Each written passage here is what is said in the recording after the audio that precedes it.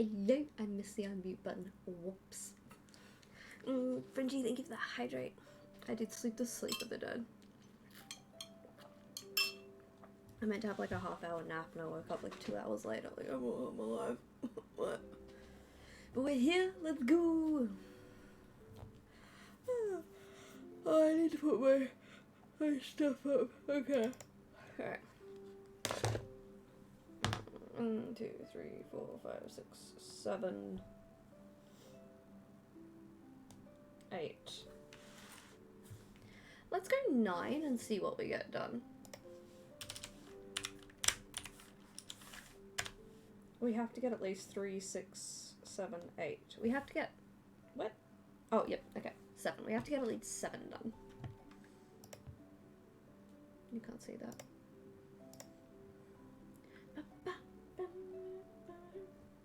Now, let's knock some easy things off so I can reward myself for turning up. But I've got... Because I've been doing stuff throughout the week, so I've got my laptop here as well. So you won't always get the clicky-clacky. But I'm here. Why are you not charging? Why? I do not have the funds for a new laptop. Good. Maybe just stay inside. Oh no, it's a fresh air. But ceiling fan is so nice. I believe. Actually, let's make some graphs. Really? Please.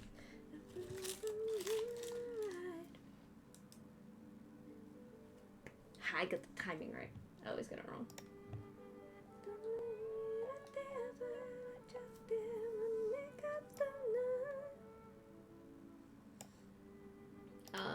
Insert. Fuck. How do I use chart? Hey, look at that. Alright, let's go.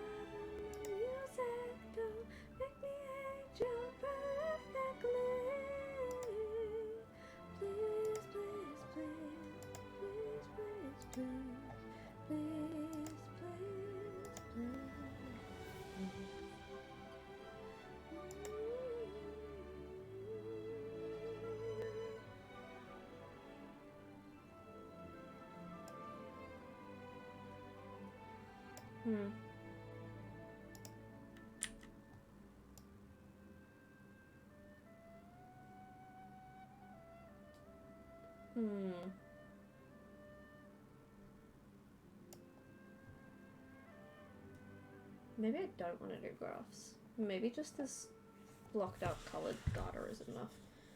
And I'll flick to it on the tab and be like, look how much you sucked in your mocks. Like, you need to get good. Yes, please, I would like a snack on your 3-stream streak. Oh, I thought you said going to get a snack. Do we want anything, gamers? No, like, yes, a snack. I have exciting news about, like, fitness and weight-related things, but I will wait and see if,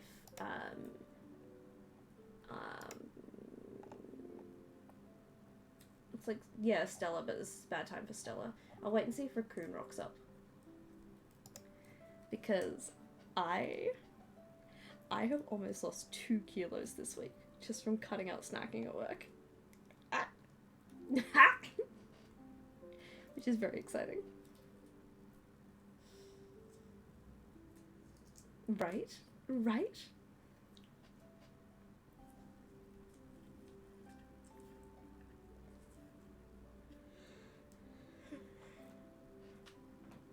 Oh yeah. Oh shit, I have to print all this. Fuck, motherfucker, fuck. Oh well, I'll go on the way in tomorrow.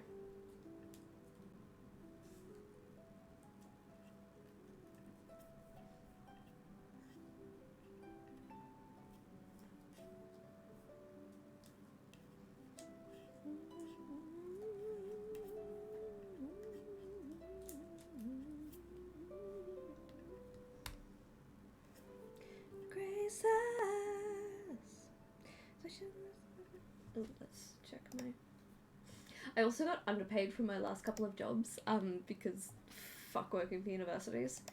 And they're both giving me back pay, which is great, because I hadn't even realised. We need to freeze to get the... Nope.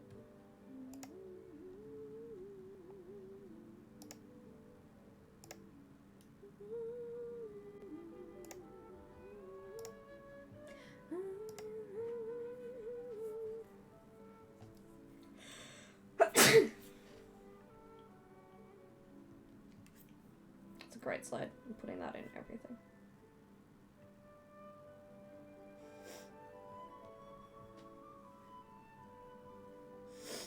Thank you.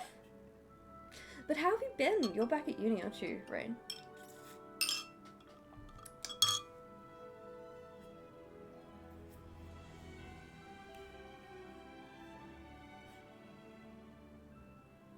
Okay.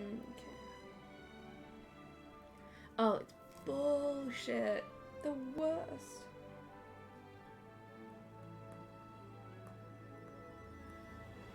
Okay.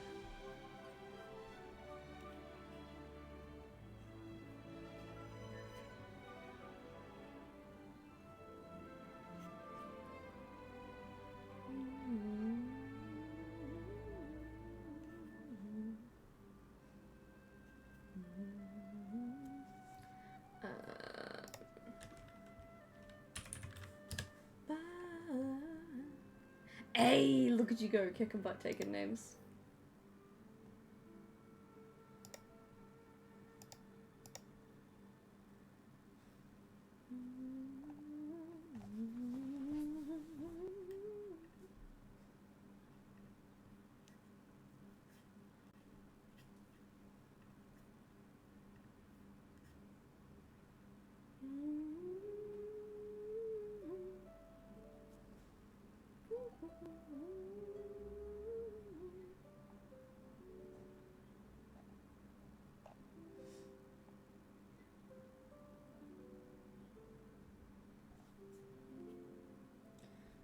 Okay, format.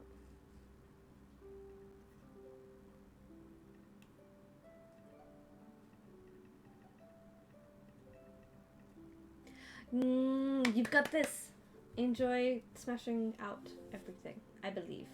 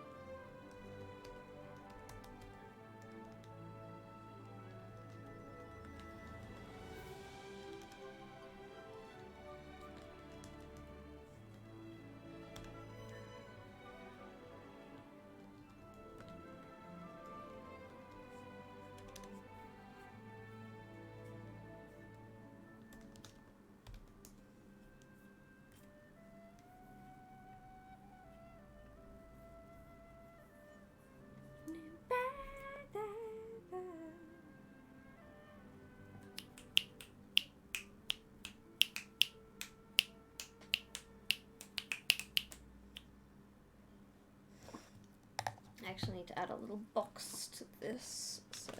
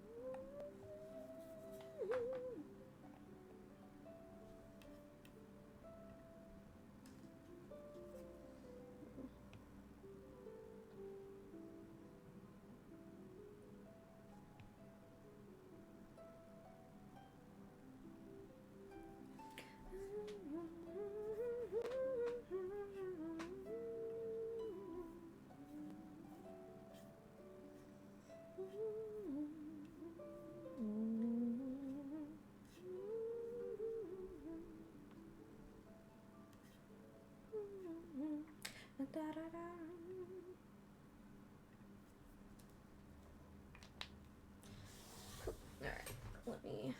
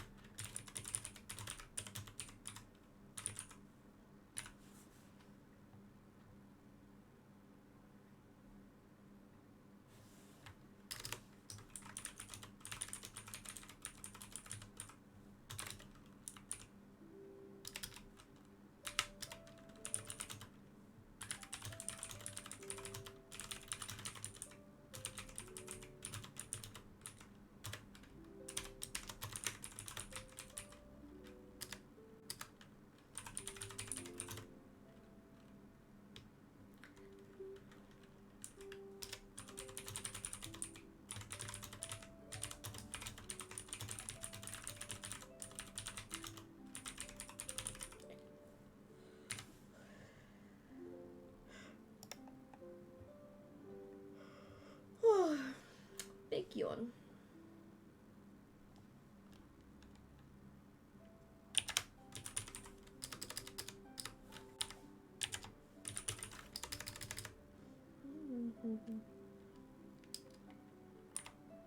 In 2030.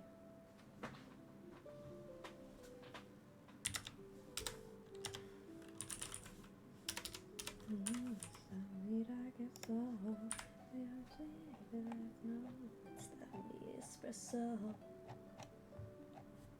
Alright. Back onto the laptop. Hello, you 8. Due desperation, I give a fucks. Are on vacation, and I got this one boy, and he won't stop calling. I know I got him. Too bad your ex don't do it for you. Milton and I brand do it for you. Milton and I brand do it for you. I know I'm Mountain do it for you. That morning coffee brewed it for you. Who's such a night brand new for you? Every night, oh, it's that sweet, I guess so. Every night, oh, it's that me espresso.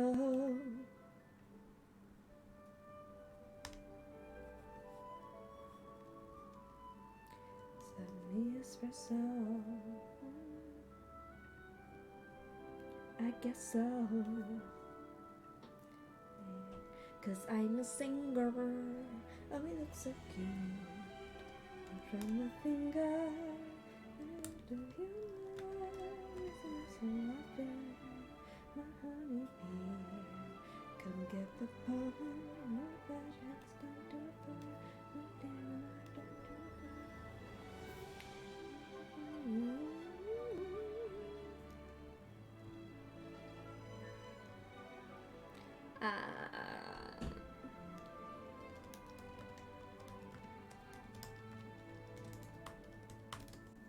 Wait, I guess so.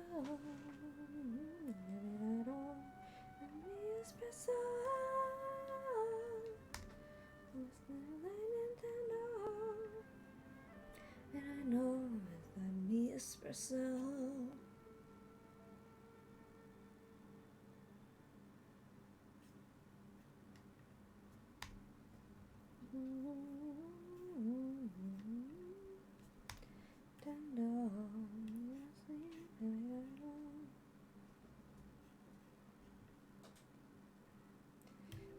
I guess so.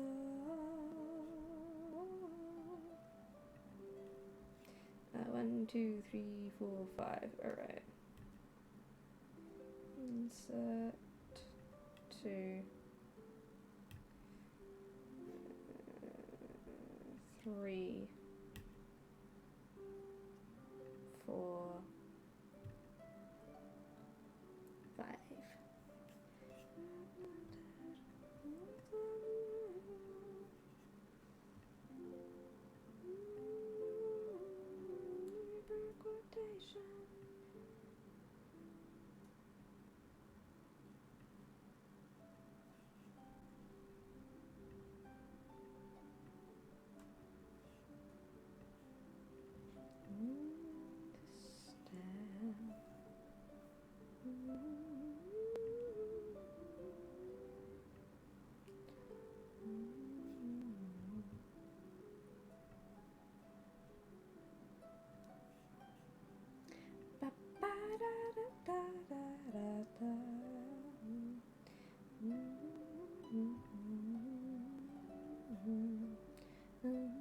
Hey yo, what up, Suborbit? How you doing?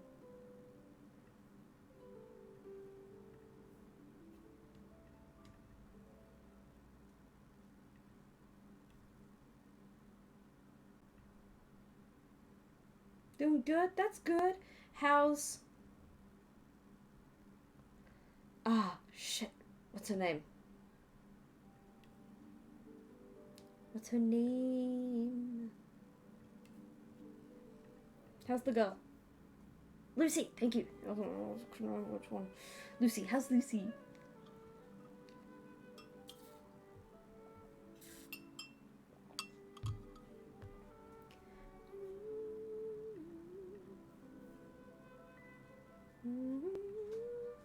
Oh, good. I'm so happy for you guys. Does it make you mad?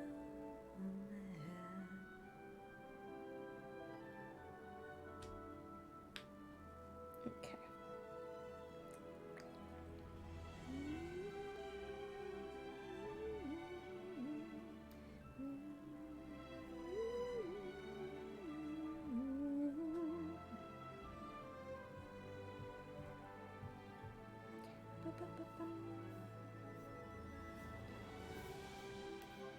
Okay. I can do it. Hi, Ting. Okay, I think that's done.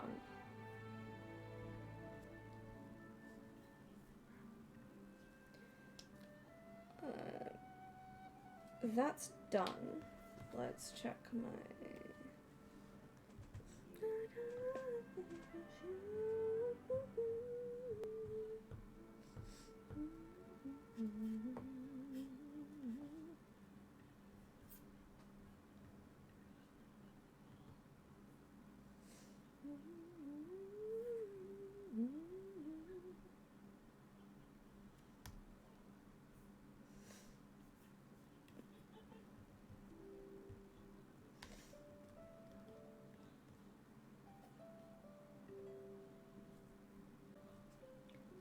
Hey, nice! That's cute. I like that. Okay.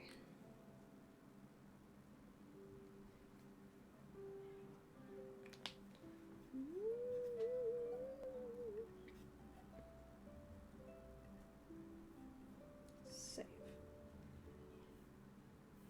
Oh wait, that's not actually.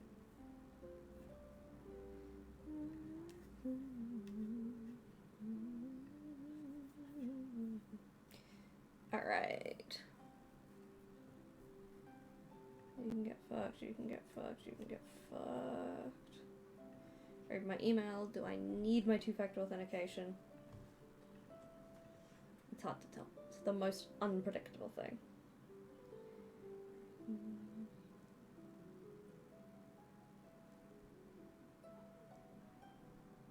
Okay. Who's that going to?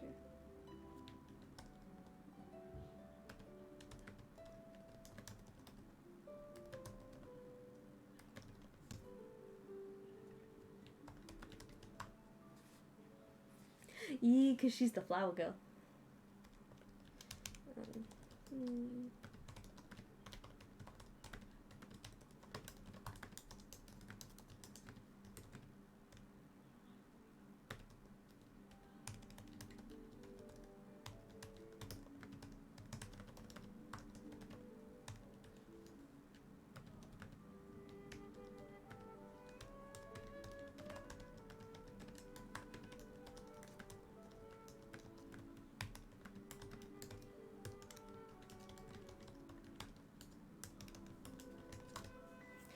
Right.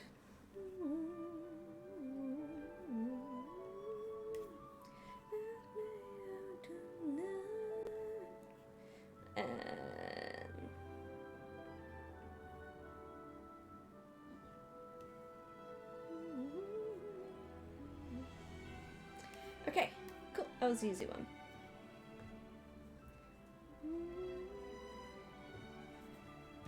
What? Fucking magic ass. Magic. Okay.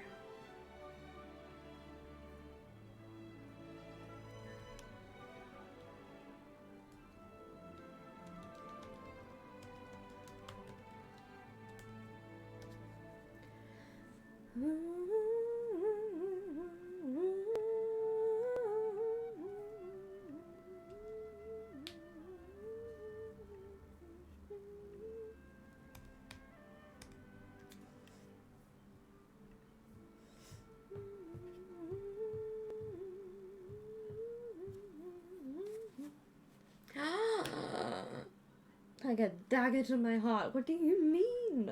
The audacity.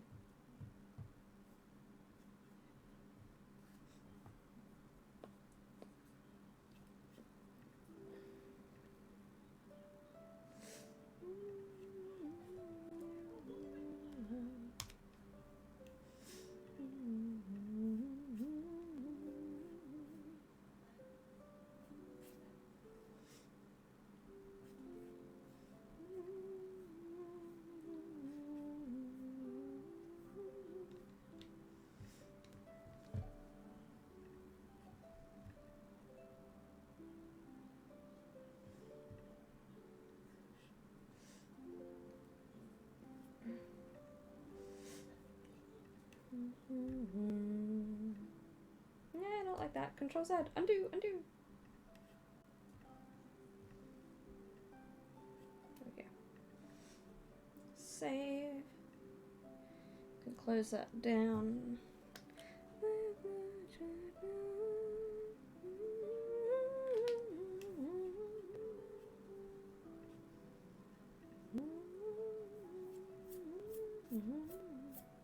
Actually, who am I kidding? Let's fix this up on the big screen.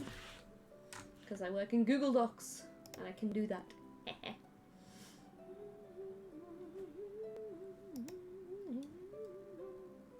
I mean, I suppose. I guess.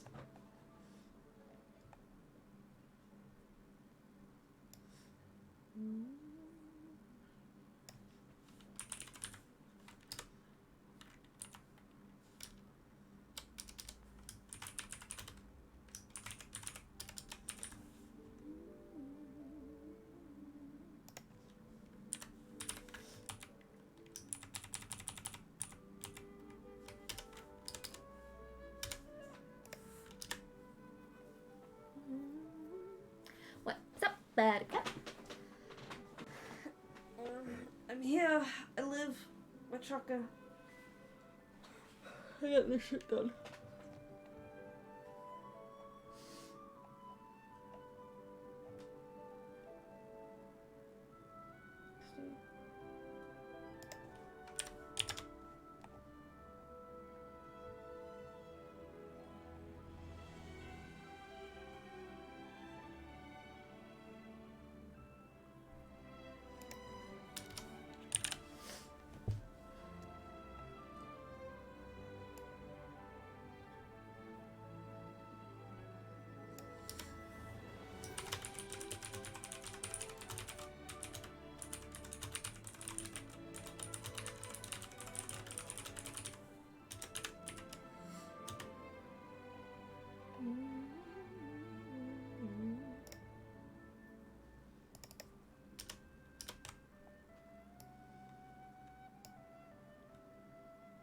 Oh no.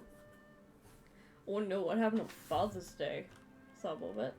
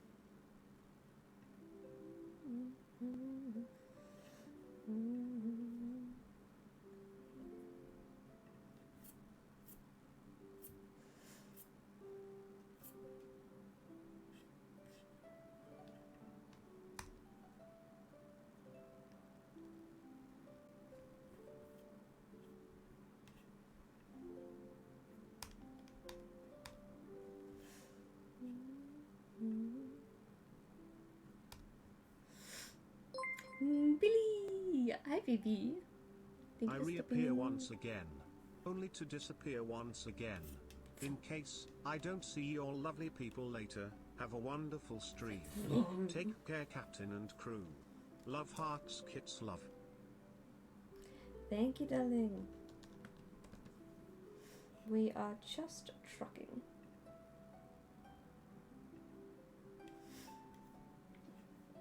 Okay.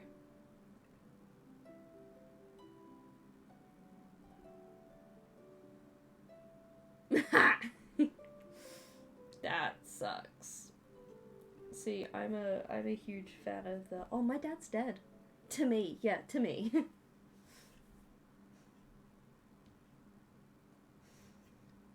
Mostly because I'm a petty bitch and I think it's funny.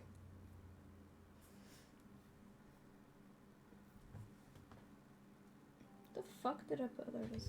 It's like, where the fuck did I put that pen? Okay.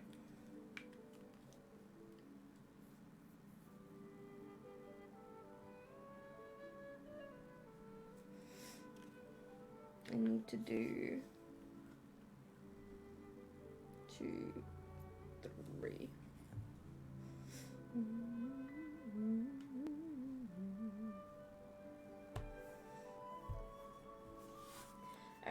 time for a break.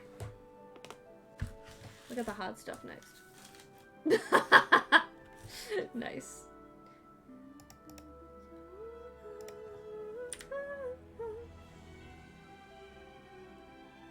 Wait a minute.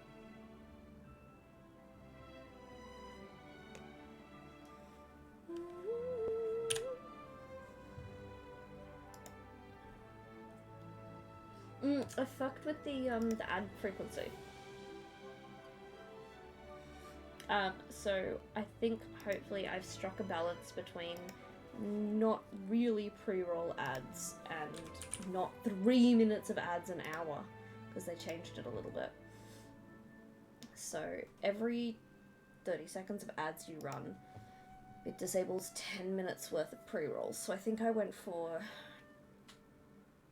20 minutes without ads, pre-roll ads, and then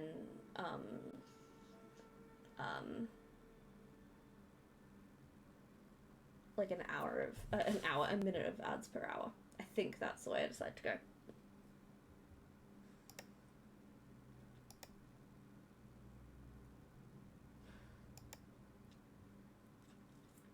Oh, lovely. Lovely.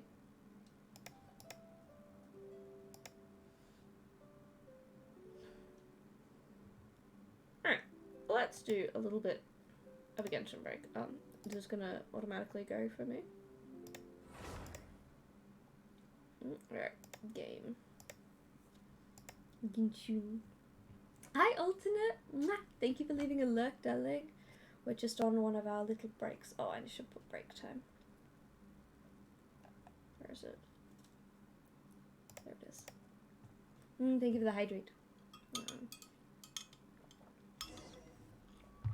I have spent some time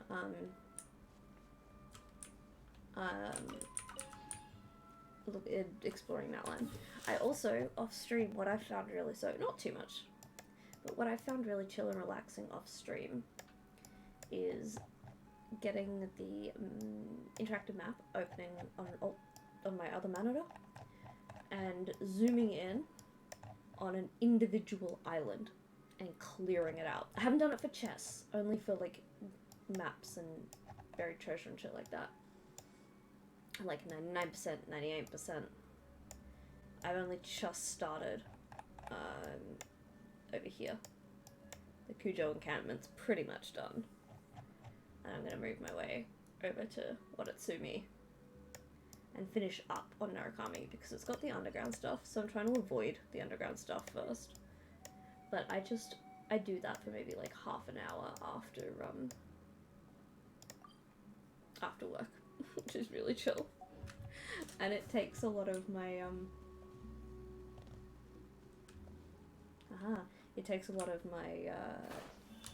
extra stuff for commissions when I don't want to do the commissions that day. Yeah. Monday stuck in endless February.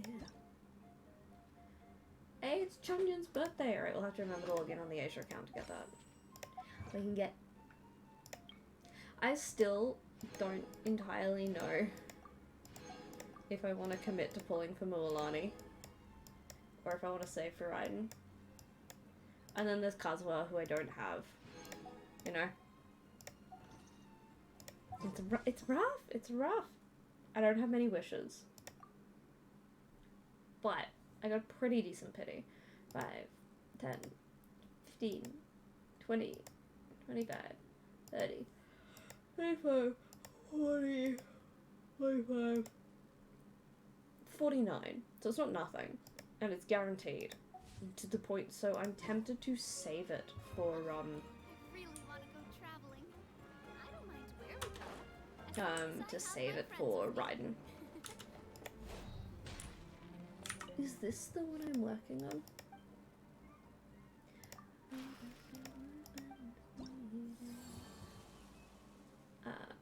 Yeah, okay, it is. Check them out. Okay, what's the deal with this one? Pyro resistance decreased. It fucking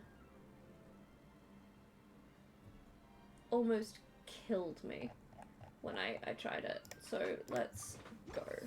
I'll put my jumper on first. I'm under the fan and the sun is going down. I'm becoming a morning person, which is crazy.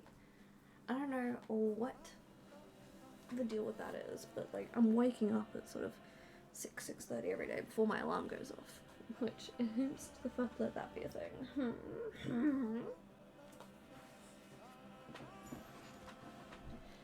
In this break, we're going to do. I like the stretch. There we go. In this break, we're going to do our weekly bounties and our daily commissions. So it's invulnerable to geos. This is not a good team.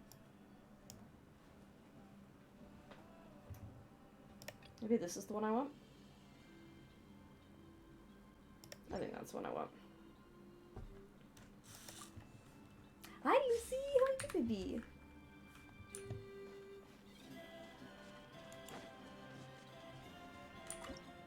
Let's try it on the hardest one because I need the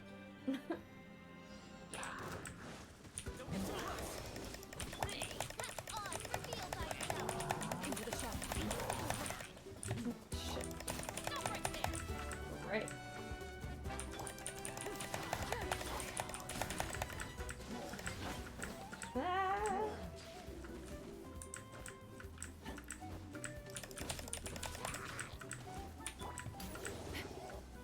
See, they all fucking heal.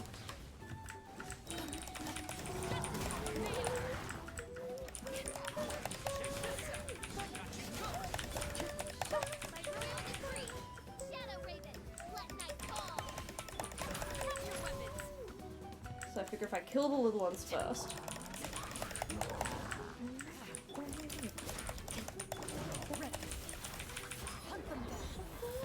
Oh, yum! What did you have to put you in the food coma?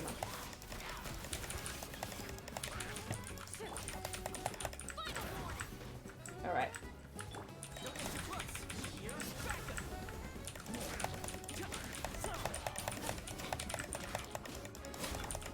Into the shadow.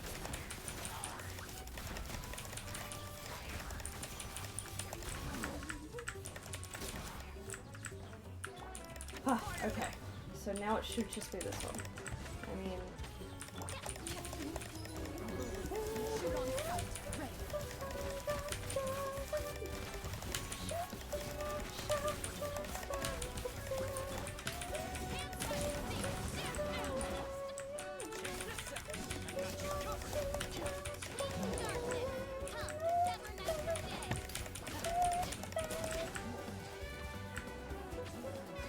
Ah, not like this.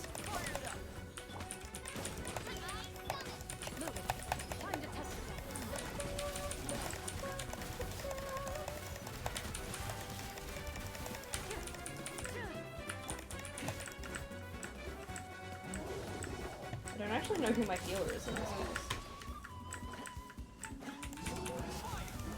Ah. Midnight Phantasmagoria. Into the shadow.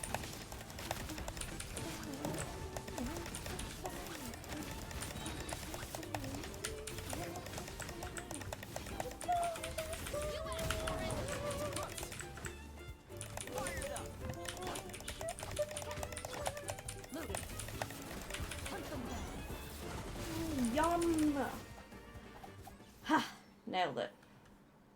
Happy with that one. I tried to do that like 3 times the other night. I couldn't fucking do it because I didn't take out his minions first. Actually, yeah. Just to stop the feeling. To stop the world, just to stop.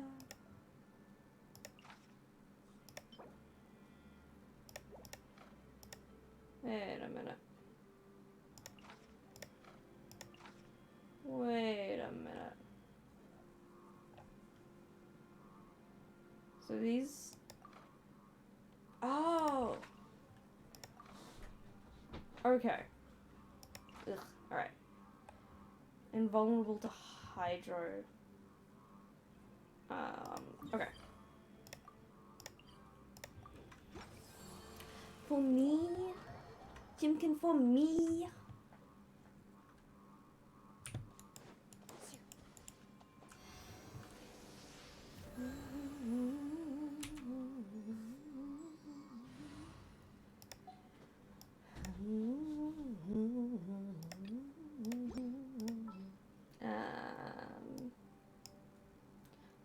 Who does off-field cryo damage? Let's do Layla. Can't sleep? Let's go for a walk. I have high hopes for this journey.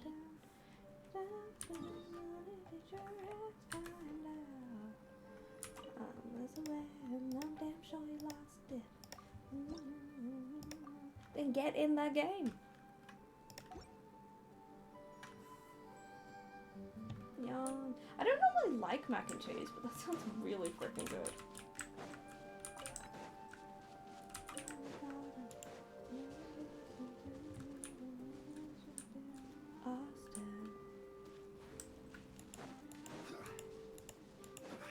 Let's new.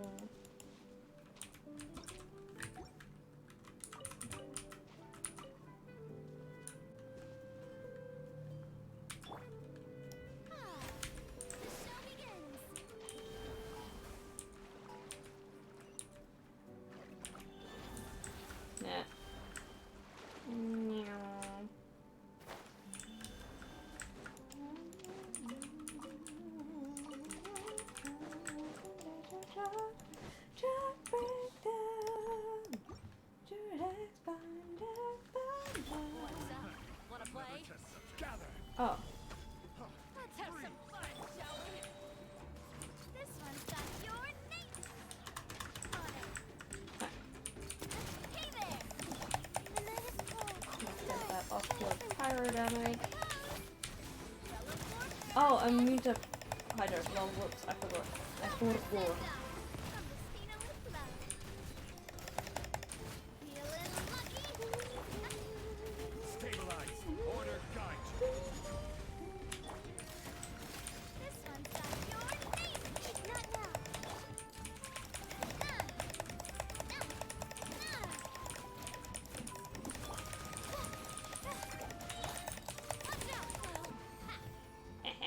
Nice.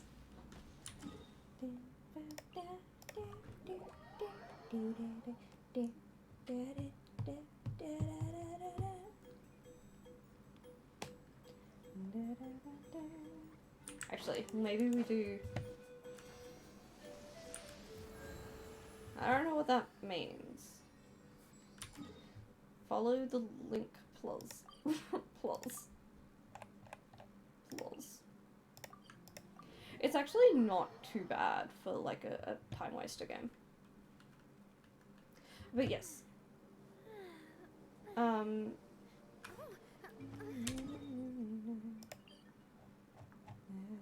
Okay, Animo Res, right. I was gonna say, oh yeah, so we're just gonna do our bounties and then we're gonna go and do, there's one more thing that I wanna do that's easy to do.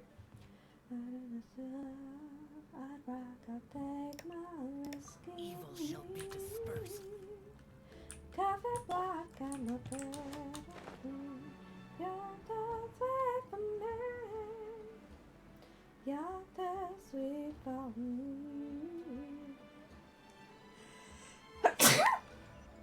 There's gonna be an achievement for lighting all these, I'm sure. Let's go for the chonker. Come on! Show me your solidify!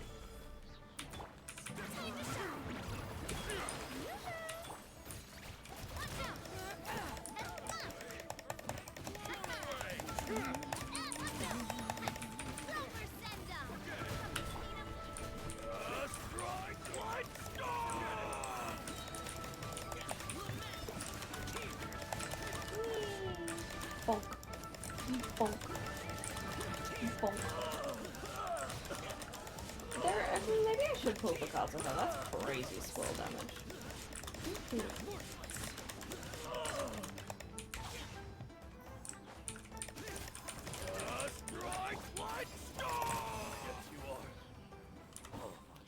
is crazy swirl damage. Maybe I should pull for Kazuha. I forget how good swirl damage is because I don't really have a swirl team. I just have a... these fuckers.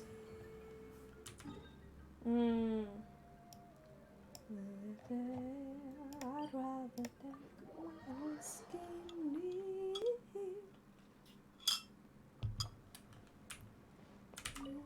You're too sweet for me.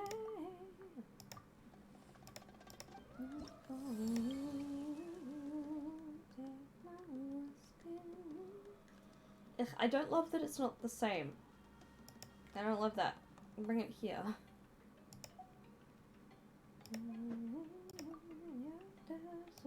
Oh, unless I fucked it up. That's possible.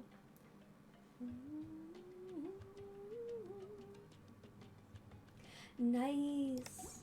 That's exciting.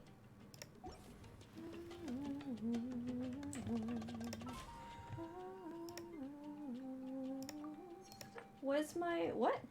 Oh! They've taken out of the weekly stuff the, commissions and the... it's bullshit.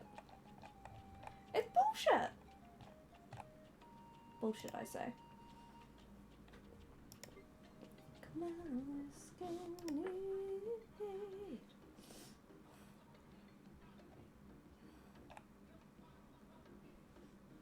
Alright.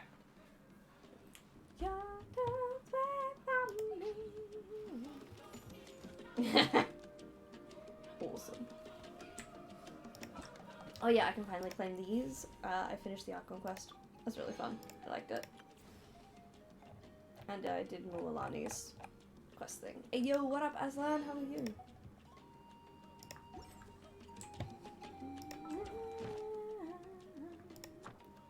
Yank. Oh. Yeah, I don't think I want to do that yet. Nice.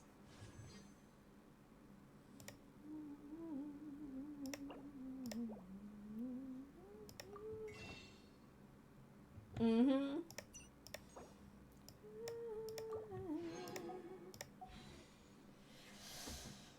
Maybe we get another wish today, we pull for Kazuha. We do a 20 pull for Kazuha. And we see how it goes. But first... wait. Let's go underwater where they can't yap. Which is a shame, because I fucking love Natlan's music. Nope. Underwater. Oh, really? I just assumed it was at Aslan. I did not. It's time to crush them.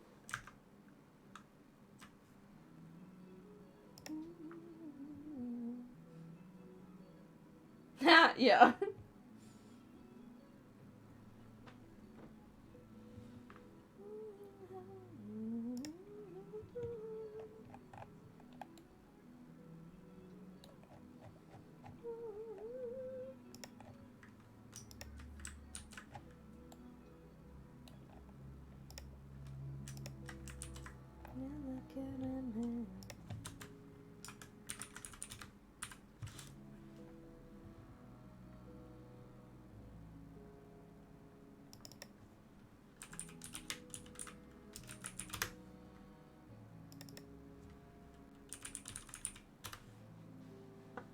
Wait, really? That's such a... oh, wait. Hang on. Let's, change categories again.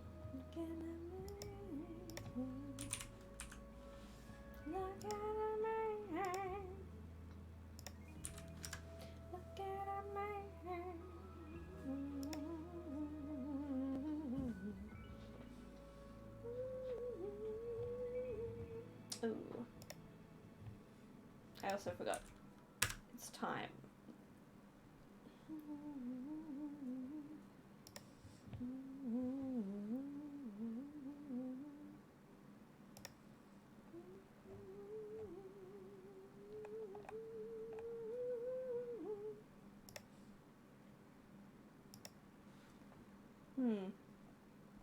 Alright, fuck me, never mind. No! Oh, that's horrific. Oh, not like this. That's really bad.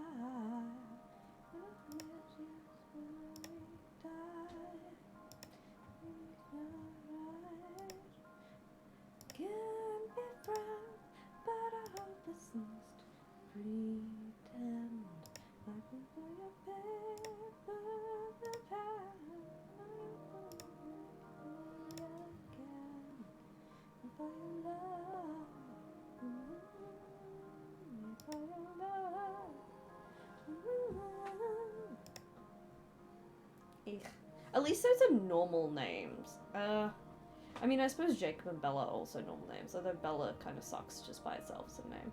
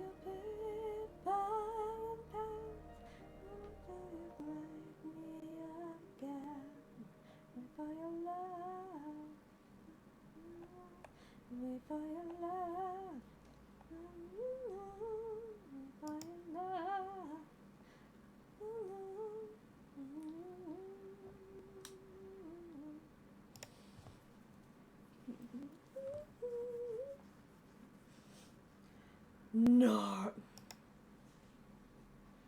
What government official signed off on that? Like, Skywalker's a cool last name. Why would you name this? Why would you give him a first name of Anakin? That's just awful. That's just awful.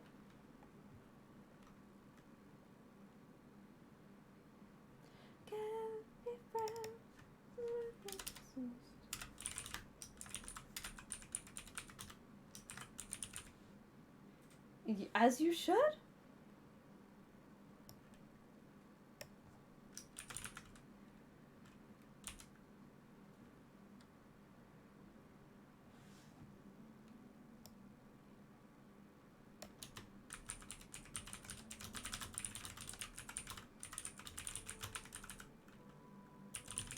No, not like this.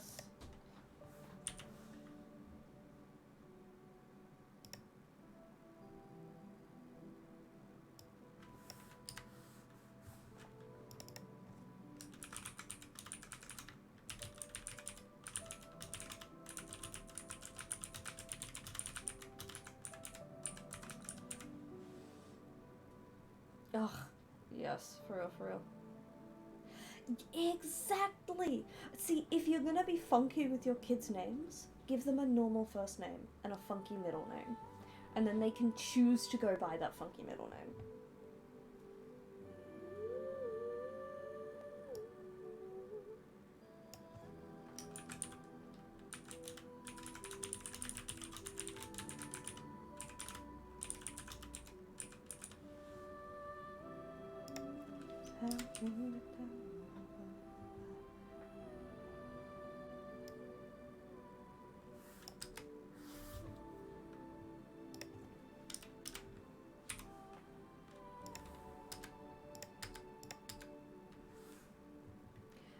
I don't know how we could do that, but I will be open to suggestions based on donations.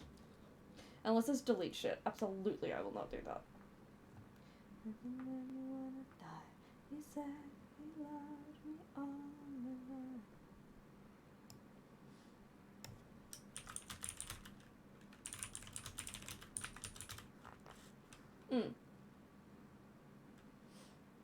But see, again, that's a normal name, and that's not super obviously a fan-based name. Evelyn is a beautiful name, and a normal name.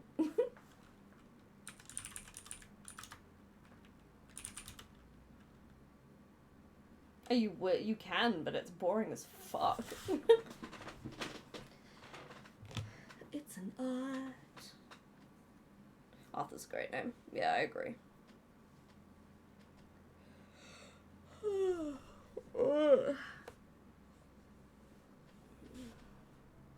Sleepy.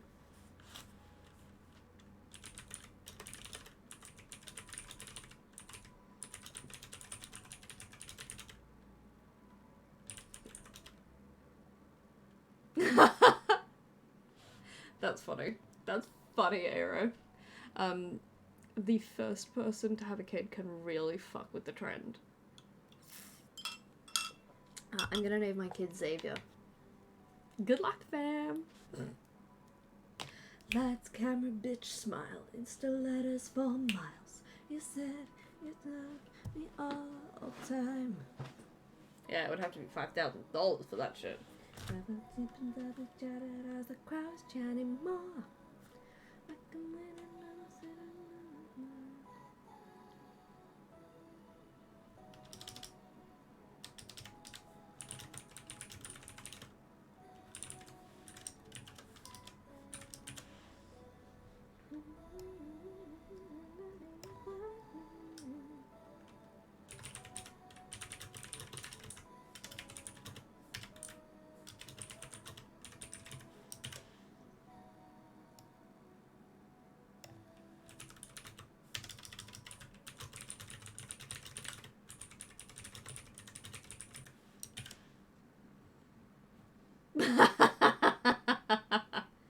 Yaha, yaha.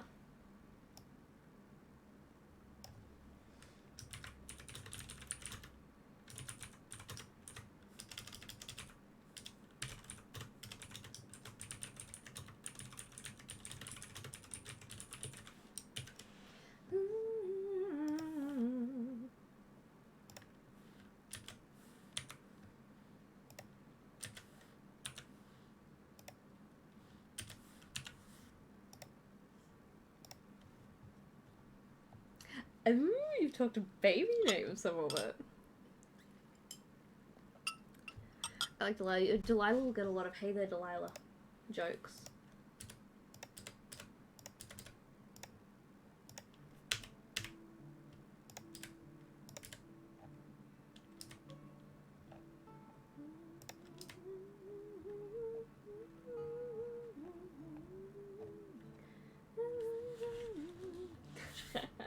Oh wait, yeah. Okay, good. I don't know what I'd name a kid if I had a kid. This is just on the auto shuffle after the short blonde girl Sabrina Carpenter album. You can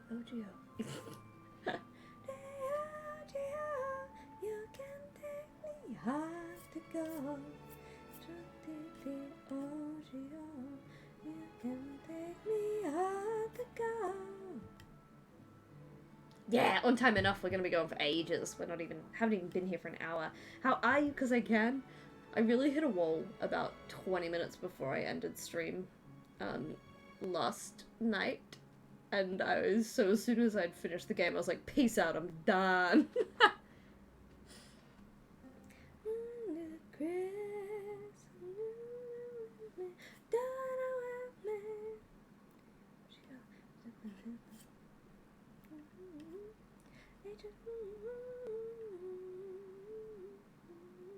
I love it. And I'm actually doing really good. You can take me hard to go. H-O-D-D-O-G-O. You can take me hard to go.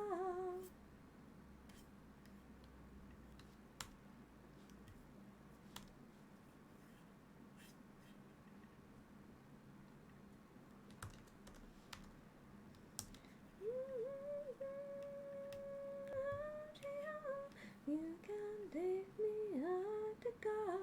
H-O-D-D-O. Dalek, we'd be nice with our spreading of misinformation.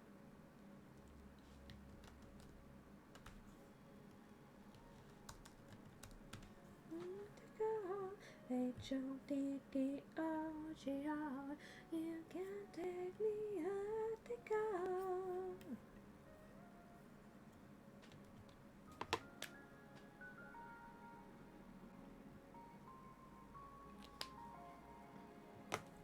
Oh, right. Also incorrect. Nah, it's a typo I get a lot. I don't love it, but it's not worth getting fussy over.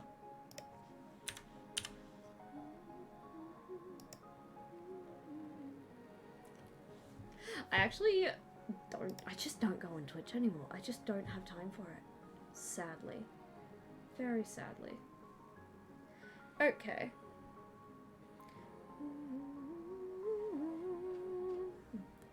Let's do a quick lesson plan.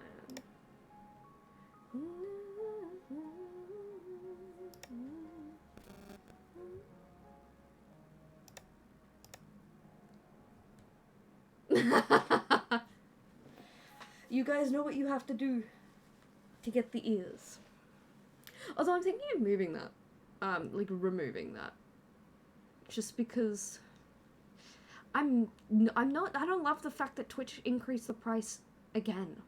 Like, fuck. It hasn't been that long since the last time. Chill.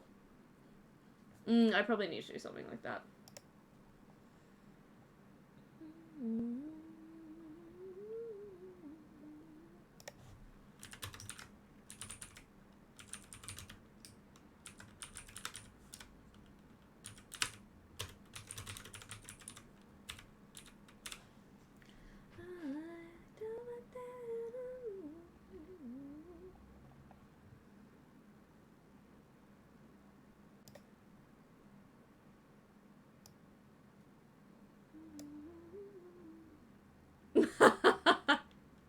Yeah.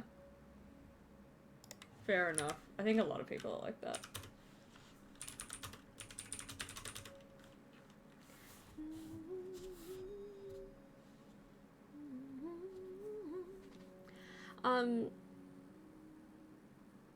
Maybe about 50 American, which is not far off 100 Australian. Fuck. That's expensive. Every time I remember how much Twitch subs cost, I have a little bit of a crisis. Because it's crazy that you guys are spending that. I'm also a really shit streamer because I have not done the Discord streams that I meant to every month. I will probably... That's why I haven't changed on any of the names on the whiteboard, so... I'll probably do like one a week or one a fortnight until the end of the year after I'm done with all my uni shit, just because I feel really bad. Yeah. Oh, they've gone up by more than $1 in Australia. It's crazy. I don't love it. Yeah, but like, it's like, why? But anyway, ours is not to question why. Ours is just to cry over assignments. But that's why that's why I'm considering getting rid of the subs to ears, like, thing. Because I feel weird that it's up there when subs are so expensive, but I also know that you guys like seeing the ears, and it's not something I want to happen all... You know what I mean? Ooh, tell them we said hi.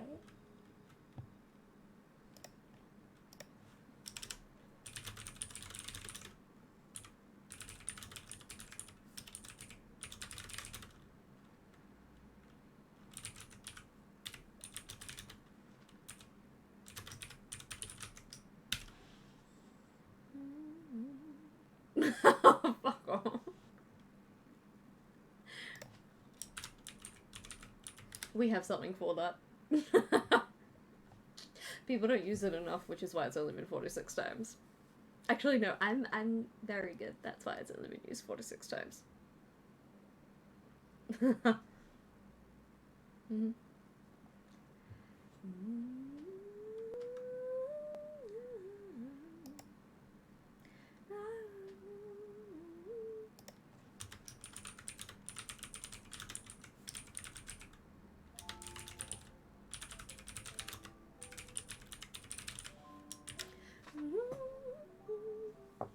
Oh shit, I haven't turned that off.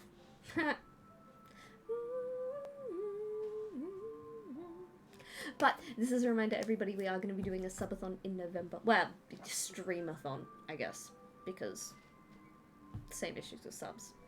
Streamathon in November, which I'm very excited about.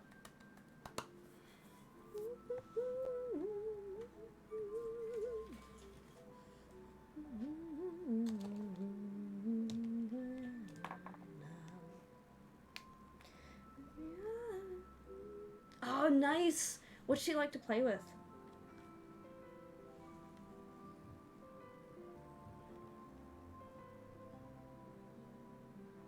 I know, but I've got uni shit in September.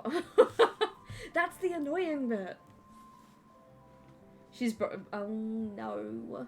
I don't have the money to get her and Kazuha and Raiden and Kenichi. I haven't even thought about the next ones. I think I'm still gonna save for Raiden. Although...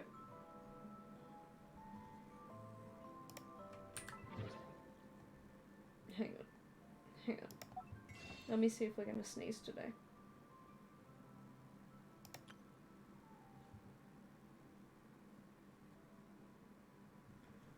Hang on. I'm gonna freeze for a second. He looks very cool.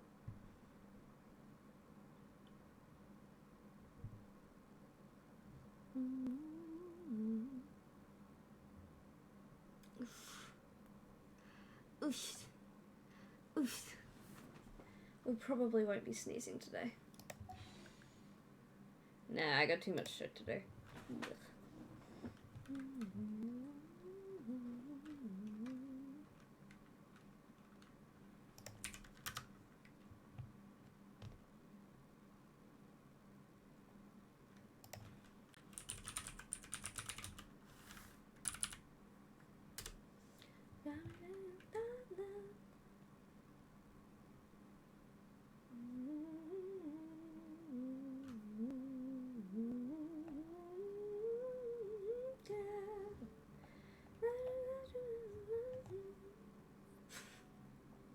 That's mean.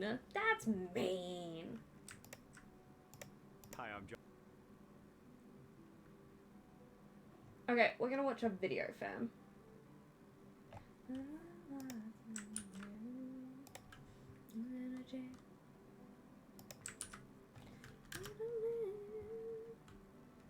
Yeah, but I didn't sneeze in...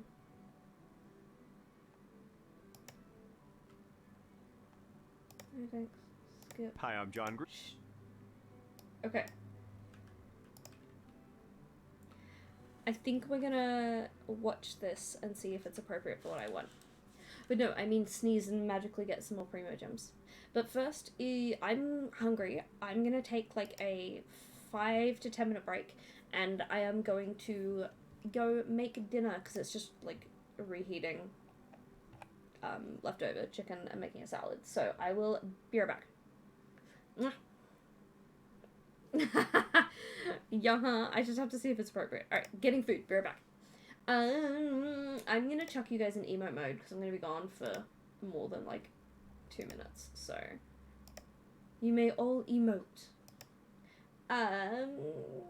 Sub Orbit, you can be in charge this time. Have fun.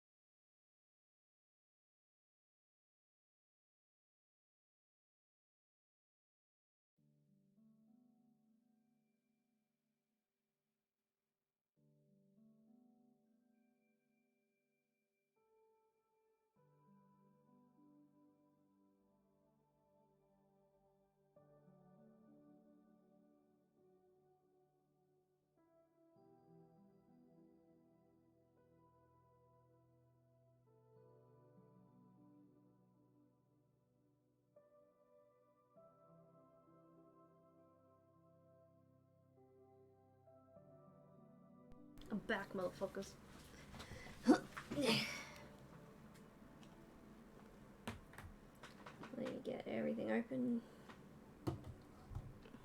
I need to get a new case. Oh, fuck. We definitely can't sneeze and get some Primo Gems because I need a new case. 4 minutes ago, Mochu lol, if you're still here, thank you for the follow, darling. Alright, you may speak. I have returned speaking privileges. Hey, good job, Rain. We're about to have lunch and watch a Hank Green video. Dinner. We're about to have dinner and watch a Hank Green video and see if it's worth it. Hi, I'm John Green, and this is Crash Course European History. So we're going to turn our attention today to the Industrial Revolution, one of the most significant developments in human history. Like, imagine with me that it's 1820. I got this idea from the economist Robert Gordon, by the way. You live in, say, England. You probably work in agriculture. When you walk to town, you're either pulling your own cart, or if you're lucky, you have a horse. You have no running water or electricity. When you wash your few items of clothing, you do so by hand. You cook over a fire. You think of time not primarily in minutes and hours, but mostly in relationship to solar cycles, how close it is to night, or to morning, or to midwinter. And in all these respects, your life in 1820 is basically identical to the lives of people in 1720 or 1520, or for that matter, 1220. Now, that's not to say that nothing has changed in those hundreds of years. As we've explored in this series, lots has changed. But as Gregory Clark observed, in terms of standard of living, Europeans in 1800 basically led lives similar to those of Neanderthals. Now imagine that you close your eyes in 1820 and wake up in 1920. By now, most people in England do not work in agriculture. They may work in shops, or transportation, or mining, or workshops, or in factories. They measure time in minutes. Cars exist. Some people have radios, which transmit information through thin air. A few people even have refrigerators, which dramatically decrease food spoilage and the risk of foodborne illness. Occasionally, you might even see an airplane flying in the sky.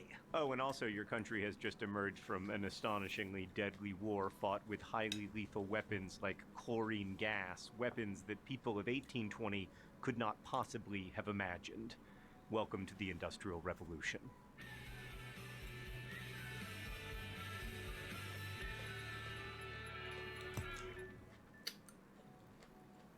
In this series, we've already talked about revolutions in agriculture that increased European productivity, and revolutions in trade that increasingly distributed goods among people in towns and cities instead of having each individual family produce everything it needed. And these forces combined to help create more division of labor, like farmers could focus on farming and textile workers could focus on textile creation, which was more efficient than having each family do every kind of work. So let's begin in the 18th century, when European industrial production is said to have begun. Chicken, so like Europe's mango, population was growing chicken. after centuries of non-stop wars and plagues and the worst of the Little Ice Age. Meanwhile, products such as coffee and tea and chocolate made with heated water killed bacteria, while products from abroad expanded and buried the pool of nutrients, with corn and potatoes, for instance, generally being more calorie-dense per acre than wheat.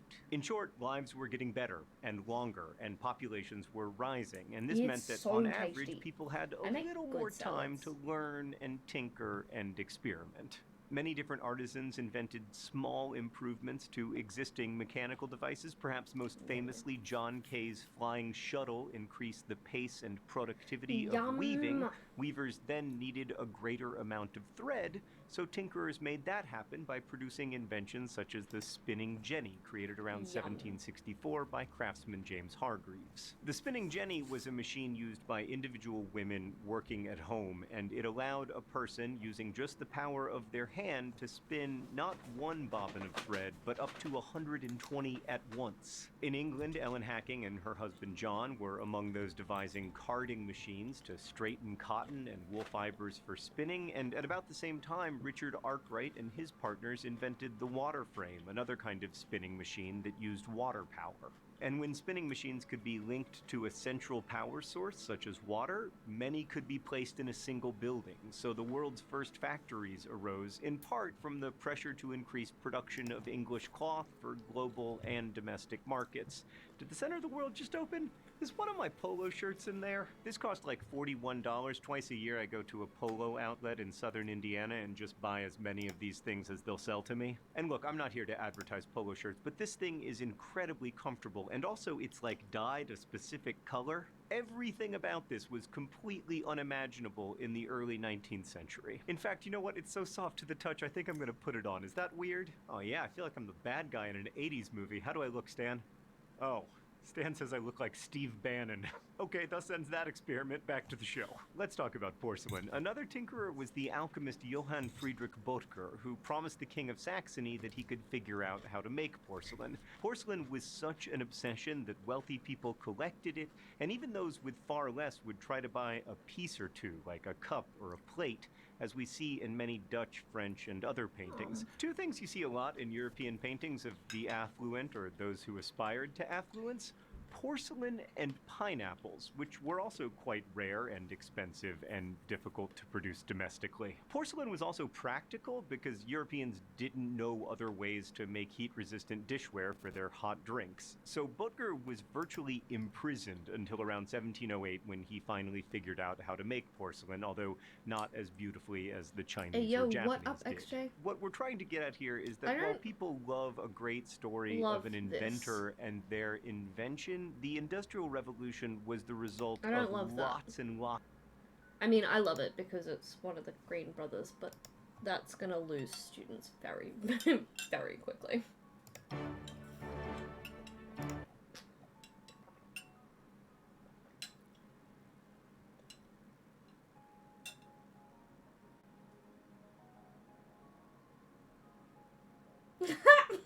My great-grandmother was a mill worker in Yorkshire, and she said death was improper in the mill, as the cotton would need to be cleaned or discarded.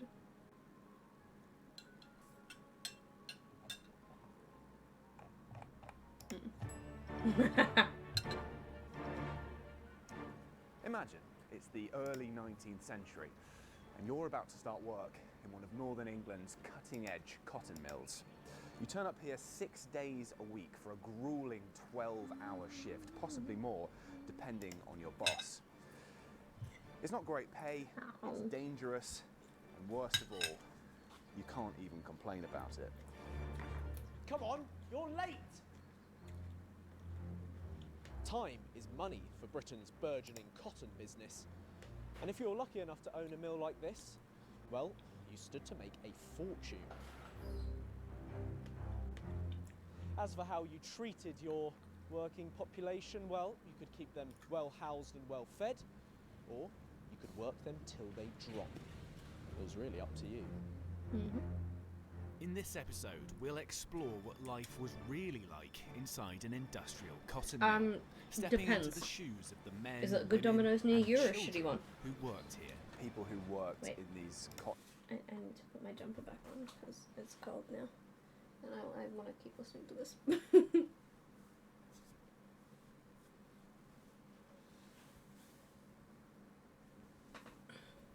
Because I would not get Domino's, but that's because Pizza Hut is way better. mills would at times have an average life expectancy in their sort of mid-30s. Is it true? And, using contemporary accounts and testimony, we'll discover that your experience of the Industrial Revolution could be very different, depending on what you did for a living Right, how you go? I and mean, I go your Domino's. place in society. From the Greg's perspective, this Welcome back to the represents a really good deal. So the question is, could you survive working in a place like this?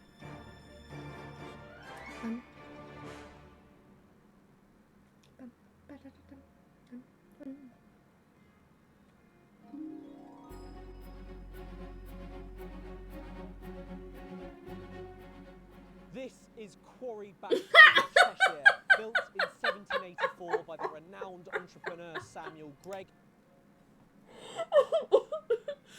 I mean, it's kind of your own fault. That's funny. Yes, cause you. So earlier in the stream, Suborbit got a door knocker, and it was like Jehovah's Witness or Seventh Day Adventist or one of those kind of door knockers. And he said, "Are you here for the sacrifice, or are you the sacrifice?" And they left, and apparently they fucking called the police, which is so funny. Mormons, there we go.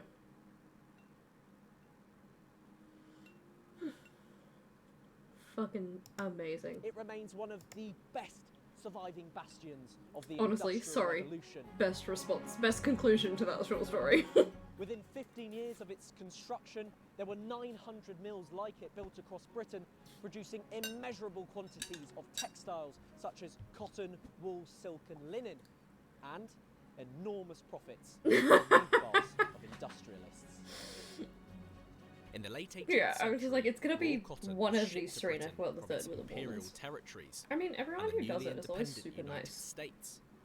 New inventions such as the flying shuttle So. and spinning jenny, combined with massive investment, led to the development of new machines Ow. which turbocharged the scale of production. Soon, processed cotton made up an incredible 50% of Britain's exports. And the majority of it was produced here in the northwest of England. Densely populated cities like Manchester, Leeds and Sheffield provided a ready labour force, the region had an abundance of fast-flowing rivers to generate power, and the rapidly expanding port of Liverpool allowed products to reach a global market.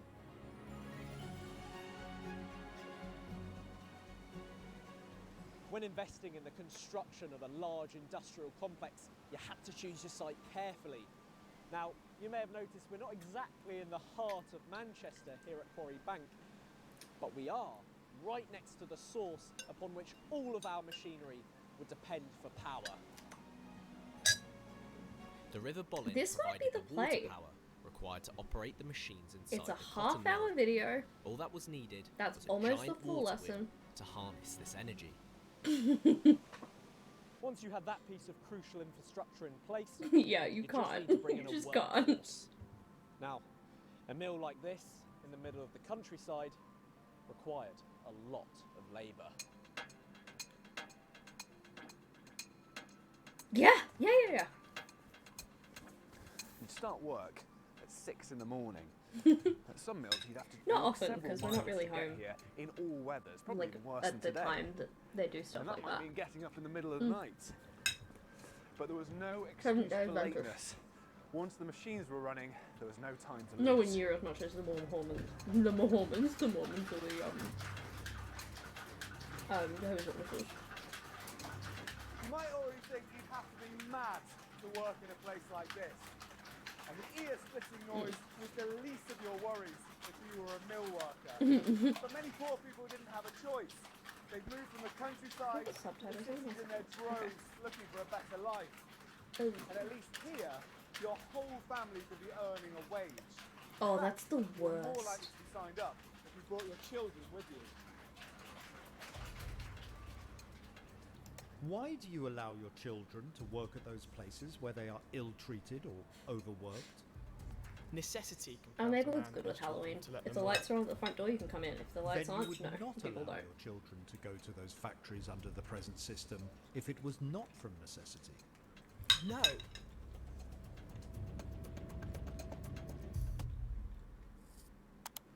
There were many jobs in a mill like this one, some with quite strange names. There were packers, piecers, overlookers and underlookers, reachers in, doffers and drapers. Theoretically, your age and experience would determine what role you'd get, at least if you were a man. Attitudes at the time meant that women were barred from most highly skilled jobs. Career progression in the mills did exist too. You could rise through the ranks, arriving as a child apprentice and going on to become a foreman or engineer. There are a few examples of that happening at Quarry Bank. Engineers were highly prized and well paid because keeping these Yes! machines running See, we didn't do it, but then we had like a couple of families within the same kind of 12-month period move into our little area. So at that point, we always just have a backup pack of lollies and the lights on, so if they decide they're gonna do it, we've got stuff for them. Because it's only the kids, like, you don't get teenagers doing it. Not really. Smoothly was so important. Everything depended on them.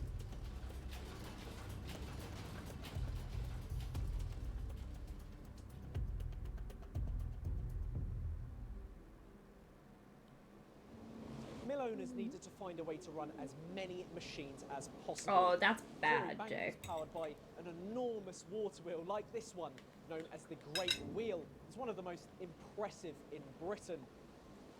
Weighing in at 44 tons, it provided the factory with 100 horsepower. It would change the way we worked forever. You see, for centuries, the British working population had been scattered, labouring in their own homes or in the fields. Now they came from the countryside to the cities in search of a better life. For the first time in history, hundreds of people came to these factories to toil on these machines under one single roof. The spinning This is mills good shit. are I now make good working food. until 8 p.m. by gaslight. Unless one has seen it for oneself, it is impossible to imagine how glorious is the sight of a big cotton mill when a facade of 256 windows is Let lit it out as this if weekend. the brightest sunshine was streaming Damn. through the windows. The first mill here was designed as a long, low block with these huge windows which would theoretically flood the space with light. But at Quarry Bank, the lower panes were actually covered to stop the workers getting too distracted. Nice. In fact, in many mills, I haven't seen it in a long labourers time. barely I have got seen any it, but I haven't seen it in a sunlight long at all. time. They had to stay focused on their jobs.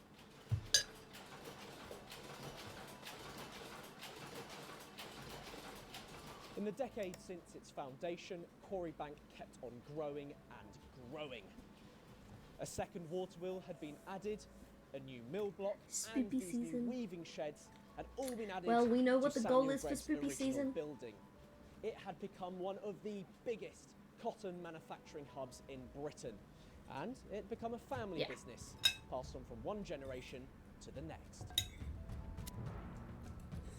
It was a combination of initiative and useful family contacts that allowed Samuel Gregg to expand his business, establishing new mills in places like Lancaster, Bury and Bollington, employing more than 2,000 people.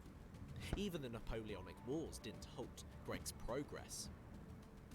Their overall returns between 1819 and 1831 averaged 13.2%, far higher than any other factories in the area.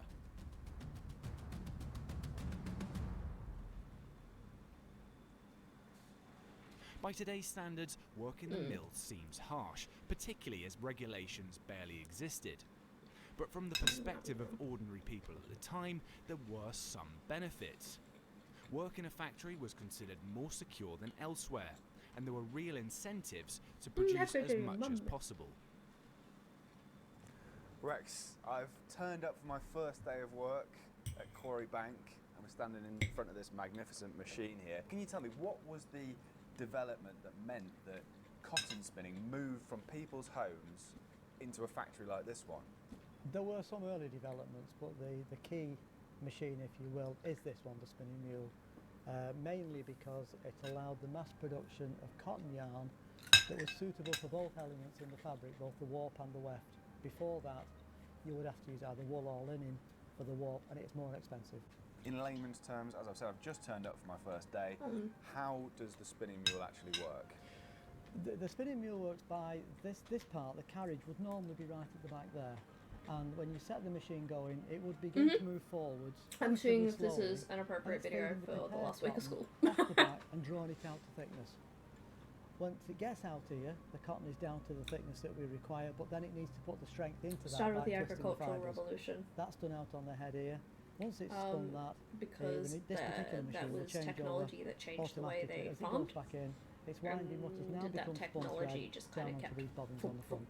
Okay, so these to the bobbins, Industrial Revolution. they're spinning round, so they'll essentially Fucking, fill up with I used to know cotton, so much and about then it. these will be removed. So interesting. Absolutely. And that's doffing the mule, isn't it? It is. Can you It tell is. me a little bit about doffing the mule? Because it's Okay. something we hear quite a lot about. Yeah, well, once the bobbins are full right to the top, you've then got to stop it to change it over. Obviously, you can only put so much on there. So you would set the machine up so that it thought that it had empty ones on. And what that would do is wind the thread around the bottom down there. Sure, That Alec, allows you I then to believe. take these off and just snap the yarn but leave it attached to the spindles. You take the whole lot off, you replace them with a set of new ones, and it's more or less ready to go again. Right, okay. And removing all of the bobbins all along this line, Because presumably it's, that's quite a long job. Do they European get based, quite efficient? English They get, based yeah, mostly. they get There'll very be a efficient heap at it of good because the research on payment it. on any of these machines is on results.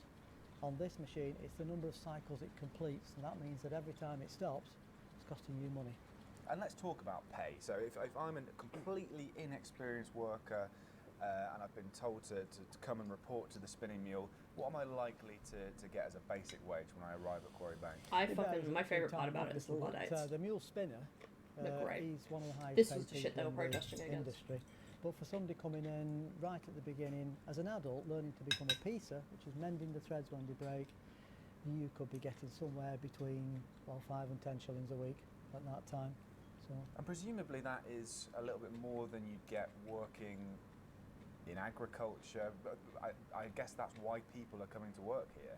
absolutely. The thing about coming working in the mill, it gives you a security that the agricultural economy can't give you. You come to Quarry Bank Mill or any of the mills at that time, you'll work for the prescribed length of time, and you will get paid what you earn on a weekly basis. So you know what's coming. If you're in the agricultural economy, a bad summer means you'll starve this winter anyway, no matter how hard you work. So there are no guarantees with the agricultural economy. It was hard work. There was insecurity as far as we're concerned nowadays, but for those people back then, I could imagine this being seen as a very good opportunity. You ask me why we work in the mill. Because the time we do have is our own. The money we earn comes promptly, more so than in any other situation, and our work, though laborious, is the same from day to day.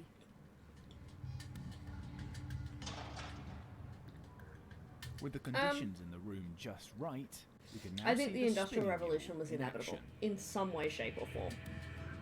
So It's quite warm in here now. It is now. I think it's kind of a moot point. point. This thing works. Even if it didn't happen the way it did, At the it time would that have these were in happened. operation, the humidity in here would have been quite high, and that was crucial for the cotton, right? It is. Without that humidity, the cotton fibres don't. But they don't otherwise, move I smoothly. think it You would get be a very, inconsistent very, yarn, you very get a lot more breakages. slow Below climb certain to where we are temperatures, the today. fibres themselves will become brittle and break anyway. Obviously, Once you're above industrialization that, has that's the humidity. really We're ratcheted happy that up that we've reached the right Yeah, temperature. we're We can okay. turn this thing on. immensely. Let's give it a go. We can run. But I think it would still, just with the presence of humans on this earth, be slowly stepping up higher anyway. Excuse me.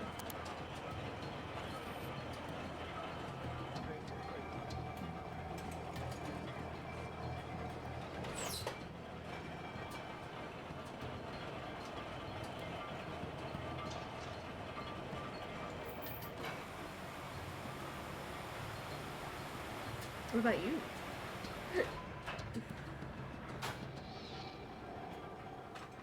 The kids will be working under here while it was running. So this carriage, they Yeah, had they to get out of the way fucking as it moved back. Hey, nice! Sometimes they said they had to lie flat on the floor to avoid being crushed.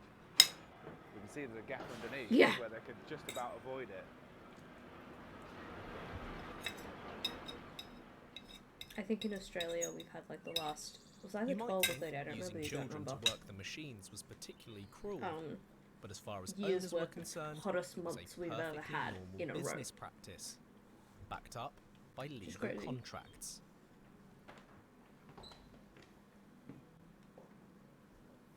I'm sat inside the mill manager's private office here at Quarry Bank, and in front of me I have an extraordinary document. This here is the earliest surviving original child indenture contract, signed in 1785. This document concerns a young boy.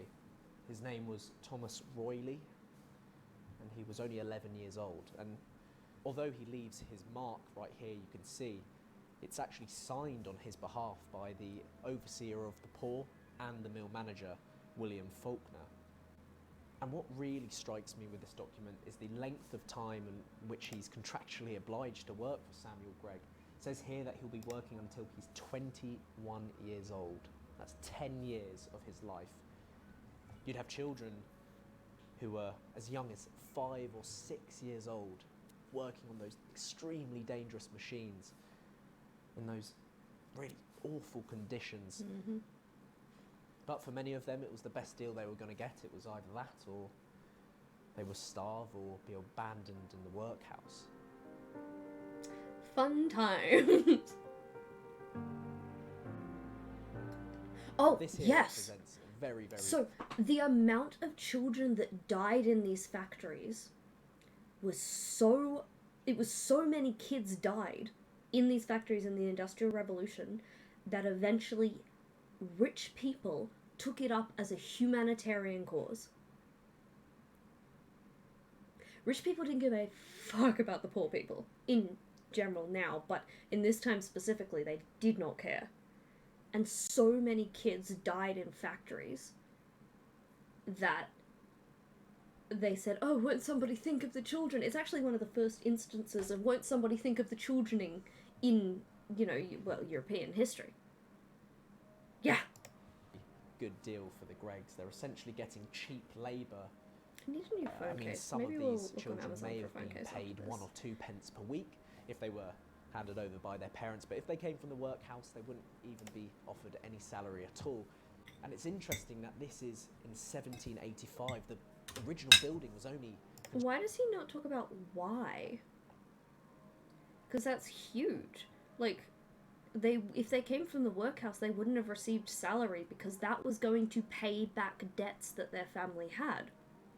Like, they weren't receiving salary, but their salary was going somewhere. Hey, have fun some of it. Constructed in 1784, and it just shows you how acceptable the idea of using children and exploiting children for their labour was in the late 18th century, and how in 1780 is the workhouse that was getting cheap labour. I mean, some of these children may have been paid 1 or 2 pence per week if they were handed over by their parents, but if they came from the workhouse, they wouldn't even be offered any salary at all. And it's interesting that this is in 1785. The original building was only constructed in 1784, and it just shows you how acceptable the idea of using children and exploiting children for their labour was in the late 18th century, and how crucial it was for this whole operation.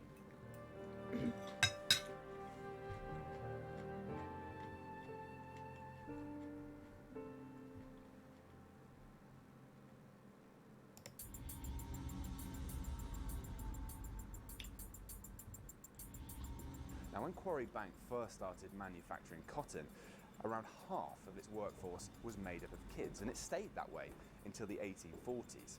Children as young as 5 or 6 were given some of the most menial jobs in the mill, and that particularly meant crawling into tight spaces in and around the machinery.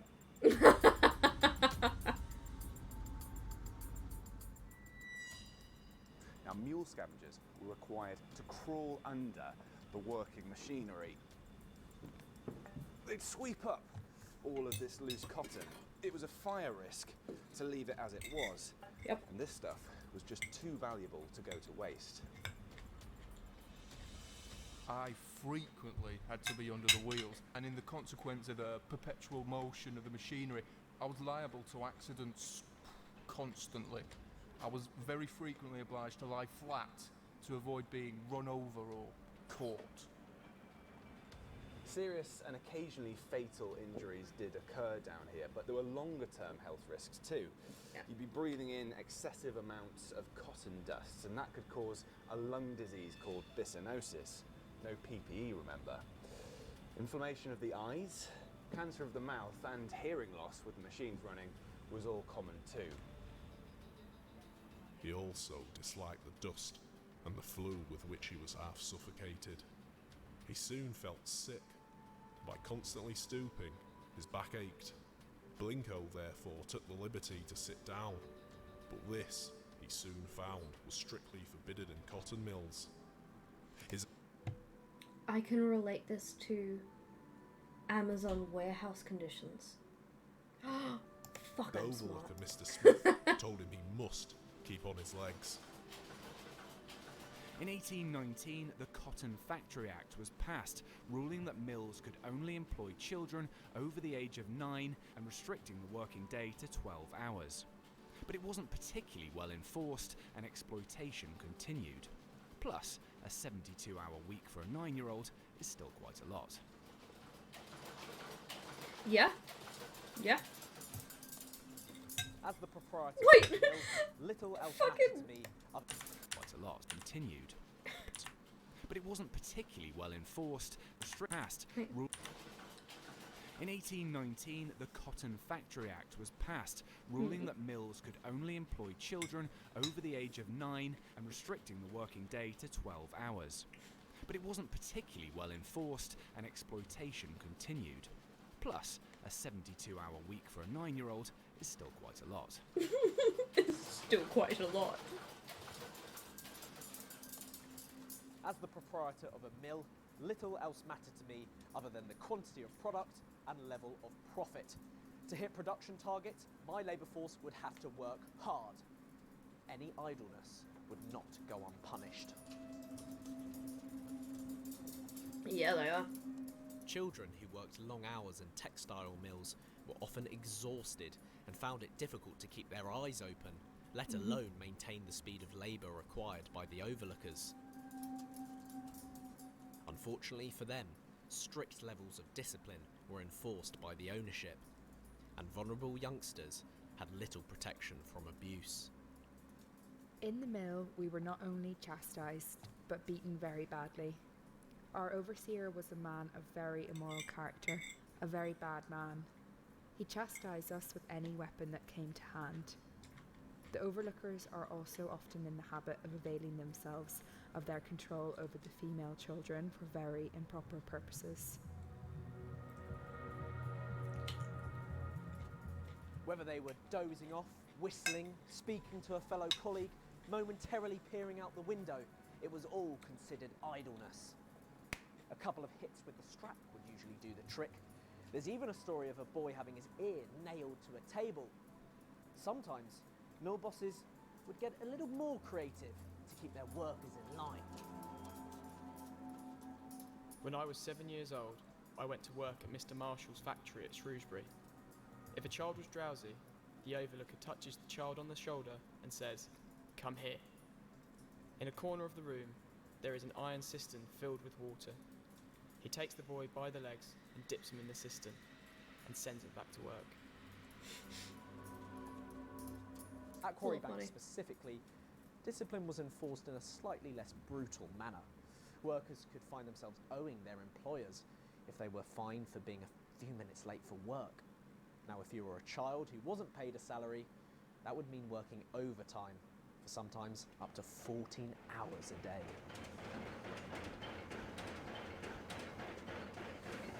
Now, with punishments like those hanging over you, socialising with your colleagues while you're at your station wasn't highly recommended. There'd be no gossiping over a cup of tea here. In fact, to communicate at all with the loud machinery, some workers would have had to use sign language or become expert lip readers. What? Come again, boy! I think I can use this video. Workers were generally allowed a break at lunchtime, but sometimes even that had to be eaten on the factory floor. Some people complained that their food was so covered in dust that they couldn't eat it, or that the heat and exhaustion had caused them to lose their appetites. What time was allowed for your meals? 40 minutes at noon. Damn, And that's a when better your lunch work break than was I get. bad, you had hardly any time to eat it at all? No. We were obliged to leave it or take it home. And when we did not take it, the overlooker took it and gave it to his pigs. And one of the only other places you could get a few moments to yourself was in here. And if you come in, you'll see it doesn't exactly look like much. It's really just a wooden seat over a bucket. But at the time that this mill was built, this would have been a state-of-the-art privy. Almost no one that worked here would have seen an indoor toilet before. The owners weren't exactly doing it out of kindness. They just wanted people to get back to the machines out there as soon as possible. Meow. Biscuits, how are you? I give it a hydrate. Mechanisation and the drive to increase productivity meant that people now worked to the pace of a new master: factory time. Every morning at 6 a.m, the workers were summoned by a steam whistle, and once inside the mill, would work in tandem cowards punch him with the tick back in of the the head. clock. Boom. Hey Jelly, This how are was you? a revolutionary change for ordinary working people. No longer were their lives dictated by daylight or seasons. They now religiously followed that machine up there. That could be me. The clock outside on the tower is operated with this piece of machinery here. It would have been looked after and wound constantly. In later years, at Quarry Bank, the Greggs introduced what were known as slave clocks, synchronised to show the exact same time across the property all throughout the day.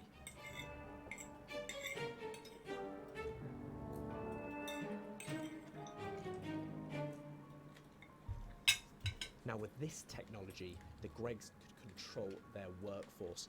Now, there is, at the very least, a suggestion that some of the more unscrupulous mill owners would actually tamper with this machinery here. They would slow it down during the day and then speed it up during the night to get even more out of their already exhausted workforce. They could even then fine them for turning up late.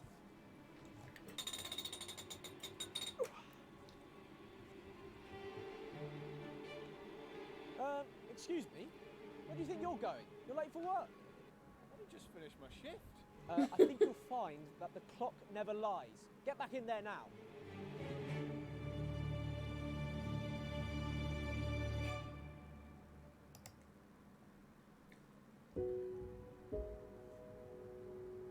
We got paid sweet FA. Thankfully, I think they talked Factory about that workers had earlier, no so. choice but to push through their exhaustion. But that's the thing, though.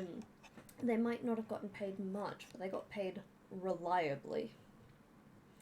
And that's where it becomes better for most people than the agricultural work, right? Because you had two types of being a farmer, pre-industrial revolution. Type 1 is have enough land to sell your produce to others, which is not, not most people. Most people would be working for someone else or trying to produce enough food for their own families. And that's not very reliable. Not very reliable at all. Damn, what's a big spike there? So 40% of accidents dealt with at the Manchester Infirmary in 1833 were factory and mill related, most of them occurring in the last few hours of a shift. Lost fingers and broken bones were among the most common complaints. Oh, so Rex, we've got towards the end of a grueling 12, 14-hour shift. Well, Now, there's some presumably, things. not only are people completely exhausted, they're falling half asleep. There's got to be a lot more risks in a room like this towards the end of the day. Yeah, there has to be. We haven't got statistics exactly of what happened and when and what time, but logically, then as you get more tired when you think that you're working against the speed of the machine and it doesn't change, then that's likely to be when accidents are more likely to happen, certainly. And what kind of accidents are we talking about mainly? What does the record show? A lot of it will be slips, trips and falls, as it often is, but we do have examples of people having some pretty serious accidents as a result of simple mistakes working on the machinery. Do we know of any fatalities here at Quarry Bank? We do. In the records there are 4 recorded fatalities, 3 adults and 1 child. The child fatality happened in 1865. I remember this factory was known as being one of the better factories too. The young boy called John Folden was 11 years old. He was employed by the mill as a scavenger, so he's cleaning the floor, cleaning the back of the machine. And for whatever reason, and it isn't recorded the exact detail of what happened, he was caught up underneath the mule as it went back in and killed instantly. We also have serious accidents recorded. We have a gentleman called William Bower, back in the 19th century, operating carding machines, and there was a safe process for putting a new supply of cotton on the back of a carding engine, which kept you safe. But on this occasion, again, for whatever reason we don't know, he chose to put the new one on and push it in with his fingers, and it cost him the bottom half of his left arm. Right, okay. Just a simple mistake.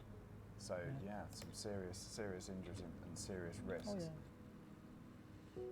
One description of mill workers filing out of a factory leaves us in no doubt of the hardships they faced. Their complexions sallow and pallid, with a peculiar flatness of feature. Their stature low, the average height of 400 men being 5 feet 6 inches. Their limbs slender and playing badly and ungracefully. A very general bowing of the legs, a spiritless and dejected air, a sprawling and wide action of the legs, and an appearance, taken as a whole, giving the world but little assurance of a man, or if so, most sadly cheated of his fair proportions. Exactly, Black Sheep. I've read a But here's the thing, though, is that we've got to be careful that we don't fall prey to, oh, what's the term? It's a logical fallacy. It's pretty much the idea that everything is better now because we're smarter now. These people were so smart. The rate of invention is nothing like we've seen since, right? And I think they would have found joy in their life. For today's standard, everything was shitty back then. But people are resilient. They would have been alright. Not great, don't get me wrong. 14 hours in a factory, fucking awful. But statistic that people who worked in these cotton mills in the 19th century would at times have an average life expectancy in their sort of mid-30s, which sounds crazy. Is it true? It is true. It's an average statistic, as you pointed out. It would seem to be effective more. Or if so, most sadly cheated of his fair proportions. I've read a statistic that people who worked in these cotton mills in the 19th century would at times have an average life expectancy in their sort of mid-30s, which sounds crazy. Is it true? It is true.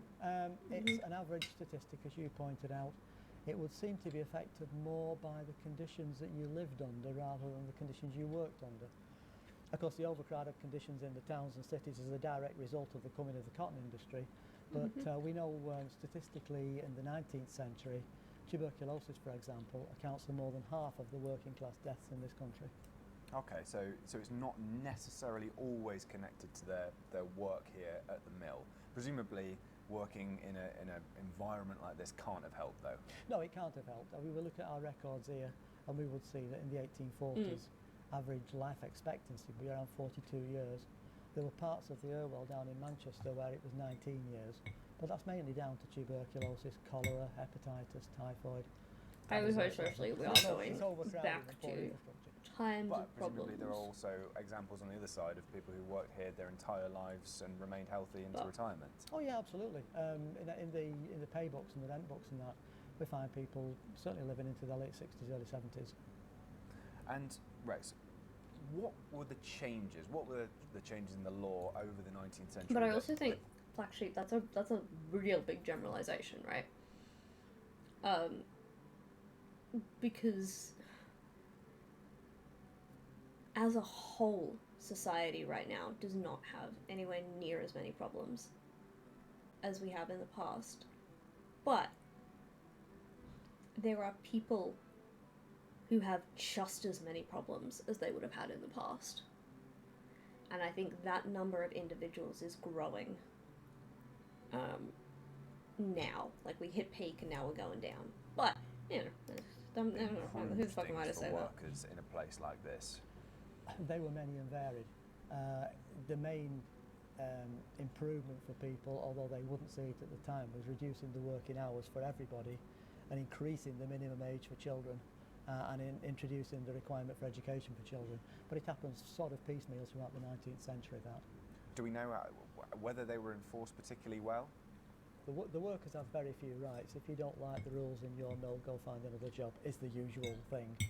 A lot of the change is coming from the actions of campaigners for change at the time, people like Wilberforce and Shaftesbury and that, who are lobbying Parliament to look at the situation in the mills, and it's not just cotton mills, but in the mills in general. Yes, I would agree. And to look at improvements where they can be made.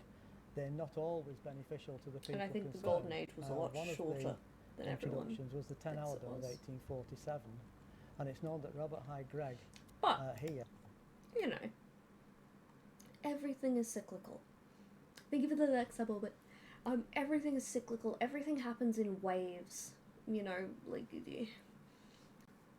it'll get better, it'll get worse. Like, you can't do too much about it on a grand scale, right? Here's the thing: you, as an individual, by yourself, in a vacuum, cannot change the world. But you can look after yourself, you can contribute to worthy causes and be part of a collective. You know, there's hope. I don't know, it could be in fucking factories 14 hours a day. Campaigned against its introduction, but the argument he used was that his workers would suffer hardship and famine because they weren't working for as long, they weren't going to earn as much. So workers might not always have wanted these regulations. It doesn't seem to be the case. I guess just from our 21st century's perspective, we might see it differently. We might just see them as a great thing. Yeah. Of course, you've got to remember there's no benefit system there. If you don't earn it, you haven't got it. So you've got to earn everything you've got. And parity is introduced later in the 19th century, but initially it wasn't. If you worked 6 hours, you got 6 hours pay, and if you worked 12 hours, you doubled And I it. fucking love that. I see just kind of instantaneous. By 1830, the Greggs' cotton business was booming. A year later, Samuel Gregg and Company, in which the engineer Peter Owert and Gregg's 4 sons were partners, owned 5 factories, over 400 power looms, employed over 2,000 people, and turned 4 million pounds of cotton into cloth.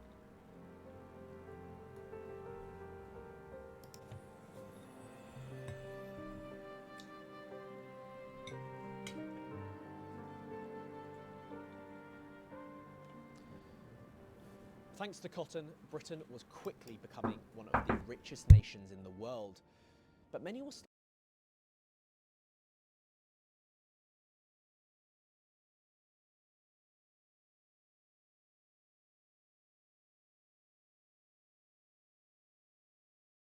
Okay, I'm back. Yeah! It's because, for them, it was better to have that stability. Right? And that's what they were saying, is the idea that workers could have protested or been against safety regulations is, to us, insane. Like, what do you mean they're mad that their bosses are being told they can't make them work for 14 hours a day? What do you mean that they're upset that they can no longer send their 6-year-old? It's like, oh, because that extra income was the difference between food and starving. It's better to be sleepy every day than have your family starve. Exactly.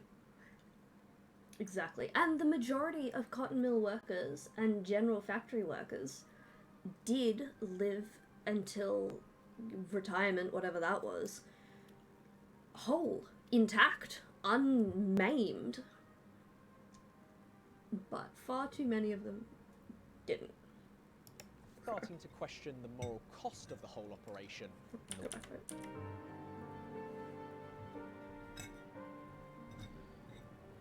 Thanks to cotton, Britain was quickly becoming one of the richest nations in the world.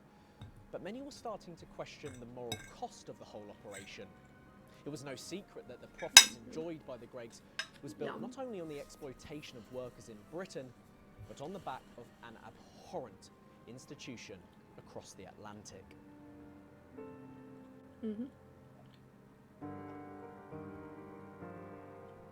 Just as port cities such as Bristol, Glasgow and Liverpool owed their rapid growth to the expansion of the Atlantic slave trade, the Greggs family enterprise relied on the same commerce to maintain its profits.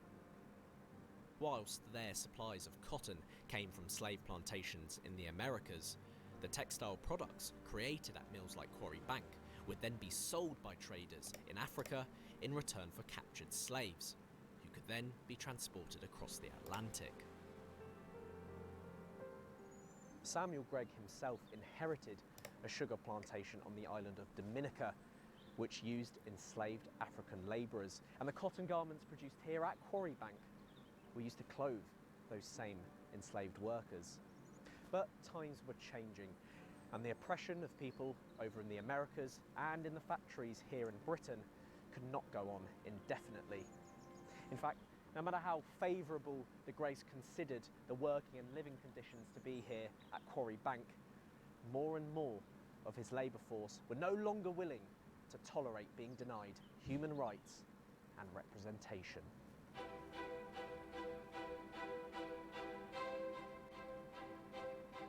In the next episode, we'll discover what life was like during the Industrial Revolution outside of the factories, both for the rich. Wow, look at this. Just finished it. Had Very chicken grand, and isn't salad. it? Num num num. And the poor. It's work, bit of lessons, straight to bed, up to do the same thing the next day. What? Denied human rights and representation.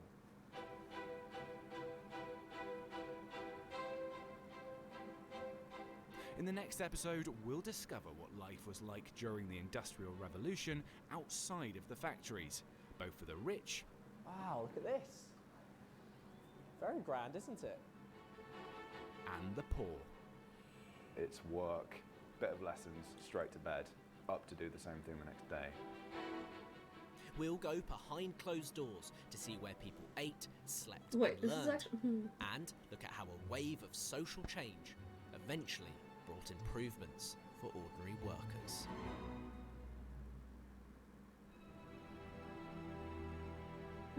Maybe I redo my planning. Because that was good. Welcome to the History Hit YouTube channel. Hope you enjoyed that video. Alright. And if you'd like to see more videos... And that's the thing too, is that I did. They were not. Oh shush. They were not quiet little. Ooh woo, can I have some whites, please? There was riots. They burnt mills. They killed people. Like they didn't fuck around. You know. So.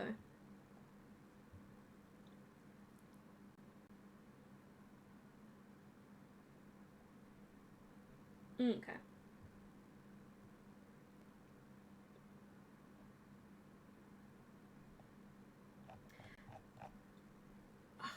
I definitely think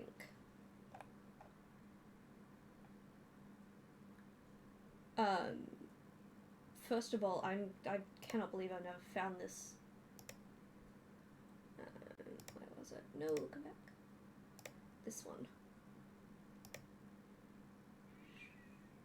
Skip ad, shush. Let's subscribe to this channel. That looks that fucking good. Anyway, I should let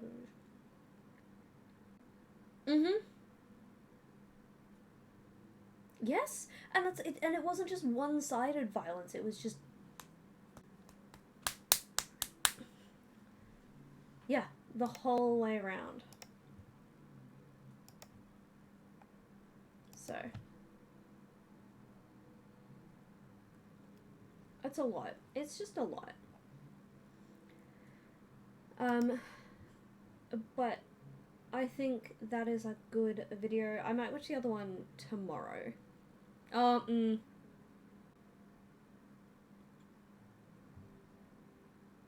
don't know. It's half an hour. Yeah, I might watch it tomorrow. I'll watch it during my free time. But I will plan for a half-hour video.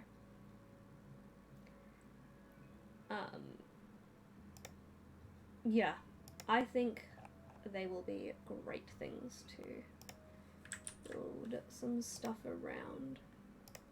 I'm all out of water.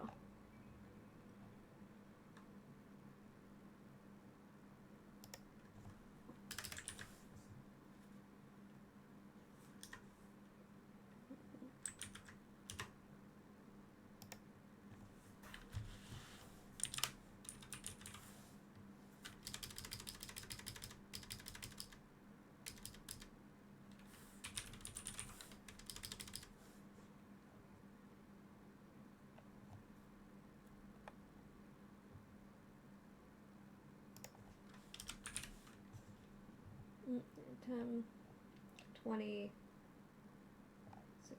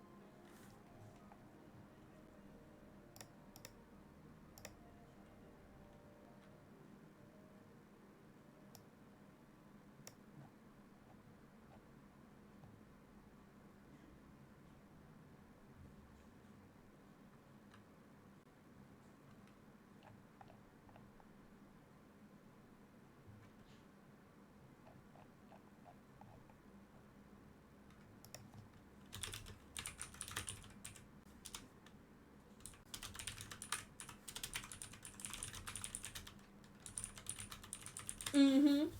Yeah. Yep, yep.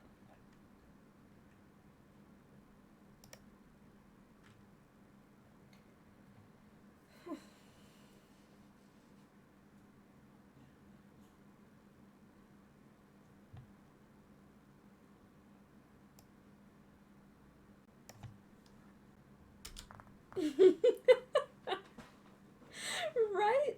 Right. And it's so crazy because I guess I'm kind of going through my own realization about that now, because over the last little while since I've been doing the thing we know but we don't talk about, I've essentially been working 12 hours a day plus transit. And there's so many things I want to do, but I just can't because I'm exhausted at the end of it. Plus overtime for, you know, prepping for stuff, right? I'm just exhausted. And next week, oh, not next week, because this coming week, the week after, when I go back to just normal days, I'm gonna have so much free time. Like, okay, I've got uni shit, but I don't, you know, I've got time to do it. I'm joining a gym. I'm so excited. You know? Because I've got a milestone birthday well, I say milestone, like, I've got a milestone birthday coming up, in September, we're in September,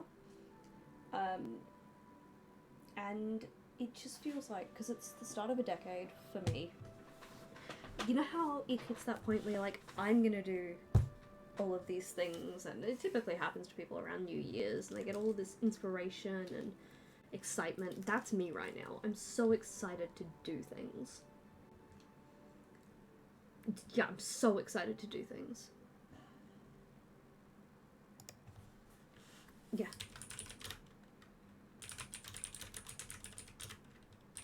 Mm-hmm. Well,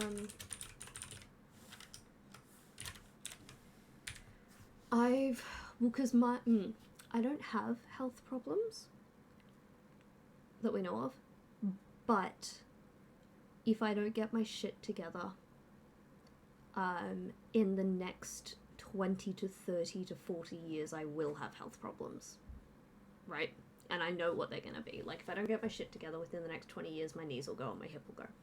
If I don't get my shit together within the next 30 years, probably, I might need heart surgery kind of stuff, right?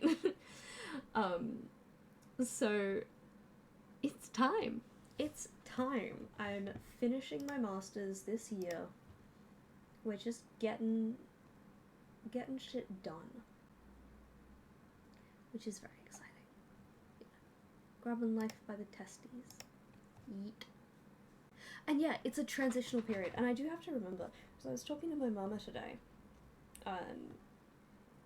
and because the gym that I'm looking at is kind of equidistant between us, so she's looking to possibly join it too. And she was saying, you have to remember that you've done a lot this year. And I was like, okay, I haven't done that much. And she said, well, you had Christmas in Korea. Well, I think we had Christmas at home, but start of the year, I went to Korea and Japan. Plus, I've been doing my masters full time. Plus, I've been working the whole time. You know, plus I've had the opportunity to go visit family for milestone birthdays for them, which I'm doing this weekend as well. I'm also killing it in my classes, and now I'm starting to get my health in line. It's like, oh yeah, I guess I have done a lot. So sit with your victories, enjoy them. Don't just brush them off that you've like accomplished something and move on, because then you forget you've done it. So bought a car, like all this shit. Well, kind of bought a car. Bought half a car. Borrowed money to buy half a car. Ah. So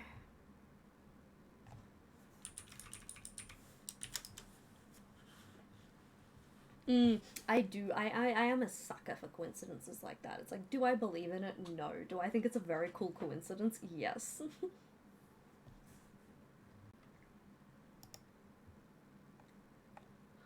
All right.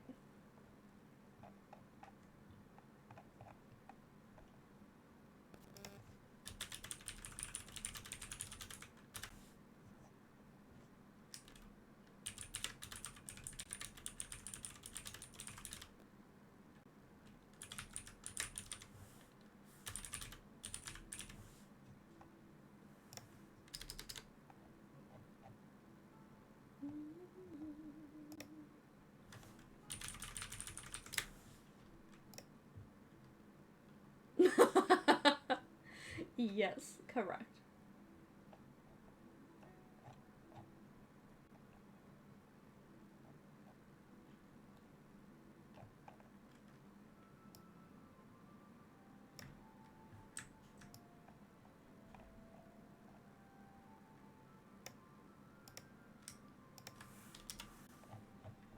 You stole it from me, you rat bastard.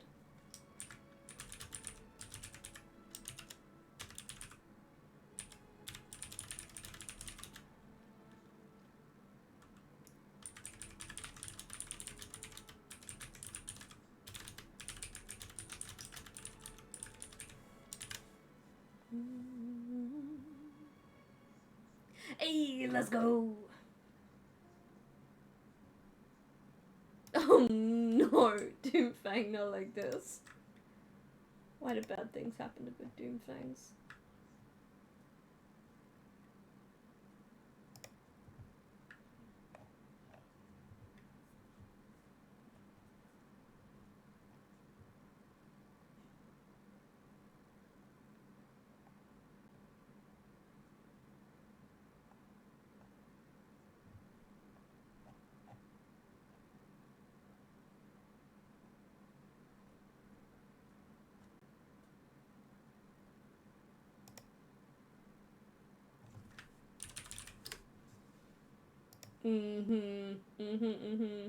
Vespers didn't even go that they don't even go that quickly, babe.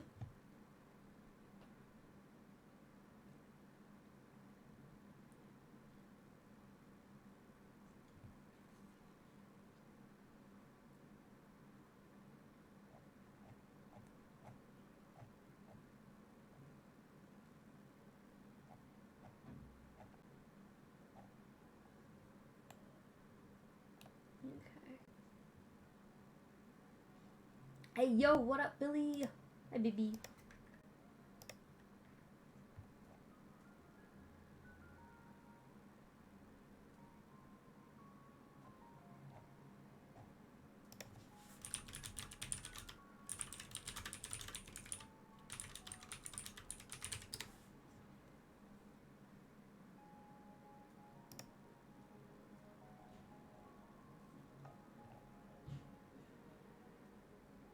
Nice.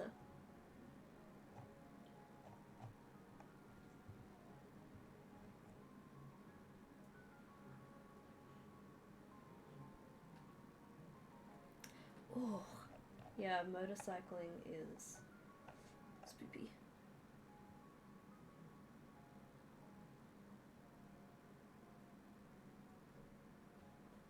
Okay.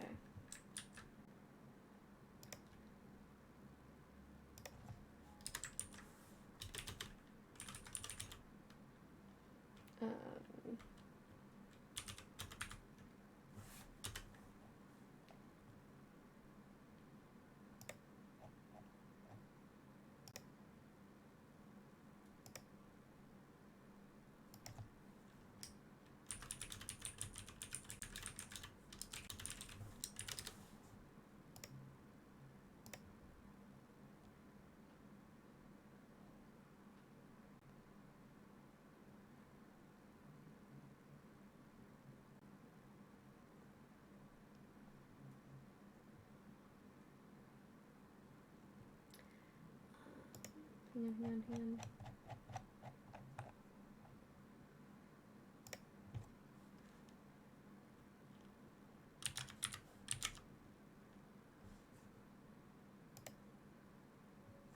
Mwah, mwah, mwah, mwah. Yo, you have to repair yourself first.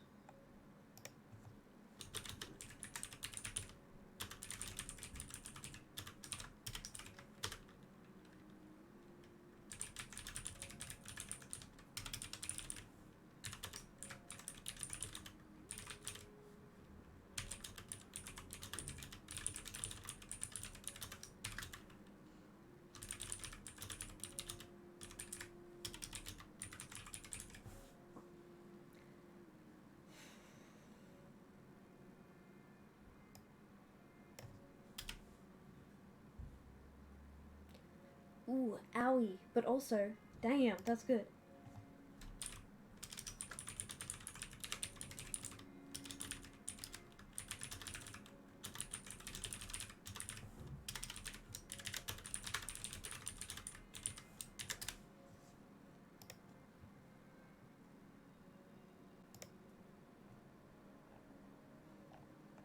Okay.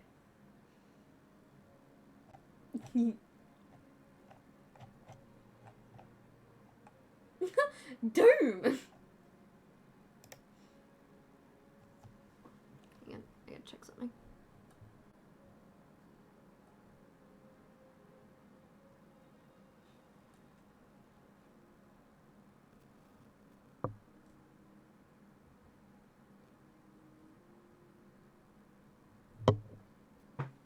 Okay, there we go. I'm back.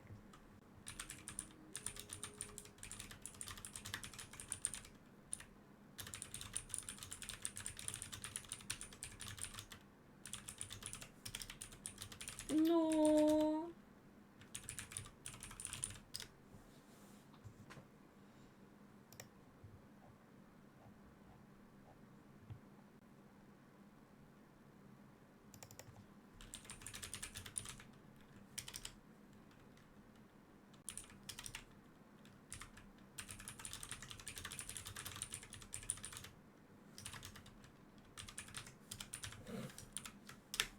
Honestly, I feel like that's exactly what it was.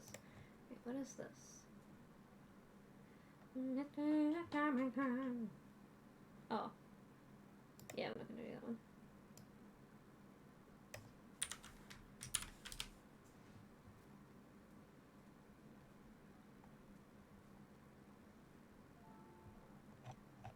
Okay, well, I'm done with that.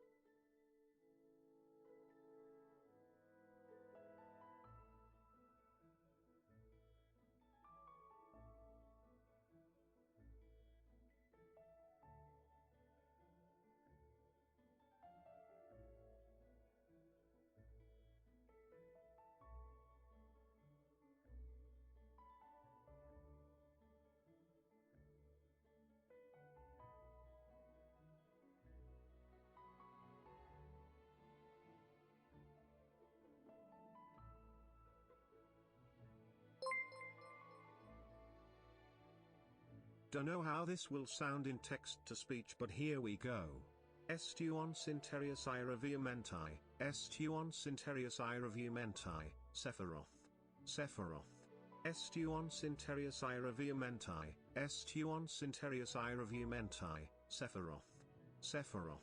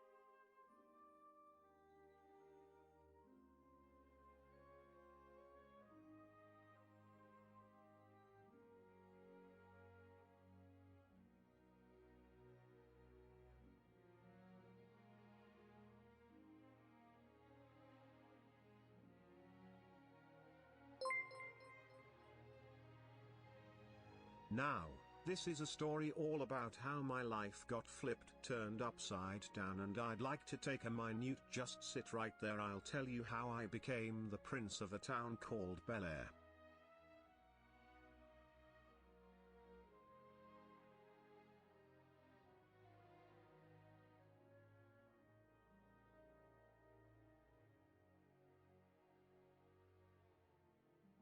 I'm back.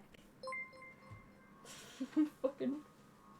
In West Philadelphia, hot born again. and raised on the playground was where I spent most of my days chilling out, maxing, relaxing, What have I missed? all cool and all shooting zombie ball outside of the school when a couple of guys who were up to no good started making trouble in my neighborhood. I got in one little fight and my mom got scared. She said, "You're moving with your auntie and your uncle in Bel Air."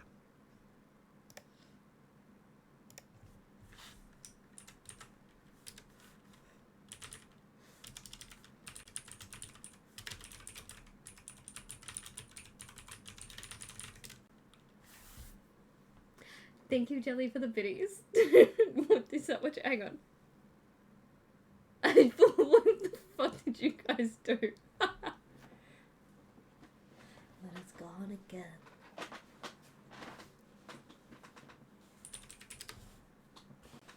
Got cursed like Eve got bitten. Oh, it was punishment. Wait, hang on. So it didn't pronounce anything correctly except Sephiroth. That's kind of funny.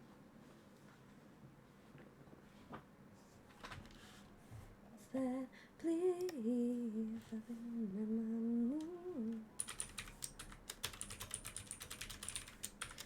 money is just one who wants our company. Hello, Whistling Puppet. How are you? How did it fuck? Did it say minute? The prophecy on the table, I play out like fools in a fable. Oh, it was sinking in. How the fuck does it think that people are more likely to say minute than minute? Sephiroth. That's the only word. Okay, it's not bad. Listen to this. Estuon Cinterius Iravumenti, Estuon Cinterius Iravumenti, Sephiroth.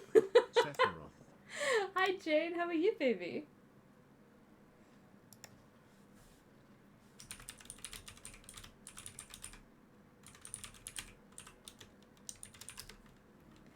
Ah, we are going to take a little break because I need to find a new phone for my case. A new phone for my case, a new case for my phone. And it did just break, and I'm not comfortable. Sure.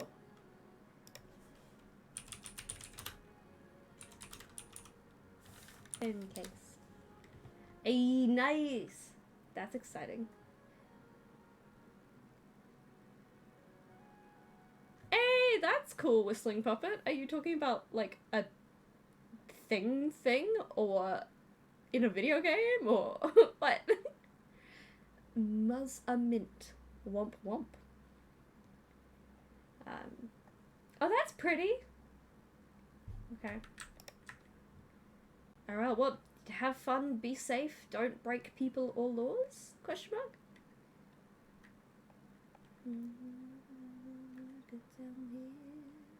It'll be okay.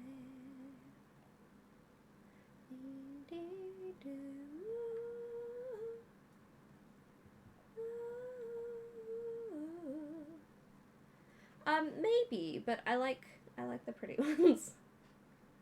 My current one has like a blue marbled pattern on it. I've been on my knees under prophecy. And I do like the idea of these, but they're always very chunky. I need like just a slim case. Just a little one. I have to speak to. Although that's what the subathon's gonna be for.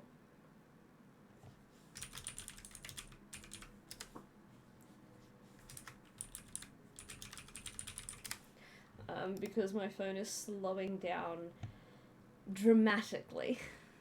Yeah. That's kind of pretty. the fucking quote unquote breakdancer.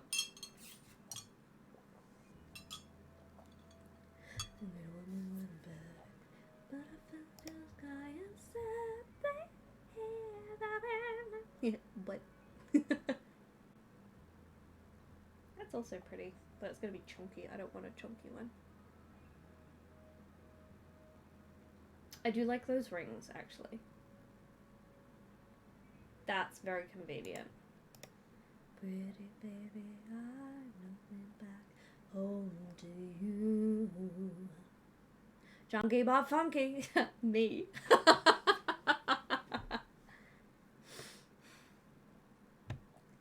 I took my body measurements today because now that I will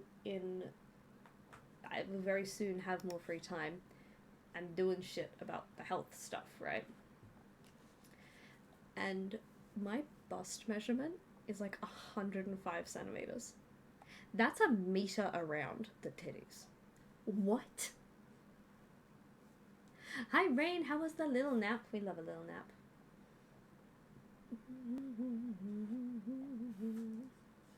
Right? I'm not seeing any I love. I think nothing will beat. That one's nice. I actually don't know how I feel about that one. Well, I've lost almost 2 kilos this week just from cutting out the snacks and shit at work because they're all lollies and chocolate and stuff. Why the fuck's it bendable? Who wants? Hello, stupid Aminal. How are you? And you give me shit if we can't get fucking visa. Me. Gumbo, gumbo, gumbo.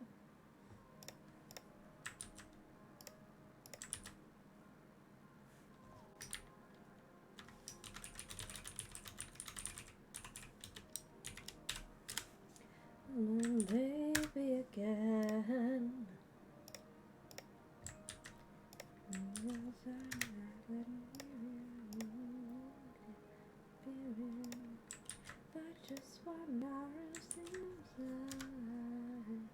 Cheesecake and milkshake. Nice. Okay.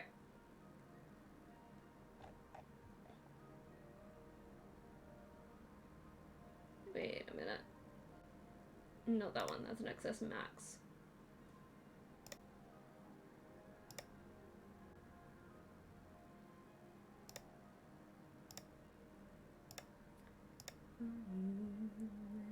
America dream. Ooh. No, I think I like that one.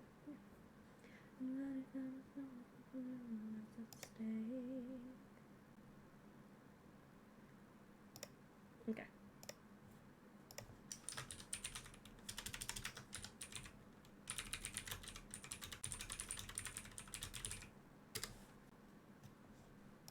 Nice. All right. Let's go back to here. 1, 2, 3, 4, 5, 6.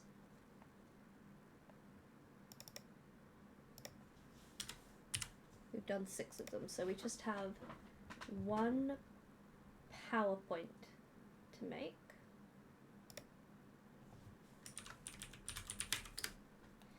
Yeah, we have 1 PowerPoint to make. Hey, nice.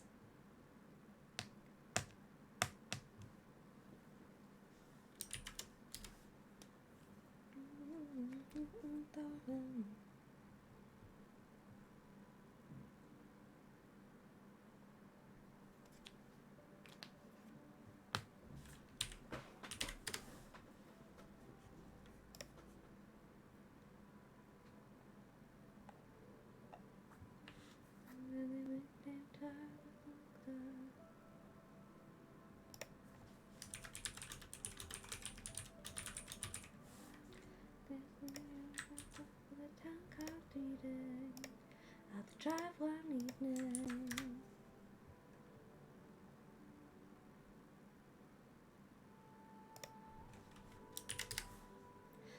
Didn't like bleeding all her fucking life. Ooh, what happened there? Ah, Sari just auto banned. But lame. Not even fun. It's not to the eyes and came out again. Look at your coffee after.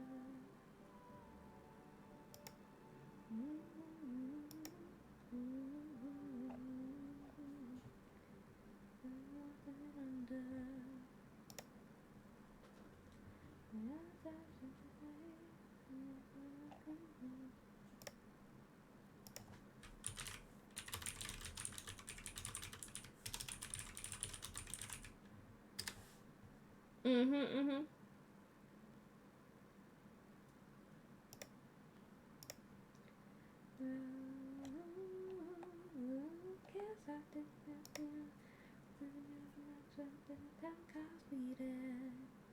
The drive one evening.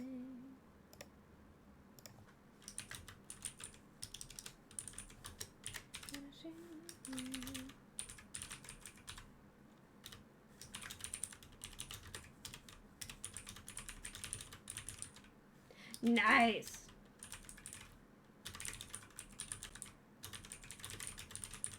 Oh, nice, nice, nice, nice, nice.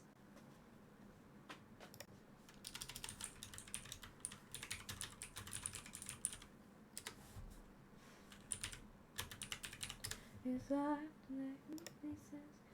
It is my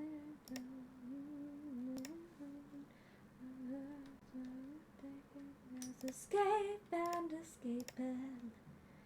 Give some shit about meeting like this. And what's up with the town car speeding. Have to drive one evening. Oh, that's cute. What's a cat look like? The cat photo. It's not like leaving.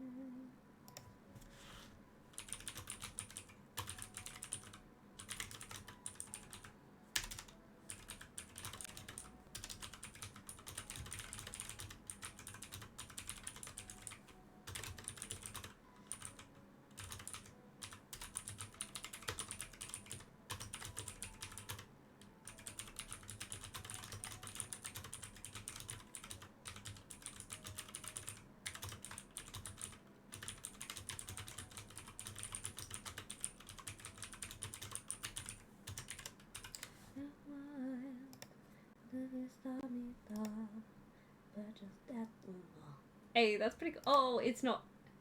Oh, Rayman. I thought you said Reagan. Hey, that's so cool.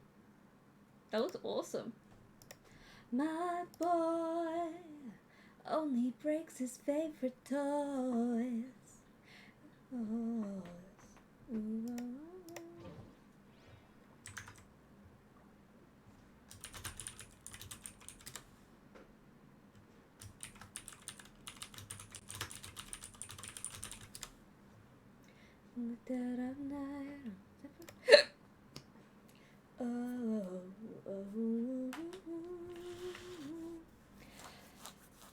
Alright.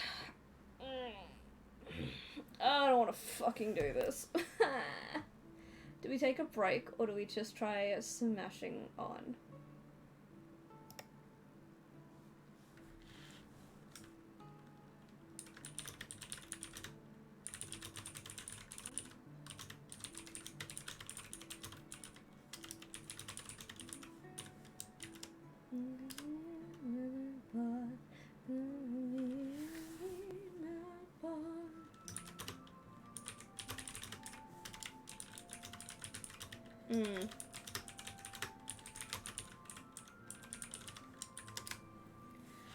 Of castles I destroy. Yeah. Let's start. Let's just start. Let's just start. We'll just start.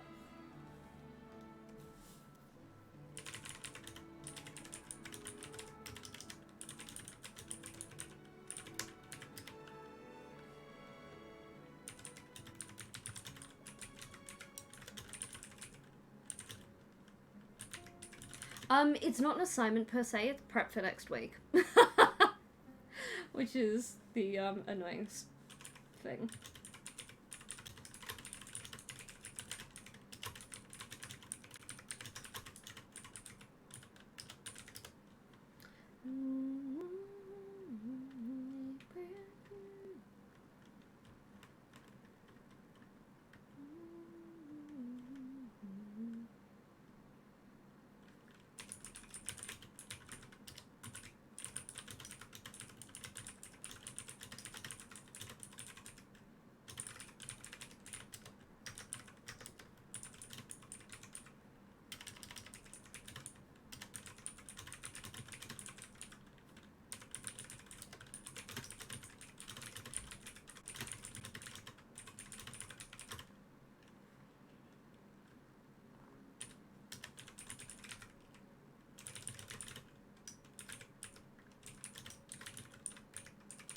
Yeah, exactly. Yum, thank you for the hydrate. We'll get it started, maybe we'll have a break after, and then we'll smash it out. Yes, yes.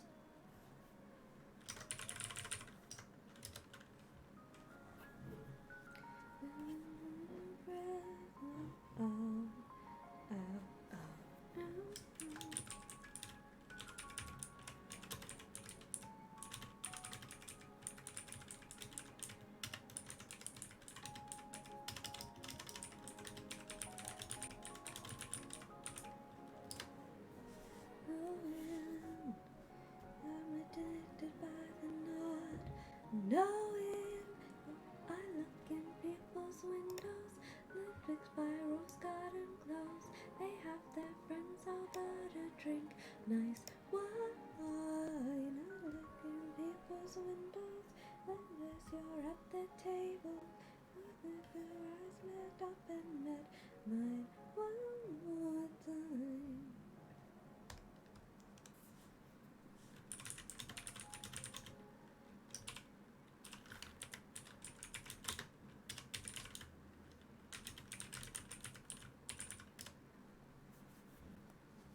Thank you. You guys should download the Game of Thrones game. It's actually, so I don't really enjoy that style of game, but I don't mind it. I don't mind it.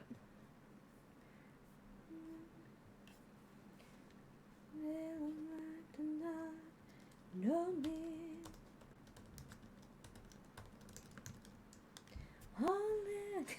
For real. Windows like a from outside. Oh, look in people's windows. You wish you're at that table. Oh, with your eyes locked up and met mine one more time. Yeah, exactly. Use my link.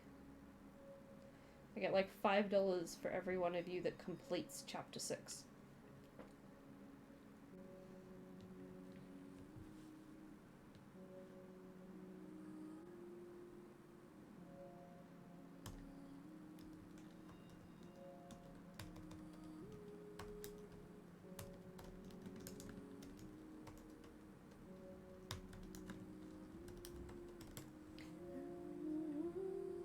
Good Lord doesn't need to lift a finger. I can fix it. No, really, I can.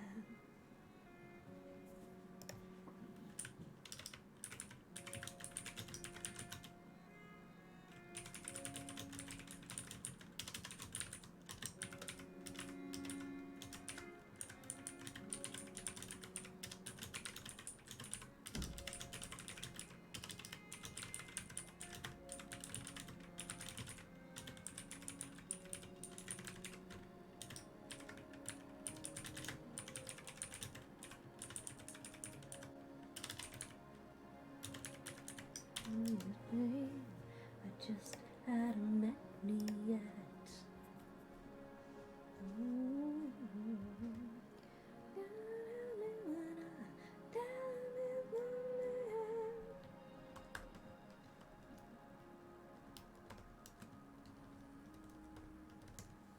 Really, I can.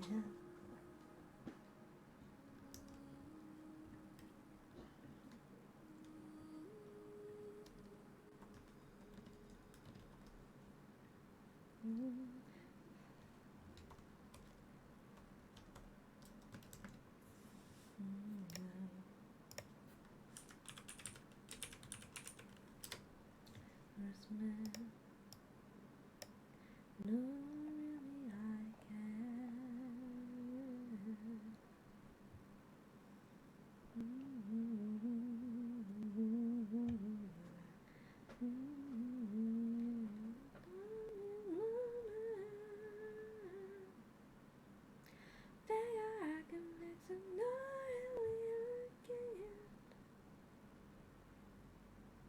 Hello, Jamstar. How are you?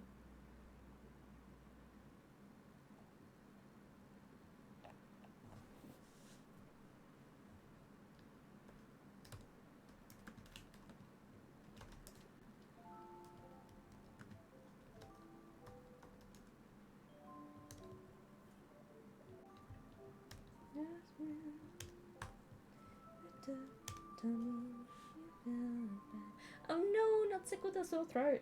I'm doing okay. We're kind of trucking. I've convinced myself that I'm not sick.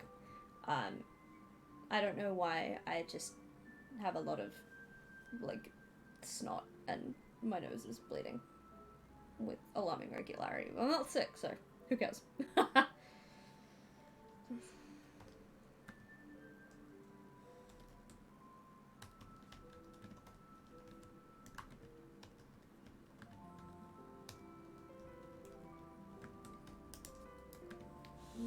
Yeah, I'm not sick.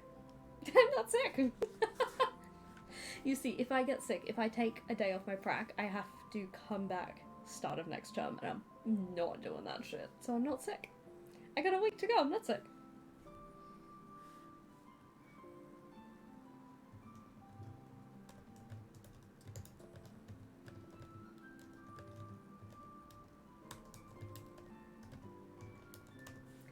You don't get the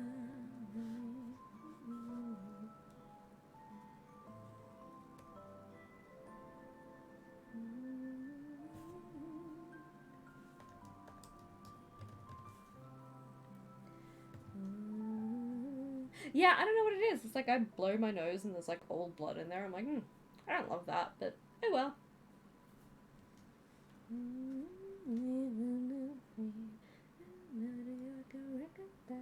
Oh no, not the doggo, not like this.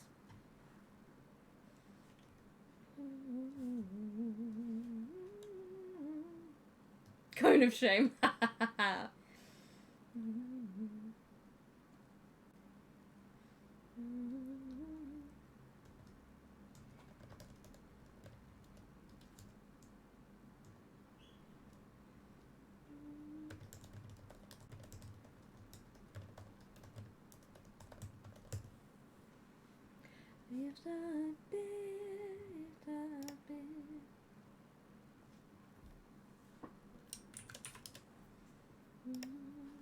Tell me everything is not about me.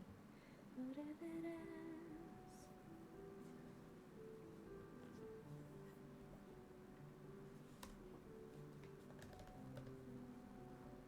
is? Rex Rizza, thank you for the follow, darling. Welcome to the crew. Why Rizza? The Rizzler. Thank you for the hug, Gemstar. If your doggo does not like the cone of shame, I don't know what size dog you have, Jane. You can put him in like a baby's jumper, so they can't get to the whatever they've scratched. Oh wait, no, scratch the face. Yeah, you'll need a cone of shame. Rip in pieces.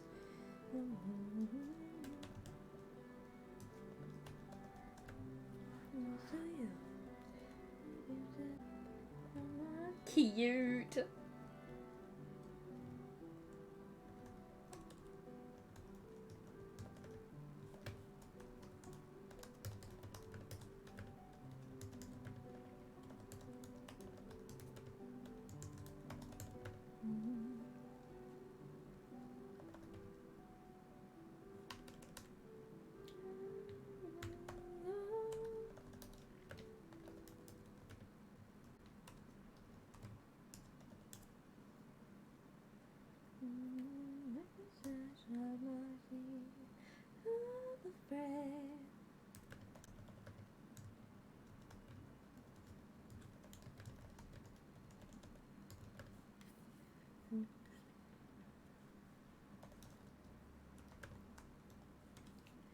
Who's afraid of that alone man? You should be, you should be.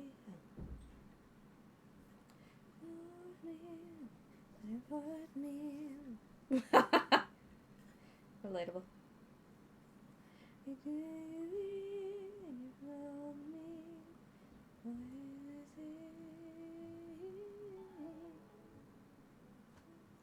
I am 'cause you made me. Who's afraid of me? Who's afraid of me?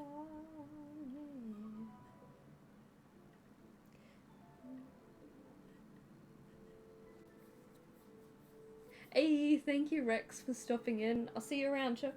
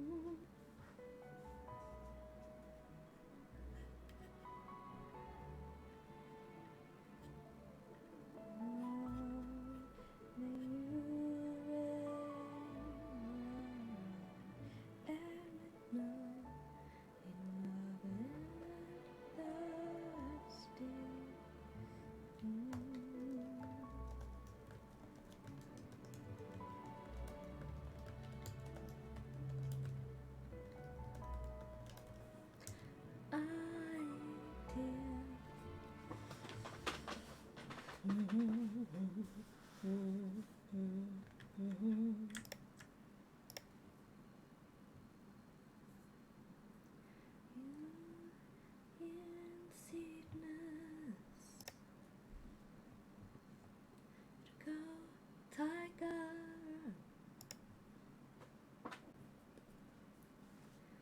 Higher and higher.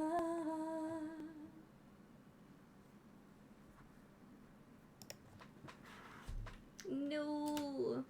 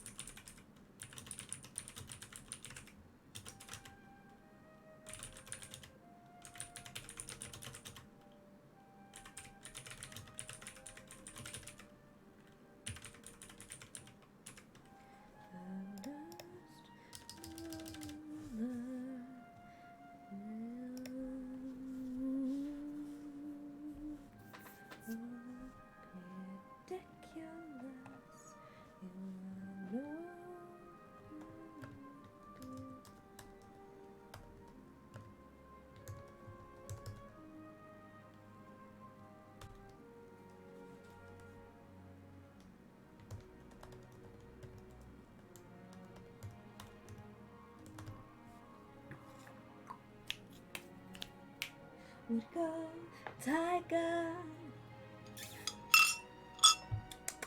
Thank you for hydration.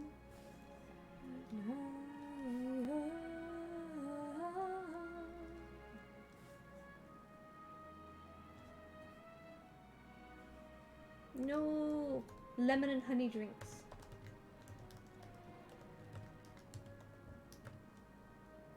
Oh, that's so cute.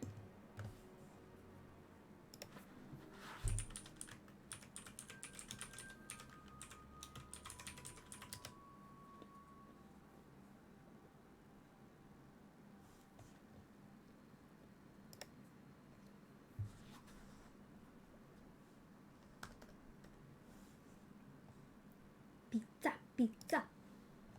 Fucking love pizza. Tiger. Big stretch. Higher and higher. Wider and lighter. You have what? Huh? You telling me a home made this pizza? Oh, strepsils! Took me a second because you're the same color as Fringy, and I was like, what the fuck does strepsils have to do with pizza? But no, strepsils has to go cold. Yes, Jane is just the coning, or prepared for the coning.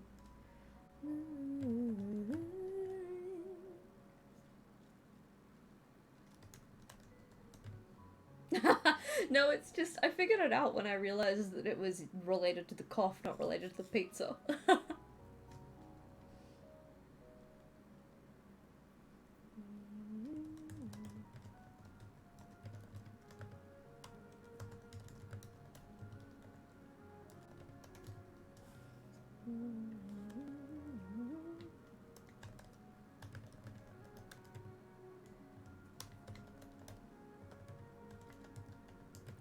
Yes.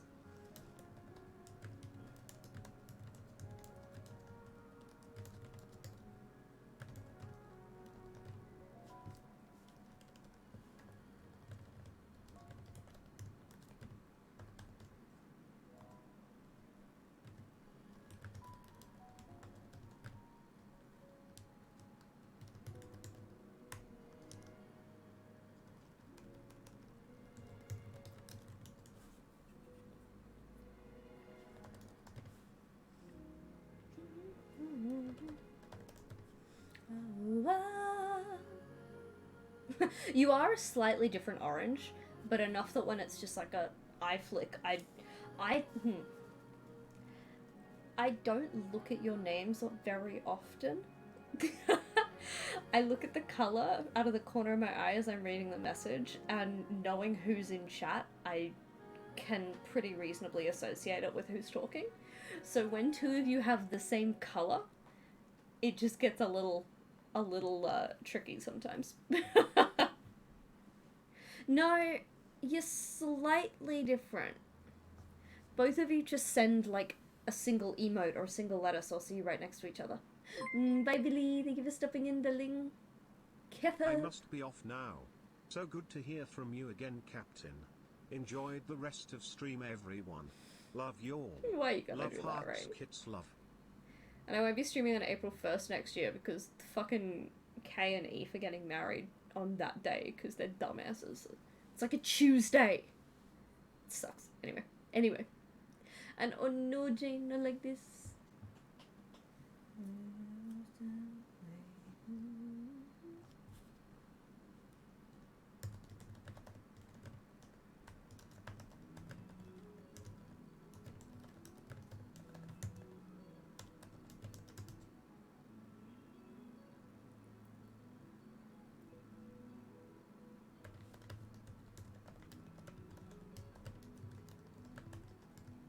Nice.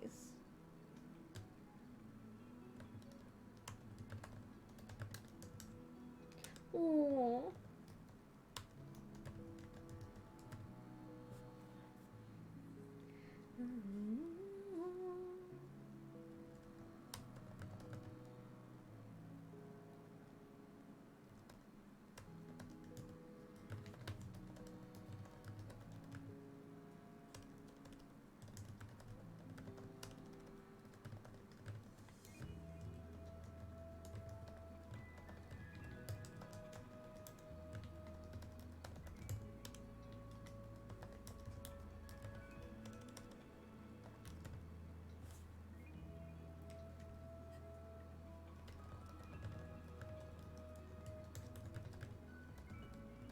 Young.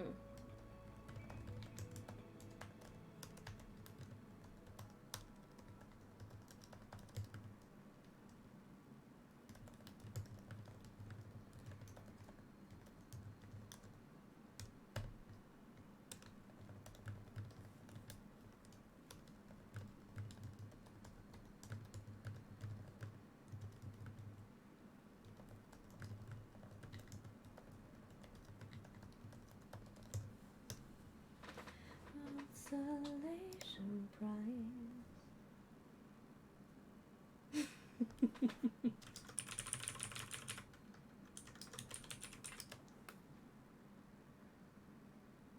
Yes. Your names are slightly different. Slightly different. Now that I can see you right next to each other.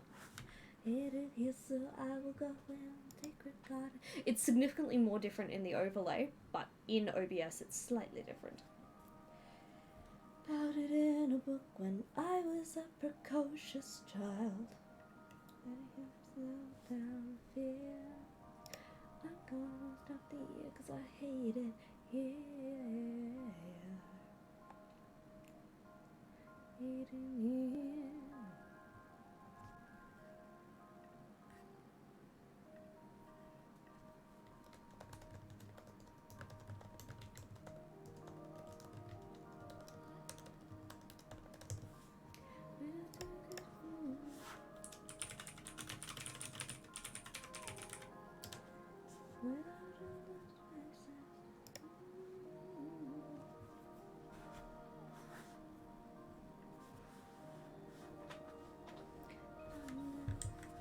It was never real fun back then.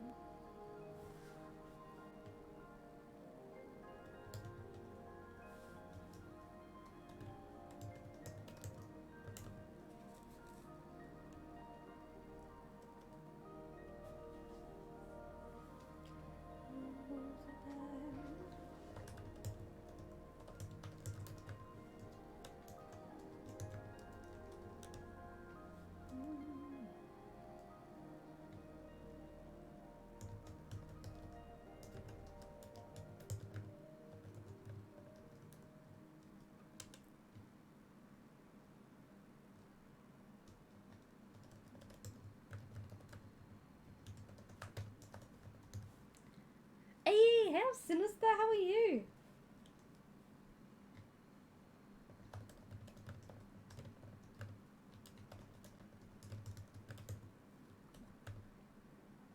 The internet, what's a fight? Fist fight in the parking lot.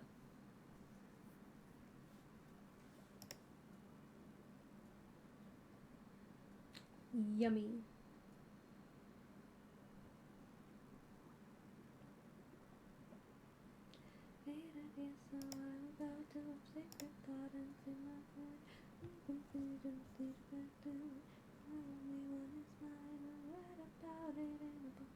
I was a precocious child.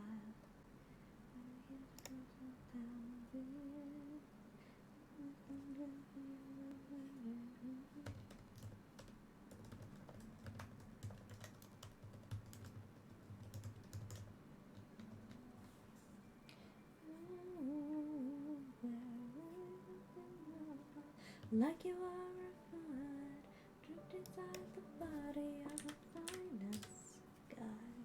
I think that might be one of the funniest lyrics she has ever written. Quick, tell me something awful, like you think you're a poet that's trapped inside the body of a finance guy. Fucking top tier lyric.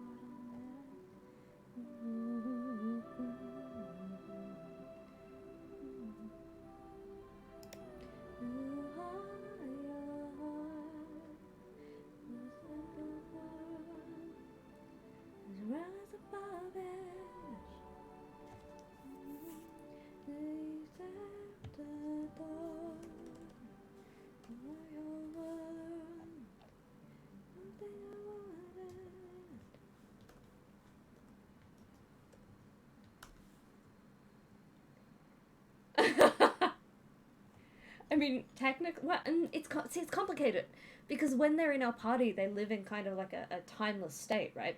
Farina, as per the story, is no longer an Archon. And then the argument is to be made that the Farina herself was never an Archon to begin with.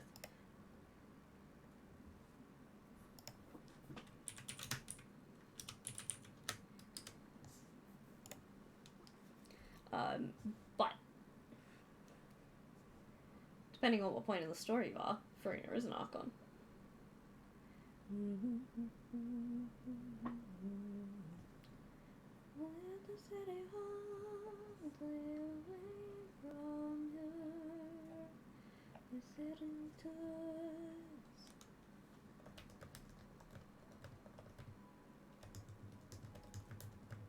But depending on where you are, you don't know that.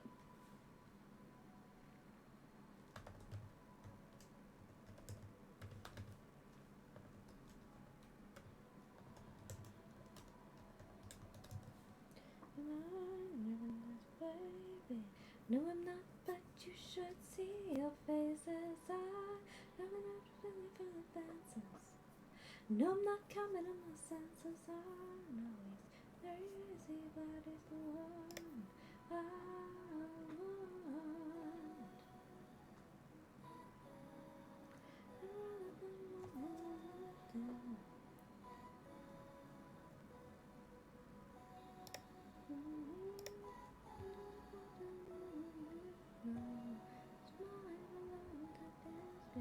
Ooh.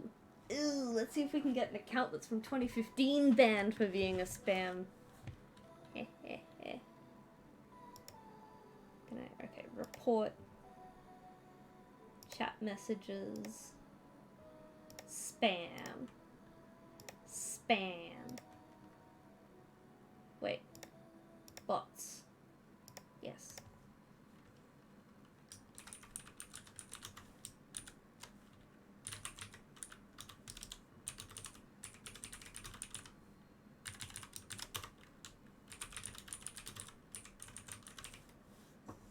Submit report. Close. Already blocked. Saribot Bapsum. Saribot's the best. But this one I just saw has been around since 2015. Yeet!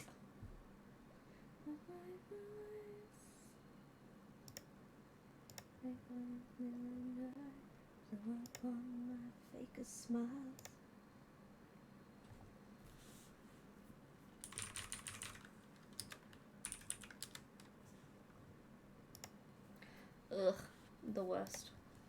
Looking for jobs sucks. I'm gonna need to do that soon.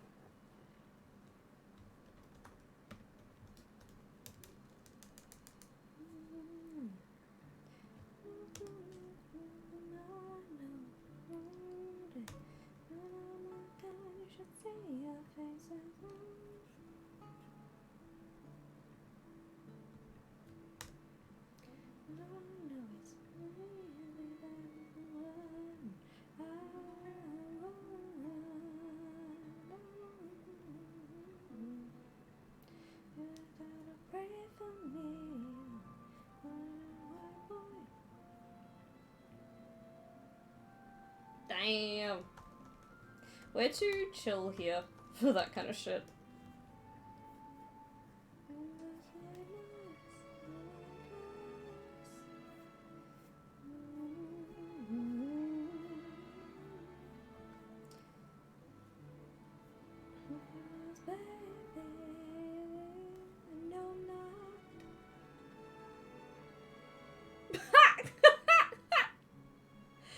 Fucking what a dumbass. Literally just doing that for attention.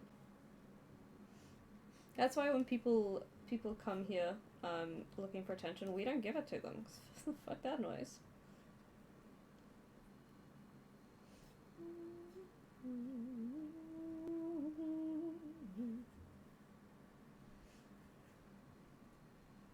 Right?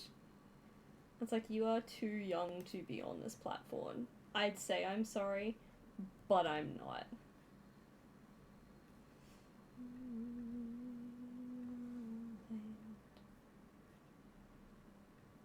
He's having the time of his life.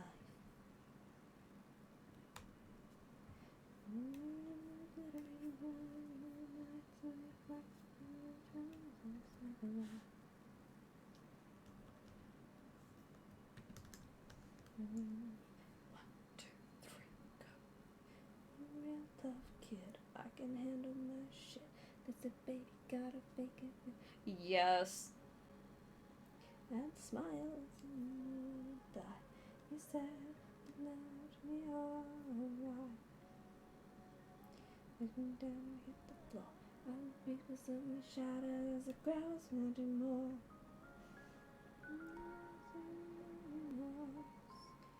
Do it with a broken heart.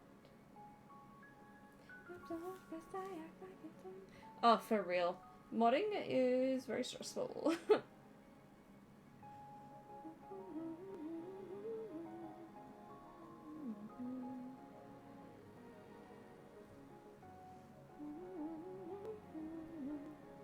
It's a nut.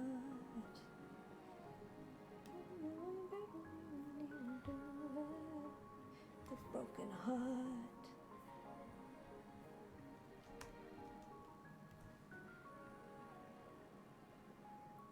I've been doing it since he left.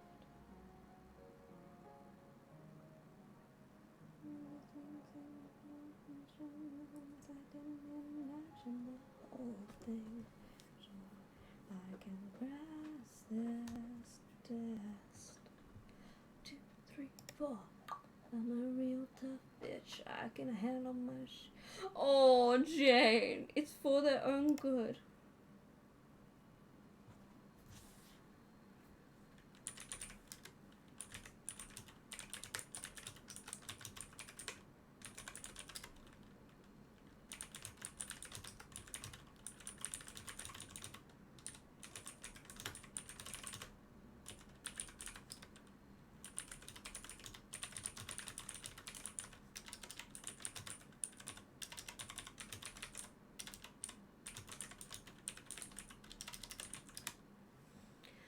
Oh, pouty baby.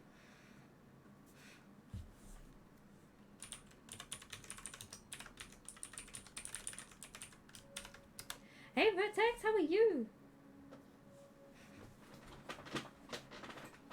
The broken heart.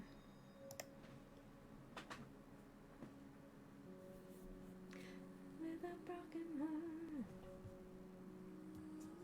You're good. You're good. I did! I finished all the Archon quests and I finished all the, like, the available story, like the, like, Natlan Reputation quest things. I'm fucking loving. I love it. It's so cool.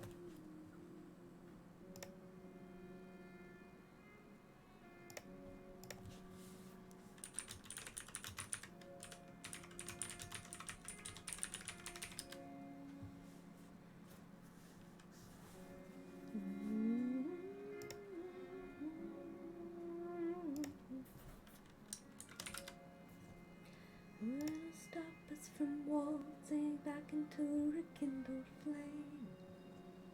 We know that steps anyway.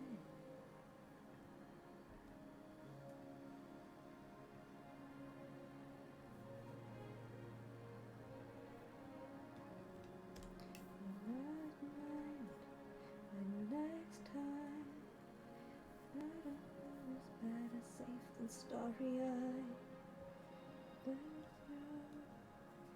Like this, never before and never since. Legendary.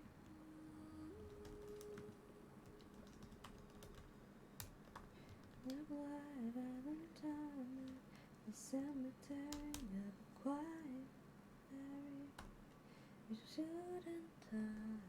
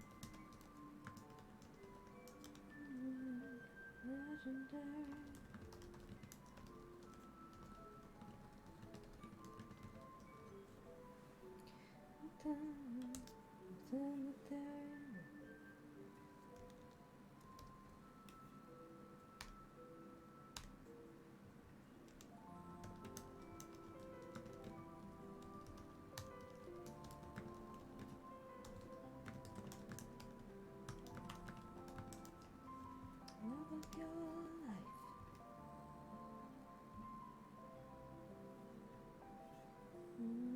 Under the table, talking rings and talking cream. Wish I had it all. You almost had it all. I didn't even notice that. Oh, hey, Rudeness! I blanked over you. I'm so sorry. You're the same color as Vertex, even though your name is much bigger. But I just saw that blue and went, it's just some emotes. It was necessary.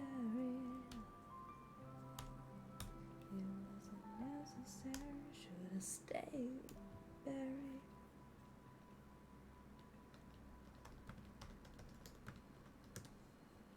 Hi, baby. No, time for another nap.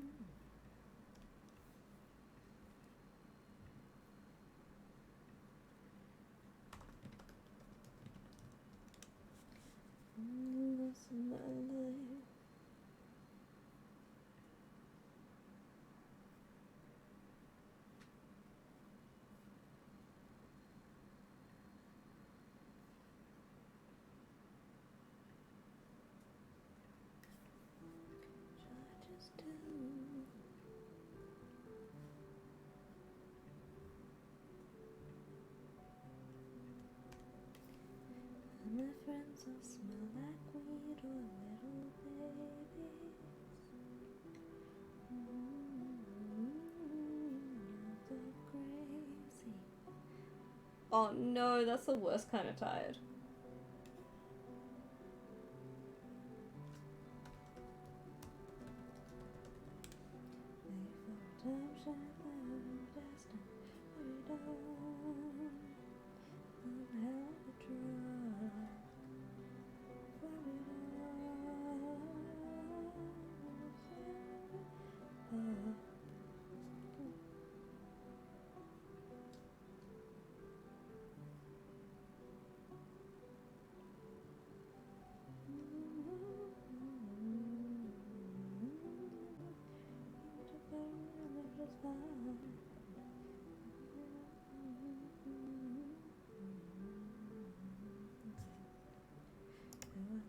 Any questions here, so I did my best to lay to rest all of the bodies that ever been on my body and in my mind. They sink into a swarm. Is that a bad thing to say in a song?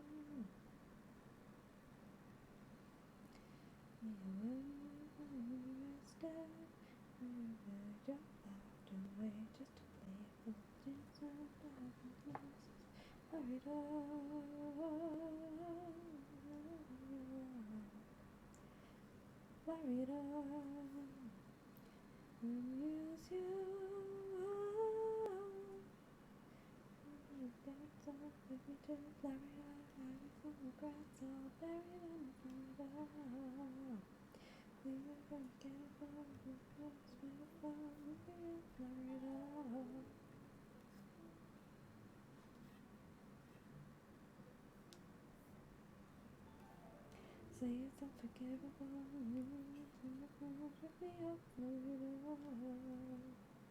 It's one hell of a drug. It's one hell of a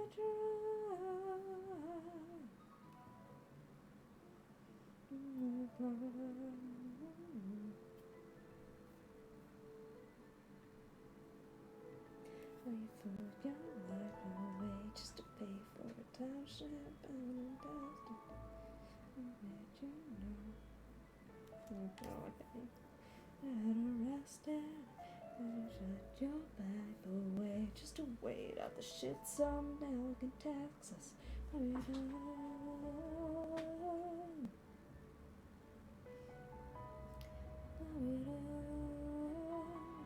Use you,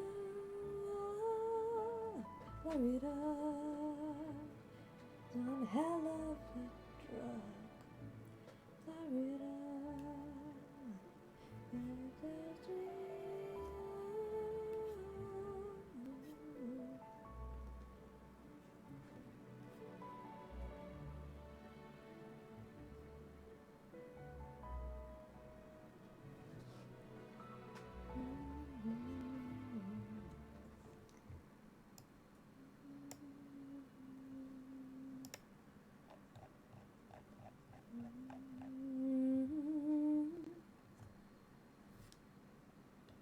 And she rereads the manuscript, the entire torrid affair.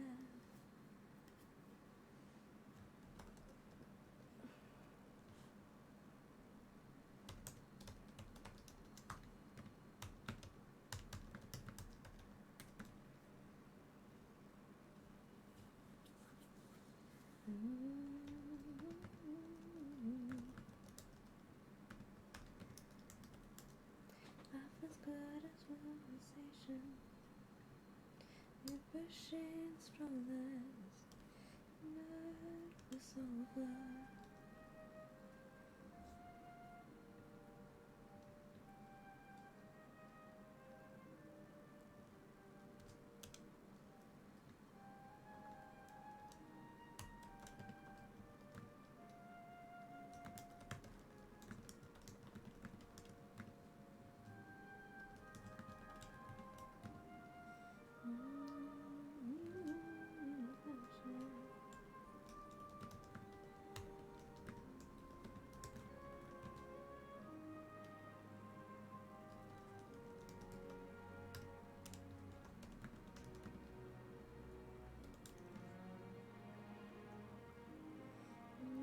Back of that door.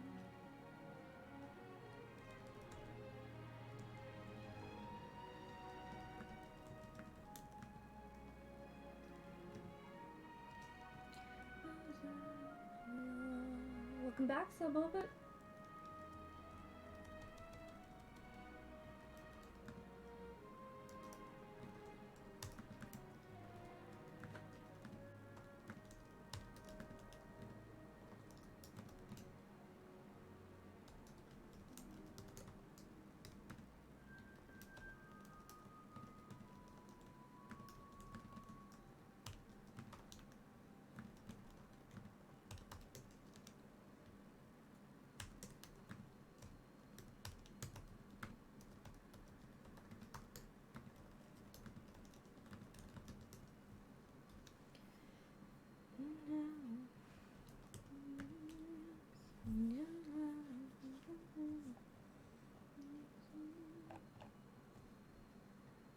The tea with the star. Thank you for the hydrate. No.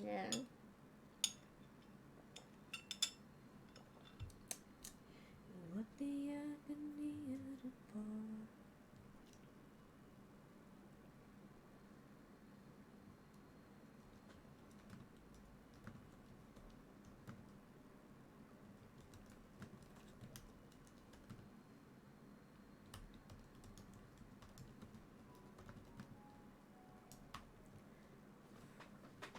No, not the leftover chicken being thrown out. Not like this. Not like this. What about me?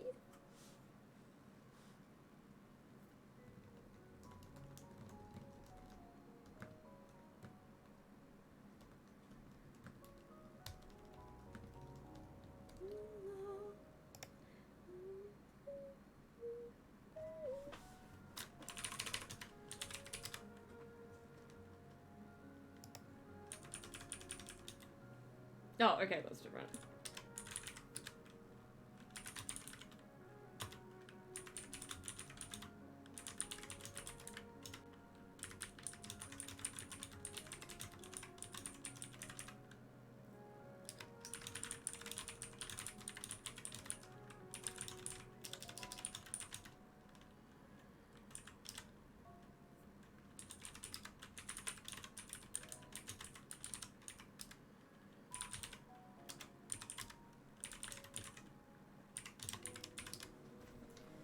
trying to drill the safe. How much that did you?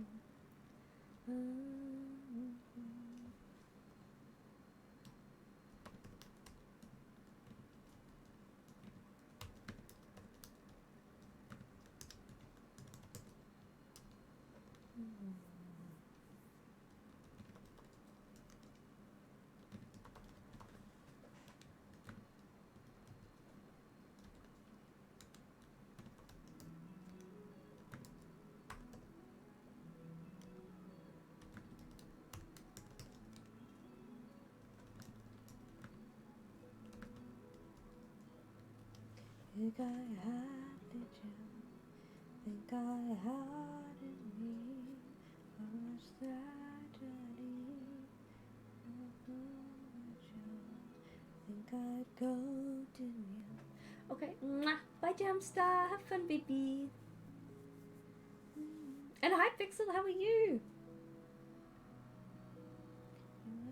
Where was the boots?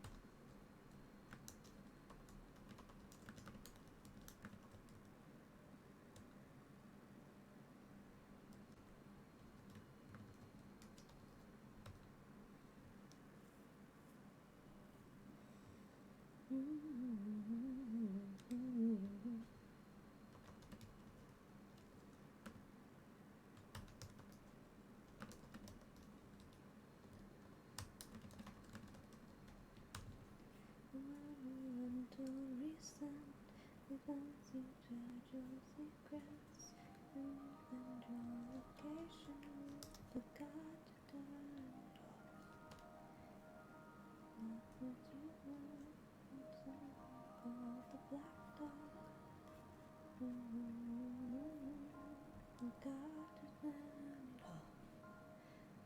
Hey yo, welcome back Jelly, and hello Raccoon! I've been waiting almost the whole stream for either you or Stella to show up, but I know it's about time for Stella. Because I have exciting news about the health shit.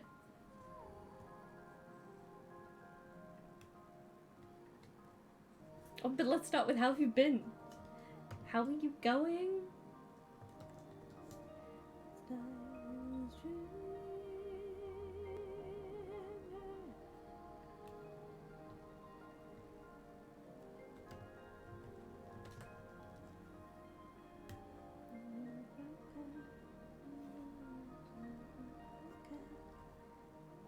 Oh no, it's a fantastic. No, baby, not like this.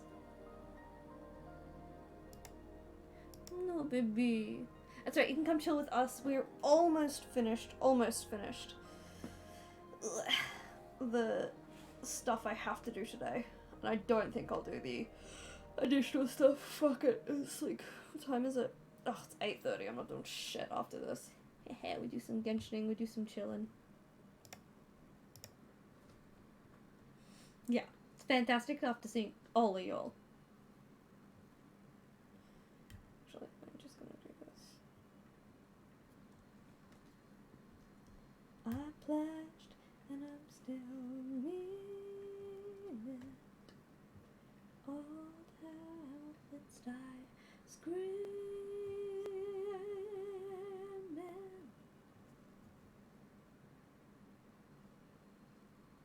No, I'll fight. I'll fight. Beef. Boof. Beef.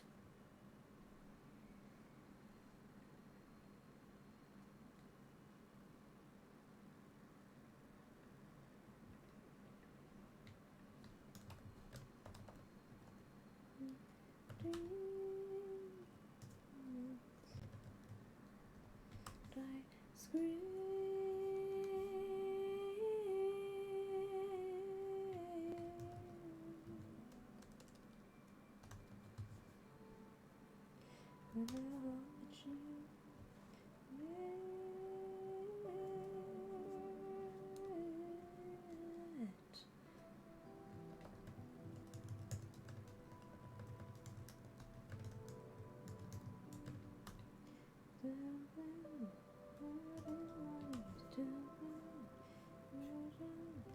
This song stand out when I'm magic fabric of us bringing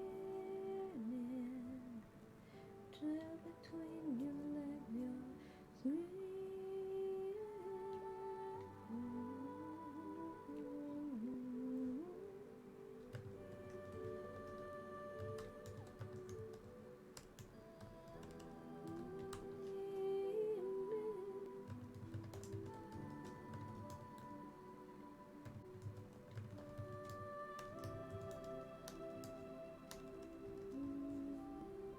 I'm not really anything for dessert at the moment. I'm not hungry.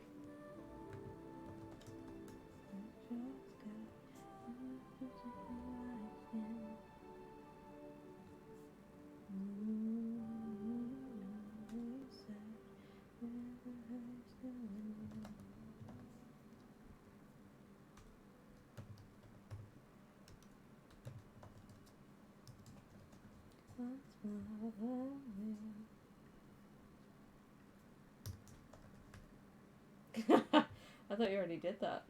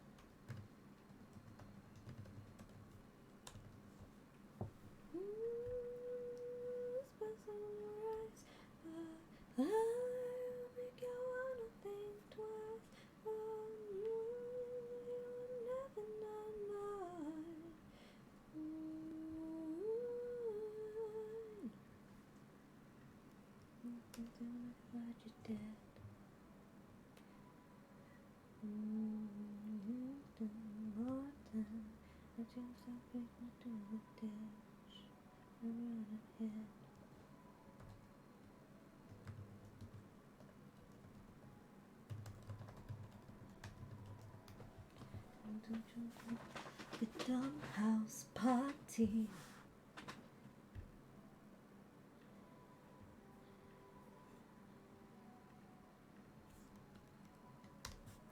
Gonna slash up your bike, I haven't decided yet. I'm gonna get you back.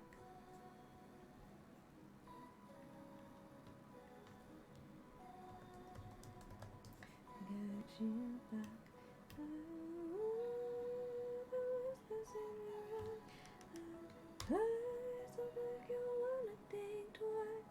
No, I'm not good enough to tech support this. Bruh.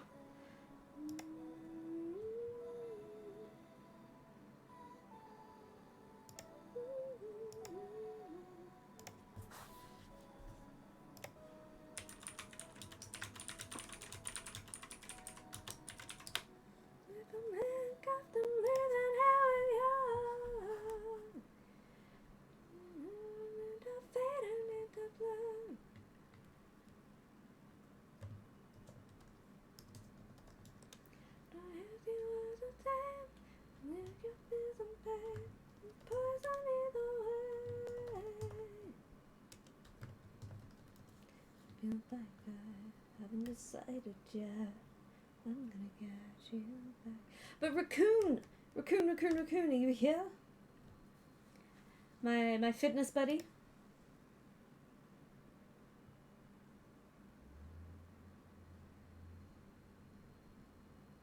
Yeah, okay.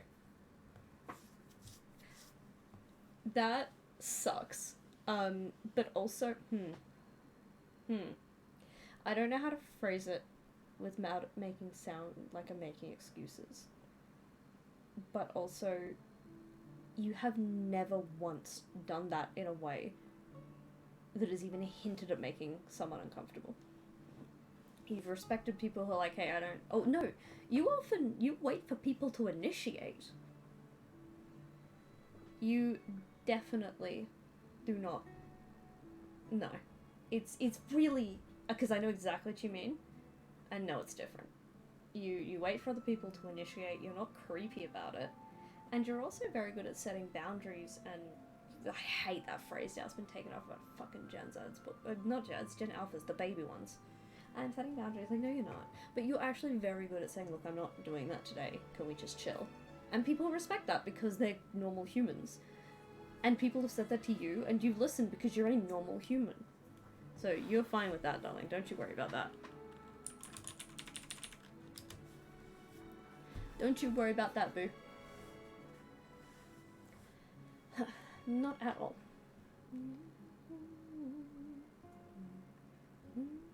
But yes, so, as my workout, one of the two people who responded in the fitness and food fuckery workout plan section bit, but still is not here and isn't likely to be here because of the timing, I have exciting news.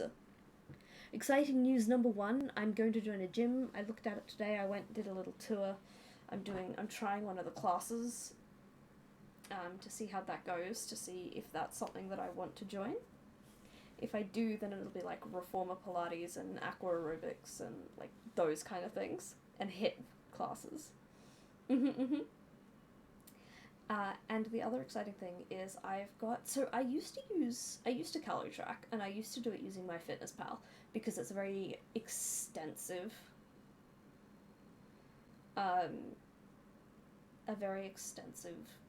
database, but it got not too good because I got very fixated on like the minutiae of it all, which is not the point. So I'm using a different calorie tracker that has homemade recipes in there already, where people have put them in the database, and I can just be like, yeah, that's close enough, because it's just for a general idea, not for exact stuff. So even just doing that, I've stopped snacking on like the chocolates and the whatever at work, and I've lost 1.5 kilos this week already, just from stopping eating shit at work. Like, not my lunch, I still have lunch, I still have dinner, I still have like dessert snacks at night, but no, exactly, I do agree. But I think logging what I eat is both data collection, which is great, and also a good way for me to be aware of, do I actually want this, or am I just bored? Because I'm a bored eater, and that's a problem. And if I do decide I want it, then I have it. I think it's called Lose It. It's got like a little orange scale on it, and it's pretty good for the free version. So it's working really well for me, and I'm very happy. Like yesterday, I still had my chicken nuggets, chips, and iced coffee, because that's what I get on Friday.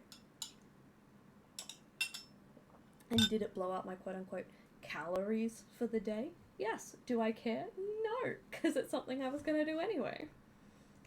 So it's all about making it work for you rather than you work for it. But for me, it's been great.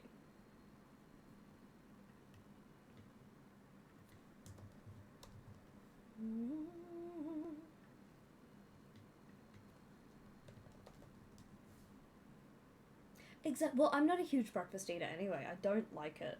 And for a very long time now, we never really figured out why, actually. I couldn't eat within about 3 hours of waking up, or I just throw it straight back out. Like, I couldn't keep it down physically. And so I just don't eat breakfast just as like a leftover from that. So, my ad block is Adblock Plus. Yeah, I don't know what it is. You know, but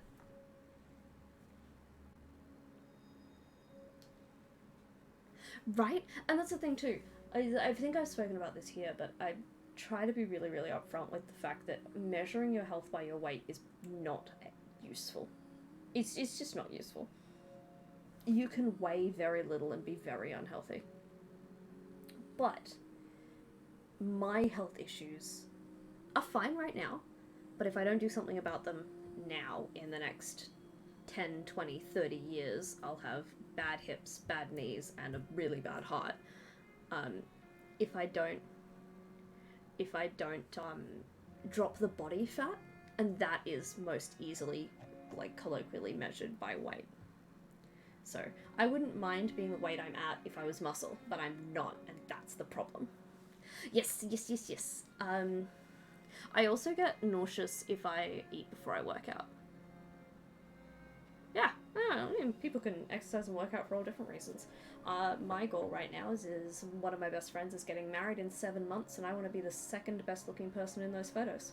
Nothing will beat her, obviously. But like the second best looking one. Fuck it if I can't have him.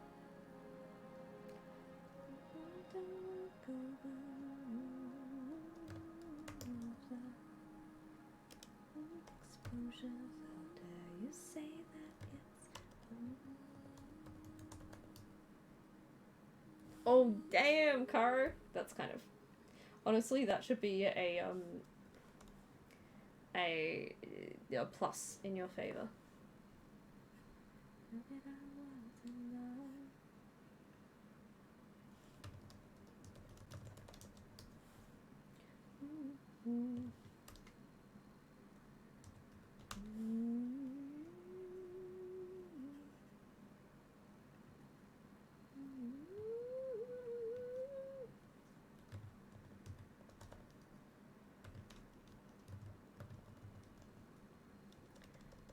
Yeah. But I'm waking up really early quite now. So I'm looking at doing like a 6 till 7 kind of workout. Coming home, having breakfast, having a shower, doing work, and then having a little nap before I start my personal day in the afternoon. You know what I mean?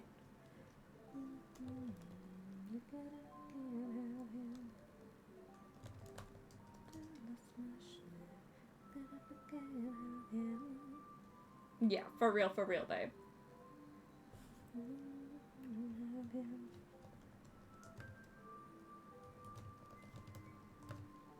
Yes, Cara.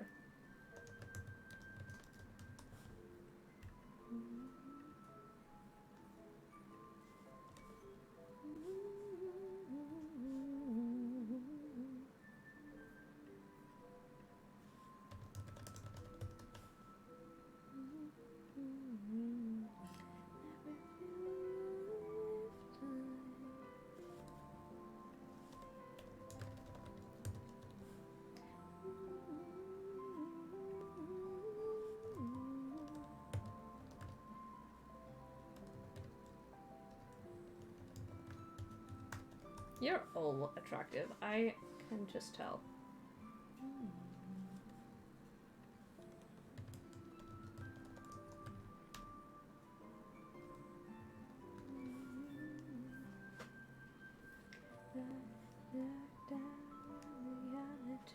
Cut 'em from the team. Ditch the clowns, get the crown. Baby, I'm the one to be. As it's still reserved for me. Honestly, who are we to fight the alchemy?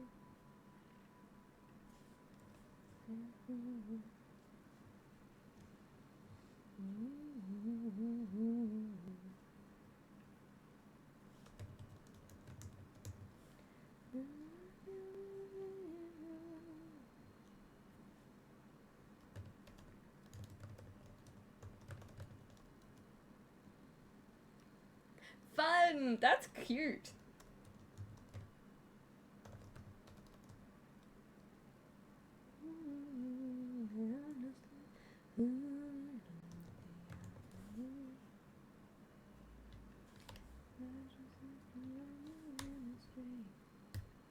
That is heroin, but this time with an E. And a heart says it's still reserved for me. No way to fight the alchemy.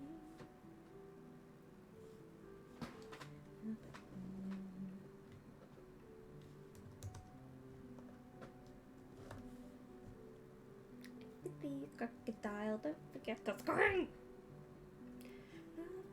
It just comes running over to me. I'm not sure what you will see.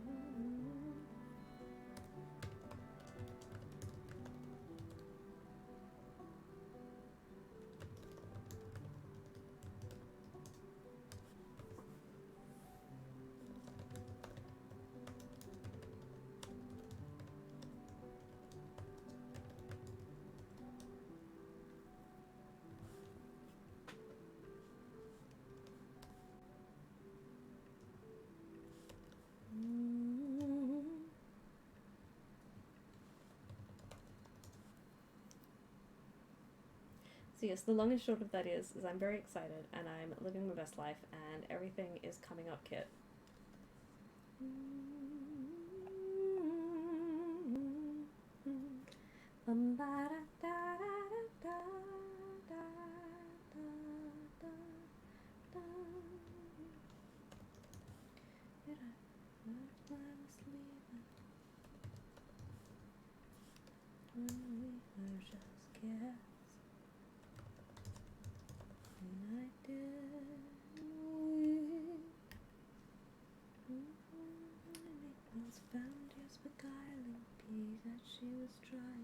Yes, that's something I also will be working on long term.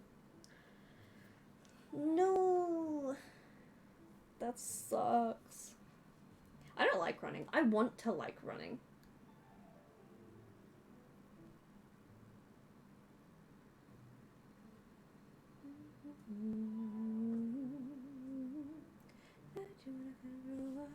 Then you are gonna come find me sad. You are gonna grow up.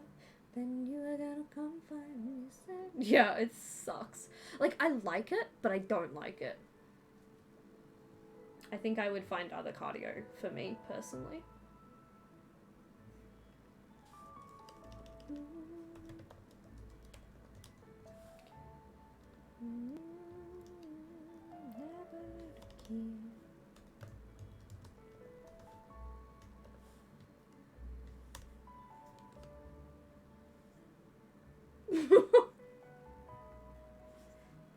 Great things, Peter, but life was always easier on you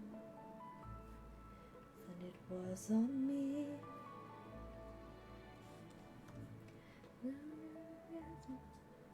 Wait, what? No. Illy, babe.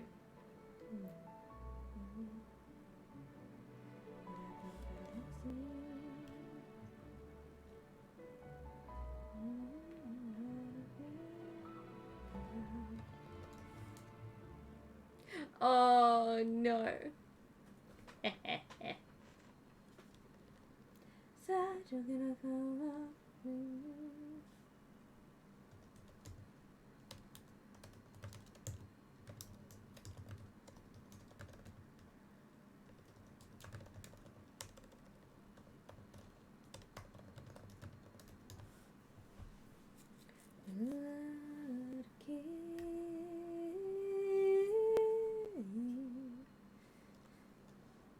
Never to keep.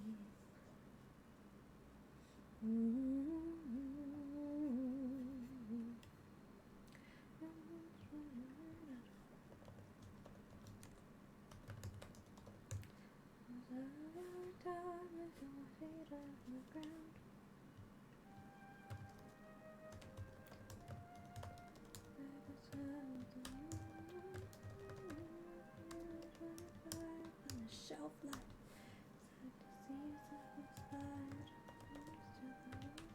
Chapter of our life. Forgive me, Peter. Please know that I tried to belong to the days when you were mine. As by the window has turned out the light. You said you're gonna grow up, then you were gonna come find me. Said you were gonna grow up. Said you were gonna grow up, then you were gonna find me. Said you were gonna grow up. I don't know why I'm making that. Holy shit, jellyfish motherfucking vibes. That's insane. And yes, in this household we celebrate wins. Fuck yeah, suborbital. Good job, everybody.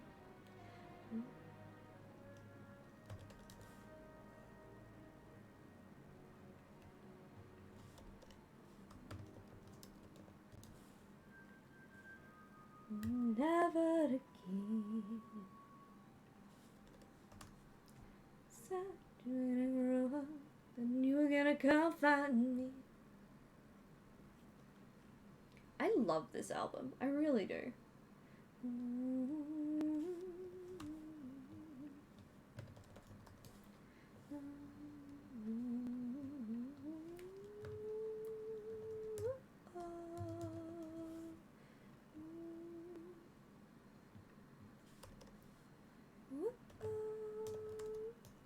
This postmortem.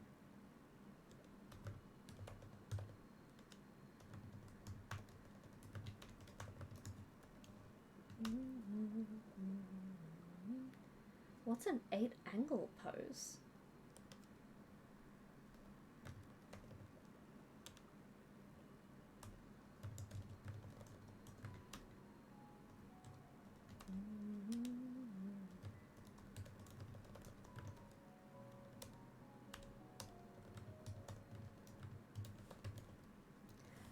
Friends, we were still.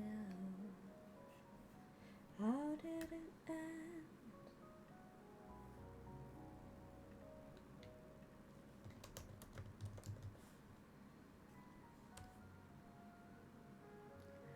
Yes! Good on you. Fucking pop off.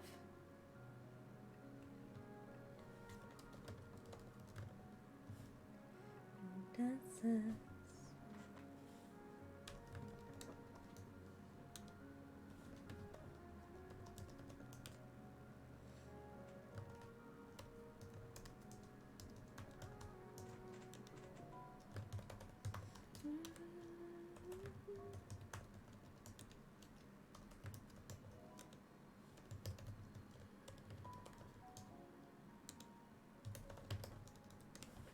At the blood.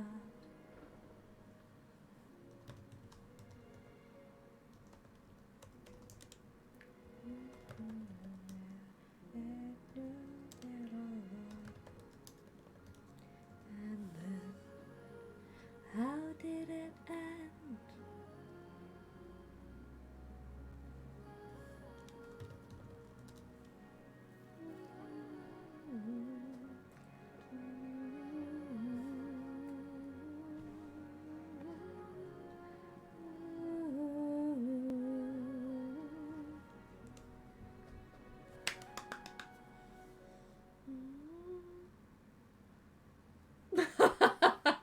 Shh, psh, psh.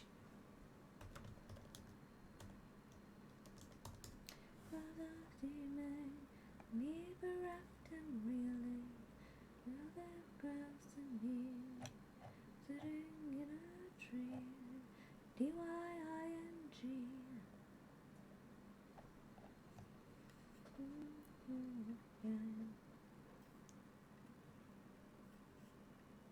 How did it end? Yes, please do. Okay, I think that's it. How did it end?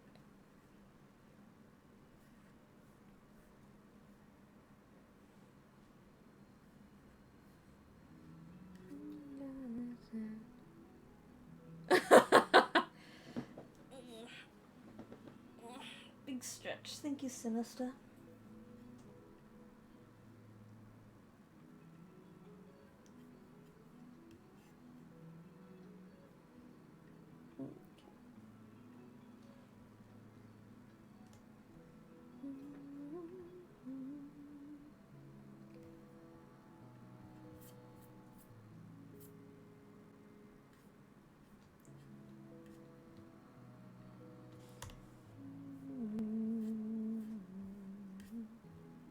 You look like Clara Bow in this light. Remarkable, you feel like. Would you know you're being right like a rose? Fucking, yep, no, I think we figured that out, babe. Oh, that one! Wow.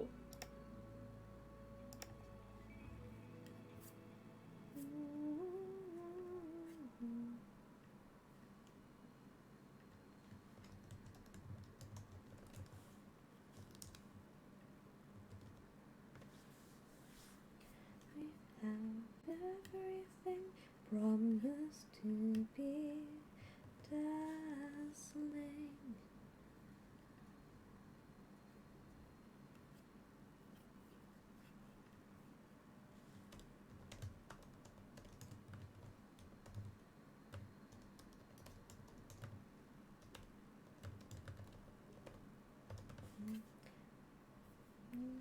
While at your fingertips, the moonshine full eclipse.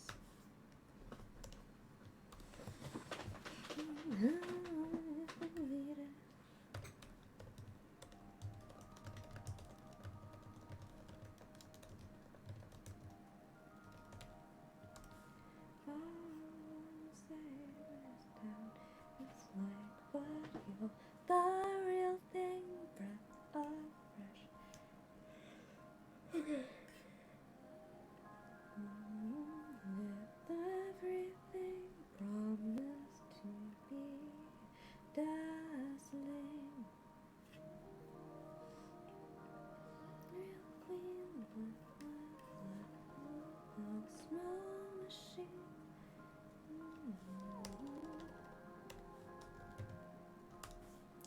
To be dazzling.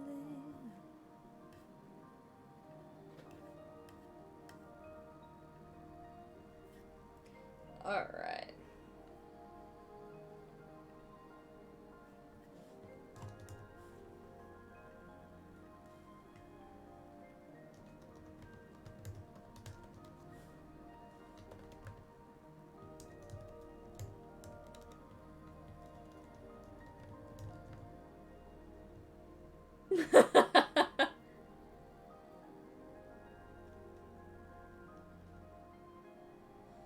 Fucking adorable.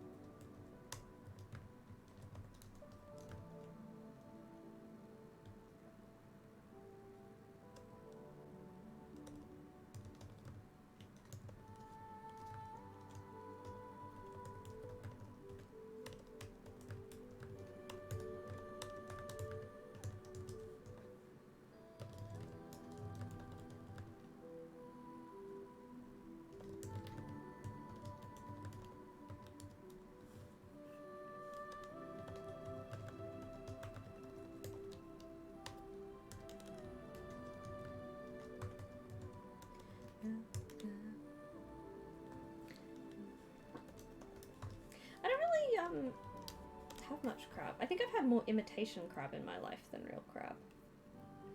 Alright. Oh my goodness, cool me. Okay, fine, fuck me.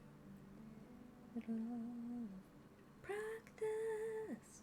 Do that impression you did of your dad again.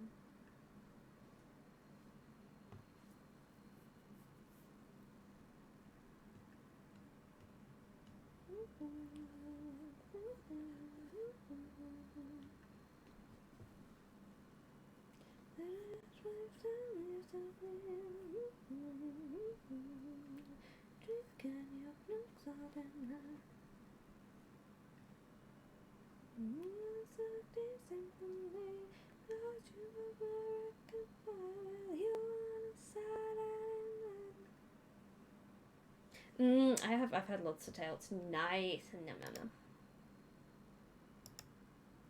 nom. Not normally a fish, but okay. How's that? Okay. Send. Let's go! On Monday, I'll send a heap of stuff off to Officeworks and pick it up on my way home. I can go down. I still have to watch the second part, but that's okay. Alright. Close that. Close that. Close that. Close that. Close that. Close that. Close that. Close that. Close that. Actually, I suppose that question should be, chat, do we want to play a video game or do we want to watch a documentary?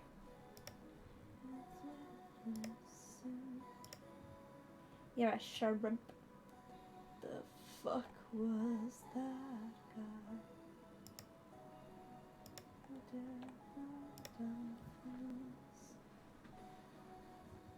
Documentary. It's the second part of the one we watched earlier today. Documentary. Alright. Alright. Let's, hang on. There we go. So, the first one we watched is Could You Survive as a Victorian Factory Worker? And then this one is going to be Could You Survive the Living Conditions of Victorian Workers? No, it's this documentary.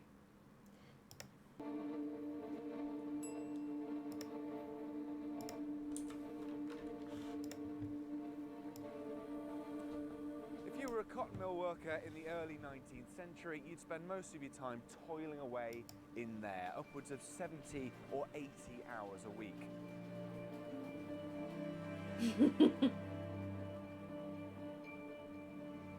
But what was life like for ordinary people outside of the factories? A documentary about documentaries would be kind of fun. As a wealthy mill owner, you needed to squeeze everything you could out of your labour force. So what, if anything, could you do to improve the lives of your employees? And more importantly, how did you spend your money?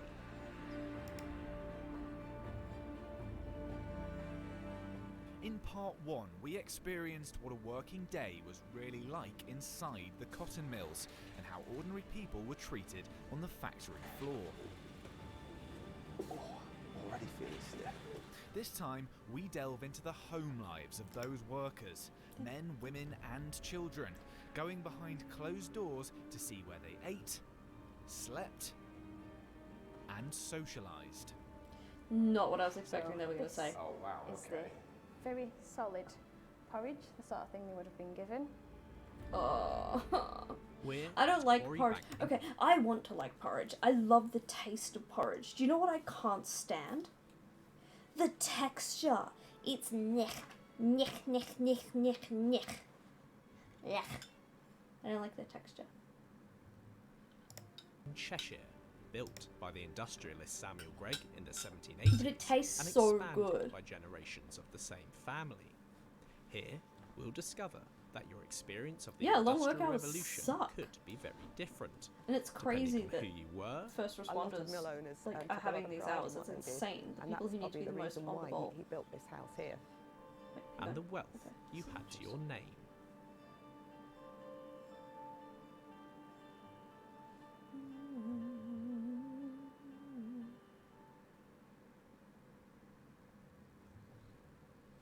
Could you survive?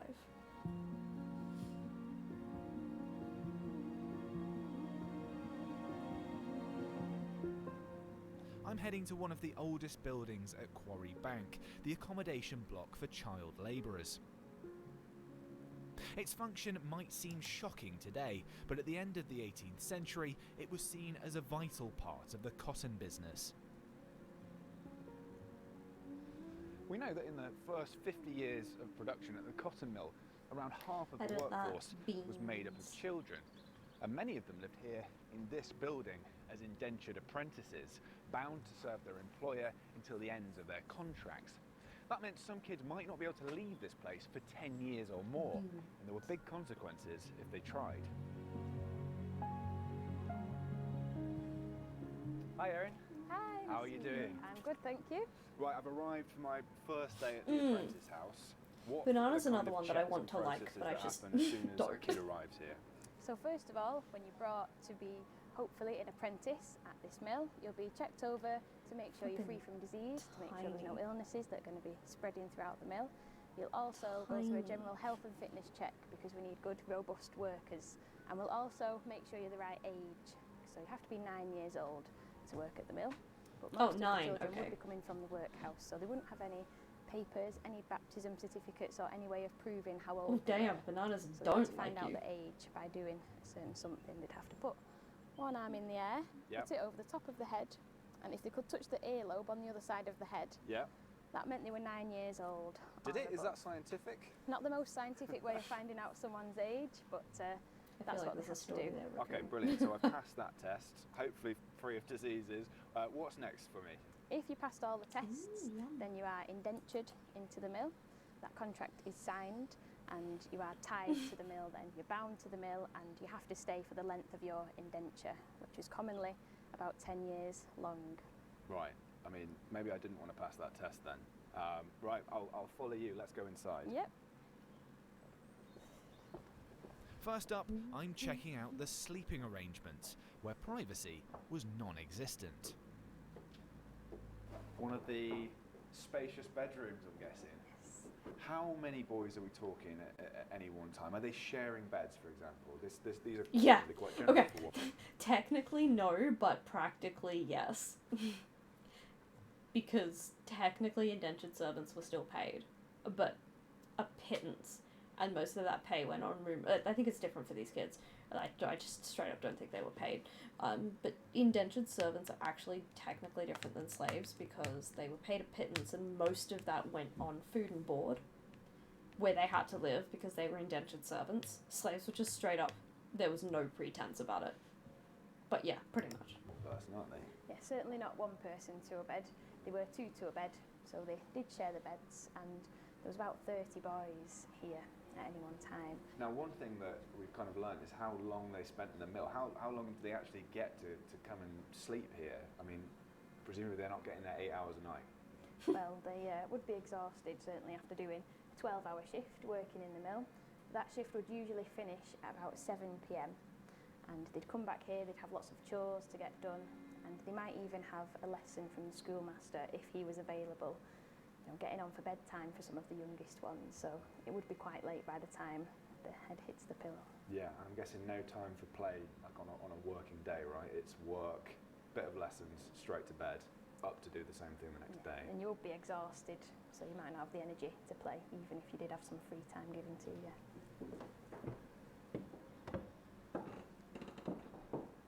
Okay, so this must be the girls' I love the creak of old floorboards. It sounds weird, but it's very satisfying to me.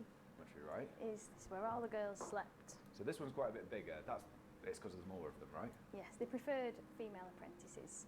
So there was about twice as many girls to boys, 60 girls and 30 boys. I There wonder would why. be a few more beds in here, as with the boys' dormitory, but they'd share the beds, two to a bed, so they could fit all 60 girls in this one room. And so each girl also has, is this is a chamber pot under here? Yes, that's your chamber pot. Okay, brilliant. Toilet for night time. Okay, so no indoor toilets in here, I'm guessing. No, we do have the privies outside, but at night all the apprentices were locked in the house. Really? So if they needed the toilet at night, the chamber pot was the only option because they couldn't make it outside to the privies. Okay, and I can't help but notice these sort of red cloaks that we've got over here. It looks slightly sinister if anyone's been watching recent dramas on TV, but what are these Handmaid's for? Tale. So these red cloaks would be what the girls would wear to go to church on a Sunday. And it's a nice wool cloak to keep them warm on the way to church. And it's a nice smart uniform to wear to church, keep them all looking sensible and smart. But also, if a girl tried to run away wearing one of these bright red cloaks on the way to church, she could be spotted a mile off. Since I'll be stuck here for a while, I better see what I'll be eating. There are a lot of children living here, about 90 children at any one time, so lots of mouths to feed, lots of food to be making. Something tells me that the Gregs are going to make sure that the children are well fed, but it's not going to be too expensive to feed them. Exactly, yeah. It was quite a staple diet. And they were a bit luckier here than they would have been in the workhouse, where they wouldn't have had access to maybe some of the more fresh produce that we're able to grow in the vegetable gardens ourselves. So vegetables made up quite a staple part of their diet, potatoes and things like that. But also oats made up a staple part of the apprentices' diet as well. Easy meals to make. Yeah, I can see sort of peas and all kinds of like lentils and things here. I mean, so the kids themselves were growing them outside, were they? Yeah, so the boys would help with the vegetable gardening. It was their chores, really, to go and tend to the plots outside. And presumably this kitchen would be firing up and going all day, right? So because the meals were taken from here up to the kids when they were working in the mill, or would they come back to eat here? That was the case with the breakfast. So when they got up in the morning, nice and early at 5:30, they had to start their shift at 6 a.m. and they'd work for 1 hour before they got fed their morning porridge, their morning oats. And that porridge would be brought to the mill yard for the apprentices, and they'd have 15 minutes to eat the porridge, and then they'd be sent back to work. So this is the very solid porridge, the sort of thing they would have been given. That's and just that's because they didn't eat it out of the bowl. There was lots of mouths. Lumpy wallpaper frick paste to eat shit. the porridge. They'd all have to line up, holding out their right hand. Right. Very important that it was your right hand that you held out. They'd all then receive a nice big dollop of this porridge into their hand, and they had to eat it from the hand, lick the hand clean before they got back to work. That's not the most appealing start to the day, but it could get much worse by the end of it. Okay, so we've got a pot that says leeches on it here. Yeah. What on earth are they doing in the kitchen? Yes. So wait, did he common just say problem amongst leeches? Okay, so we've got a pot that says leeches on it here. Does. What on earth are they doing in the kitchen? Yes. So common problem amongst the mill workers, a common complaint was eye irritation, because these cotton spinning machines are running 12 hours a day.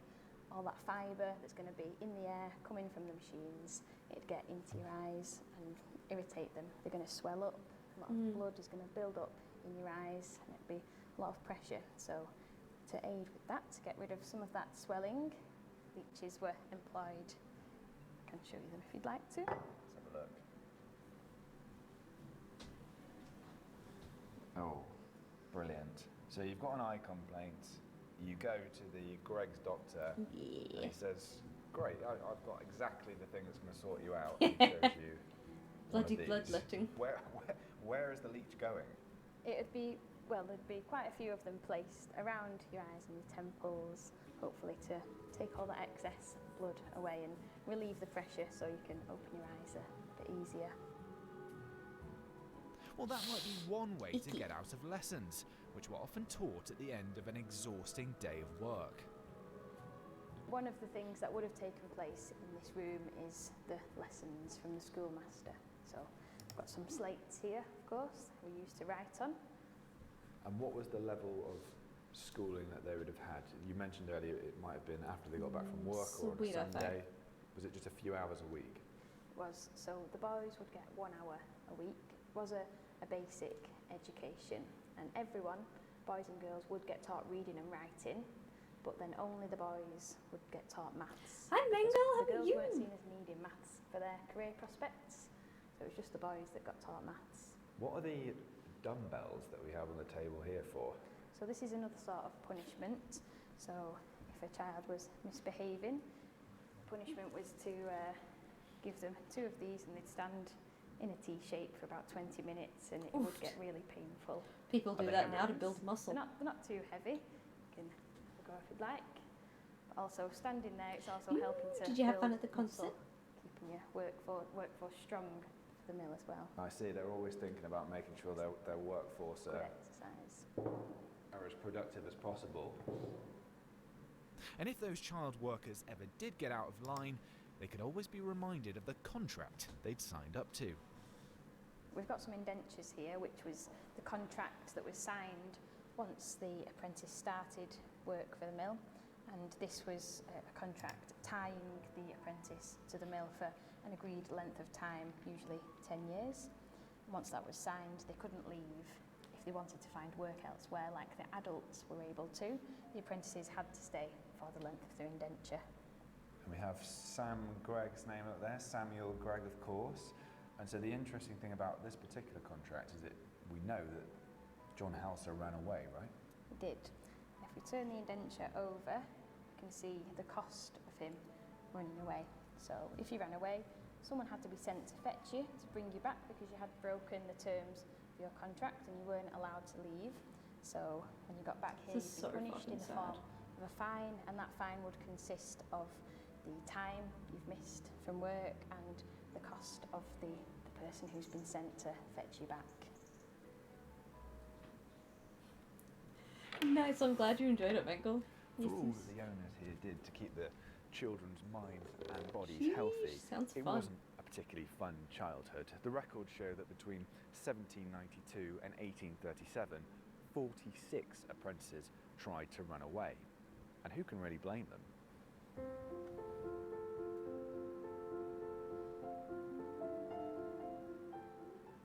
In the end, it was simple economics that convinced the Gregg family to end the apprenticeship system at Quarry Bank. New laws and regulations meant that hiring free labour, adults and children who weren't indentured, became cheaper than keeping children housed and fed on site. The whole scheme had been abandoned by 1847, by which time the Greggs had made a fortune from their work.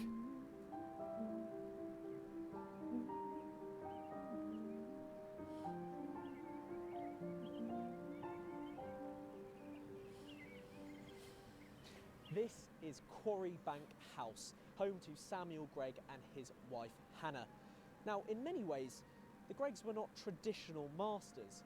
They chose, for example, in 1796 to build their family home literally metres away from the cotton mill, where they employed hundreds of child labourers. Living here allowed Samuel Gregg to be at the very heart of the whole operation.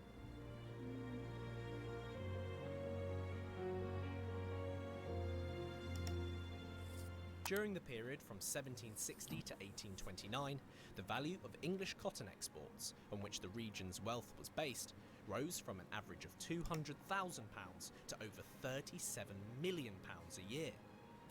Coming from a non-conformist merchant family with links to plantations in the Americas, Samuel Gregg was already a man of some wealth by the time Quarry Bank Mill was established. However, once the mill had been up and running for a decade or so, the Greggs had risen to be among the greatest of the northern cotton kings. In the eyes of the industrialists, their businesses were at the forefront of progress, and the working classes better get used to it.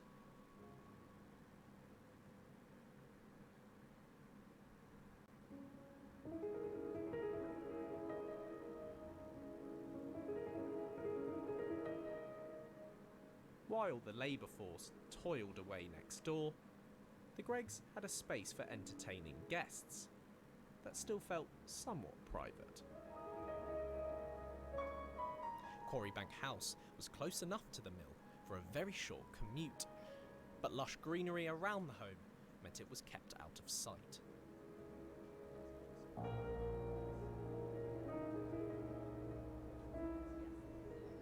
So, Sue, here we are, Corriebank House, family home of Samuel, Greg and Hannah. I mean, the elephant in the room here is just the sheer proximity of this family home to the mill where they have child labourers working sometimes up to 14 hours a day. Is that abnormal? No, it's not actually, no, because you'll find that a lot of mill owners took a lot of pride in what they did, and that's probably the reason why he built this house here. It was considered to be a family retreat or a weekend cottage, you know, summer sort of thing. But obviously around this time you have the Industrial Revolution taking hold in Manchester, and frankly Hannah was not happy about bringing up all her children, all 13 of them, in the sort of confines of industrial Manchester. Yes. The girls and the boys needed to be educated in her eyes equally. So by 1815 or so, he had in actual fact put a two-storey extension on the side of this house, and it doubled the size of this house here. Oh, right, okay. So that meant the entire family moved in here, probably from somewhere around about the 1815s, 1820s or so, and this became their permanent residence. Yeah.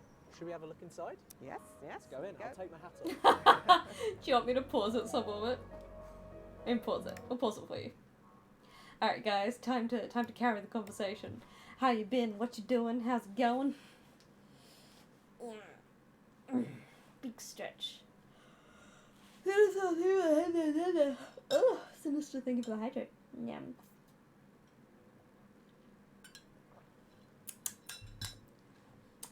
What have you guys done today? I got up, went to a gym, which I actually fucking loved. I'm not gonna lie. It looked really cool. There's like a pool, and it has a sauna, and there's heaps of exercise.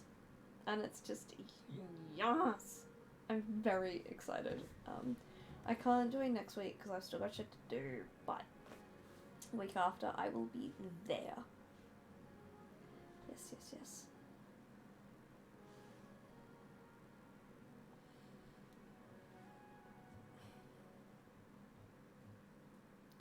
It is very cool. Very, very cool.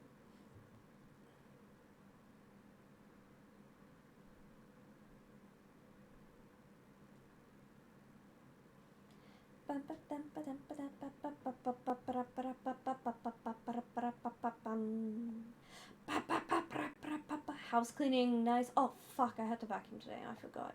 Whoops. Whoops. Oh well.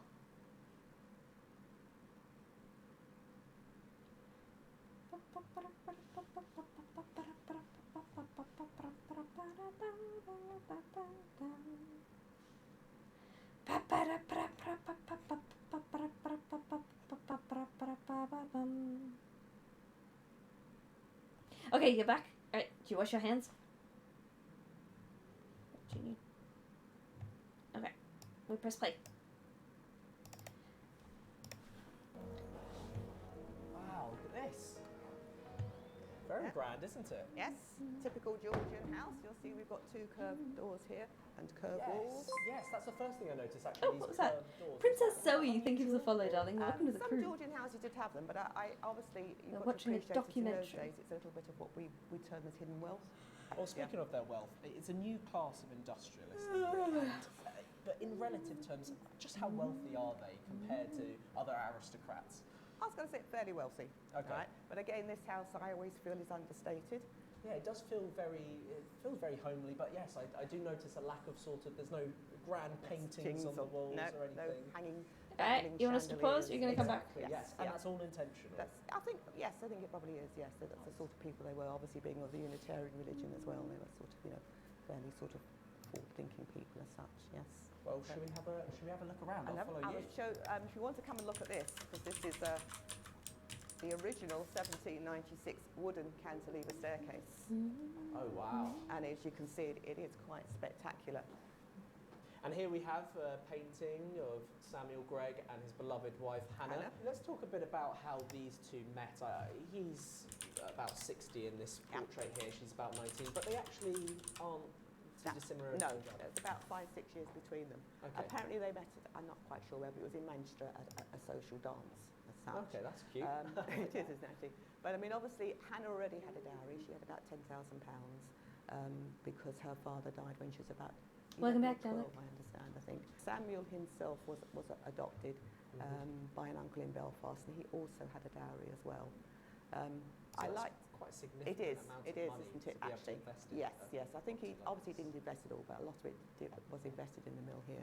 I always like to think he pursued her because she was not actually all that interested in the first place, apparently. Okay. So he actually pursued her, and as I said, they had obviously a family, 13 children. Yeah. From what we can understand, they were a 13 children. Bloody hell. This is the dining room. Okay.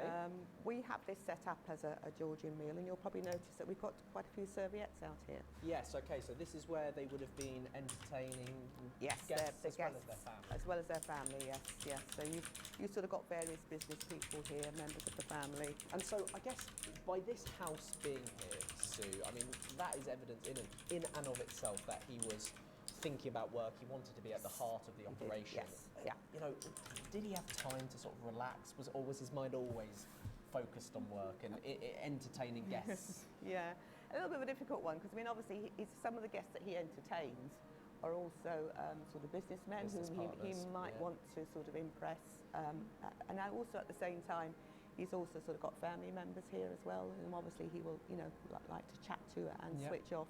But I think you'll probably No. find that I mean, No. I would imagine he probably went to the mill at least.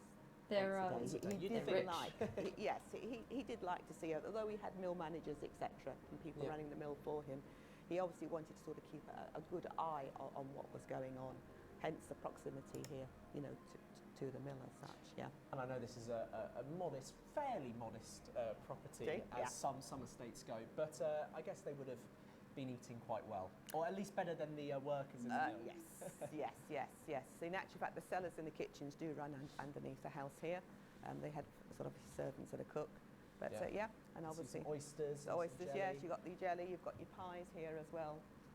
Apparently, I understand that the various designs on the top of the pies would be reference to what was actually in the pie as well.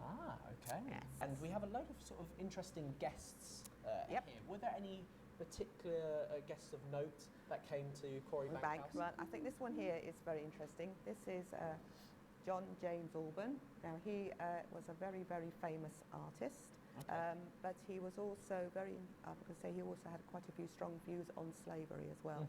Now obviously Samuel did have a slavery plantation, Yes, which he he shared did. with his brother. Hannah was not too happy about that, No. as you could I can imagine, but yes. Samuel's answer to that was that I don't actually, you know, I treat my slaves well, if you like. A dubious claim, to say the least, and one that surely festered in the mind of Mrs. Gregg. Regardless, Hannah preoccupied herself and made it her mission to provide the best education she could for her children. So, Sue, we have some very interesting documents We here. do, I yes. understand that you've brought these out specially for us. Especially for us, yes, especially for you, yes. These are normally kept in the archives. What we have here is what Hannah started was her Duodecimo Society. So really, it's an idea of sort of discussions amongst her children. And quite often, the easiest way to explain it would be that she would write a topic, or Yeah. sort of a topic. Each of her children would then sort of go away, write a little essay on that topic, and that would then sort of be put into a box, and she would draw one out, and then they would all have to discuss it. And then obviously they would all sort of chip in with their little bits and pieces, if you like. Right. But it was scientific, it was geographical, it covered everything. I want She chips. clearly cares a lot about She does. her children's education. You don't see I that don't a have lot of chips. the time. I No, want you chips. don't, no. It's So a I'm problem. intrigued by this enormous letter, Sue. It's her eldest son. It's words of encouragement, but he's the eldest and he's not inheriting this mill, No, is he? he's not, going no. to London. He is going to London, yes. It was her second son, Robert Hyde Gregg, actually, who inherited. He just obviously was not interested in the business here. He wanted to make his own way in life. Close attention was clearly paid to the development and needs of the children. But was anything done to help the mill workers? The Greggs became rich off of the exploitation of child labour, that's simply a fact. But steps were taken, presumably under the influence of Hannah Gregg and her philanthropic views, to improve workers' welfare. Oh, I gotta change that actually, because this is the last thing we're doing. This is it. A concept that was fashionable among liberal mill owners was the factory colony.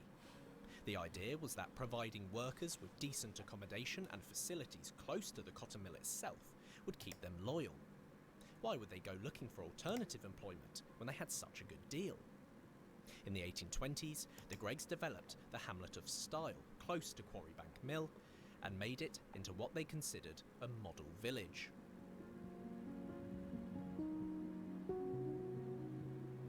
And this is it, Stile Village.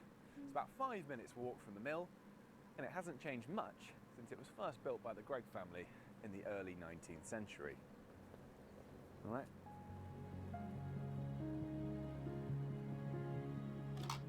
There's absolutely no doubt that living here would have been preferable to conditions endured by mill workers in big cities.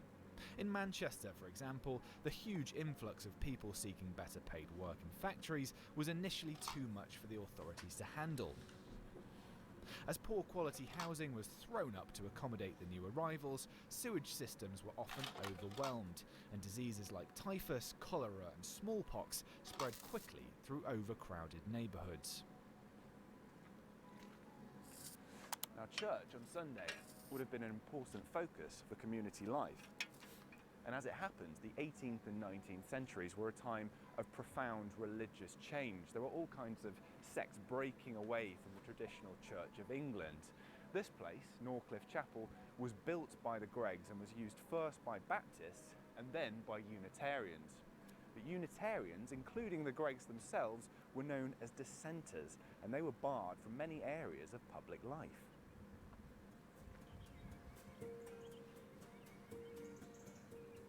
It might not have been comparable to the luxury of Quarrybank House, but the cottages in Stile would have been considered comfortable by the standards of the time. Each one would have housed around 7 people, but occasionally up to 14. In Manchester, you could find 30 people crammed into a single cellar. Ah, I think it's this one. Home sweet home. All right, come in. Right, let's take a look around. So I think this room we've got here, this is the parlour. As you can see, it's not huge. You've got 7 or 8 people living in here, socialising, relaxing, if relaxing was possible. Not too much space. It's been updated a little bit. I mean, this fireplace, I think, is from the early 1900s. You've obviously got electrics now. But this place is known as the Pickled Cottage, because it's sort of been left to almost stew in its own history since it was vacated in the 1970s. Built in the 1820s, along with all the other cottages in Stile. Let's go through to the kitchen, see what we've got to offer in here. Also the scullery, it's known as. You can imagine cooking for a huge family in here.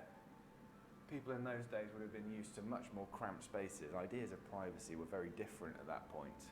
Let's go check out the bedrooms.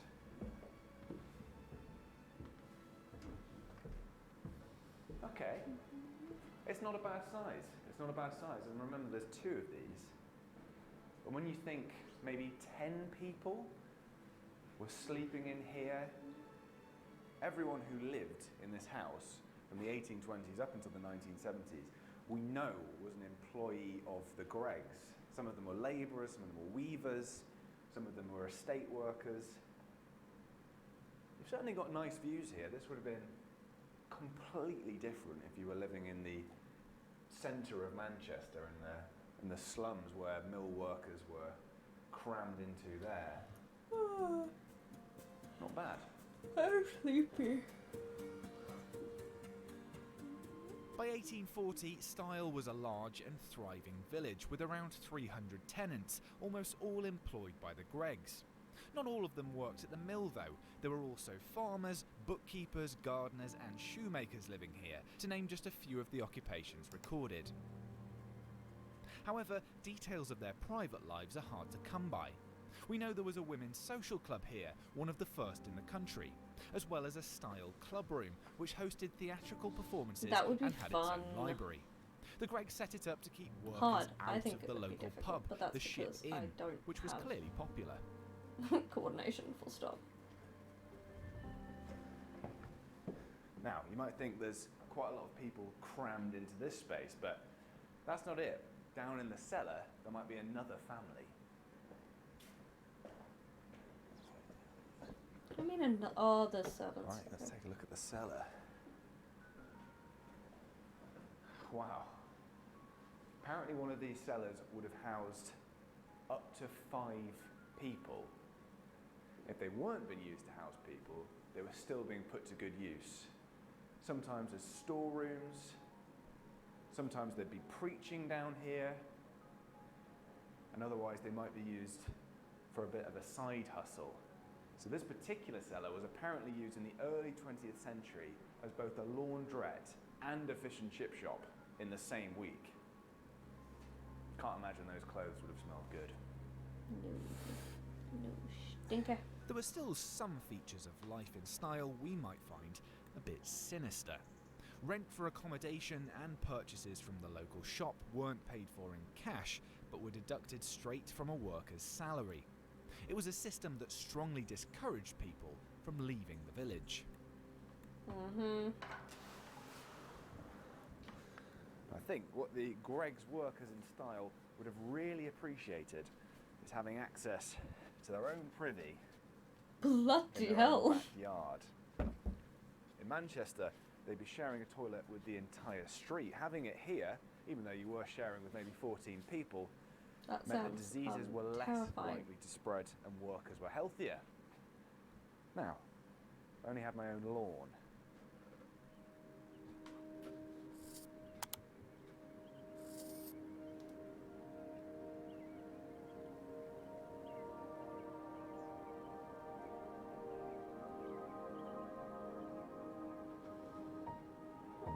It's very pretty. England is very pretty.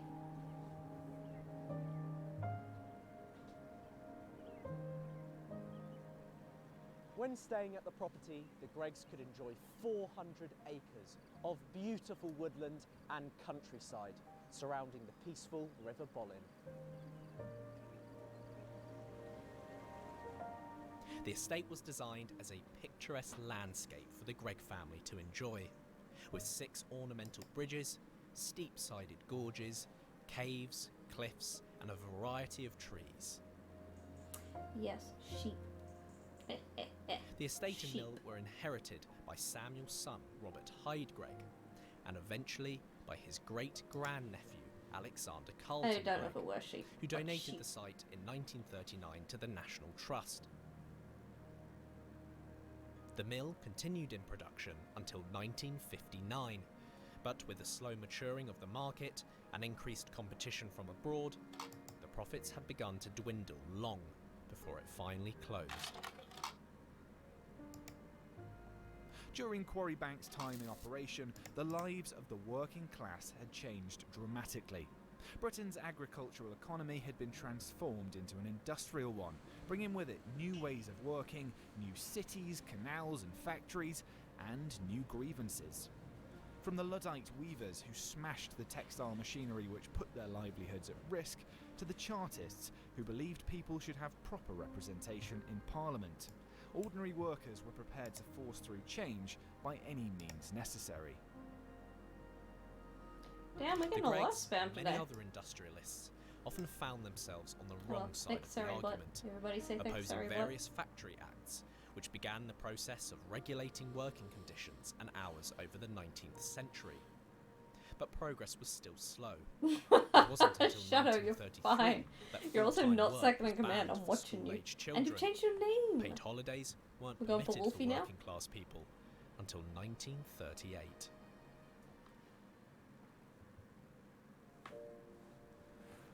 Well, hello, my good friend and fellow worker. Might I say, this industrial revolution has been rather splendid, hasn't it? Nobody's second in command. Has it? I'm first, second, and third. With my trust, Oh, my dedication, my makes sense. investment, and your toil, of course, We've made fortunes have a for so lot of- many across this land. And we've made this No, country I'm not. one of the richest and most technologically advanced on this planet. Listen, let's talk about my toil. I've had to endure unkept hours, no workers' rights, dust, disease, the prospect of death at 35. I've not had a lot to look forward to. Golly. Well, at least you had your own house to live in. Yeah, with a dozen other people. I had to share a bed with 3 people I barely knew. Oh, well, I'm sure you're all good friends by now, hey? The boy got me Anyway, a bucket of enough of M&Ms. that. Not No rest M&Ms, for the Maltesers, because I said, well, they're No one of my rest. favourite snacks. Gotta get back to work. But it was shipped to me. They were all melted together.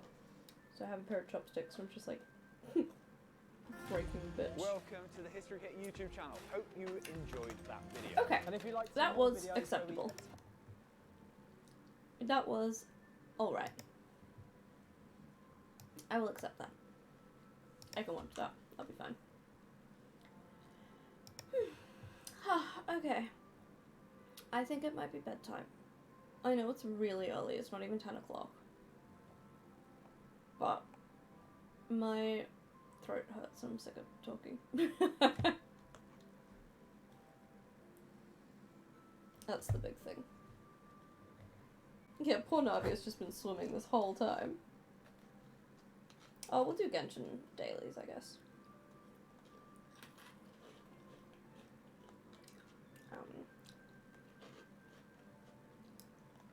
Yum. Lily, or will I just go to bed? I don't know, chat, what are we doing? I worked very hard today, I'm very tired. Man, woke up from my...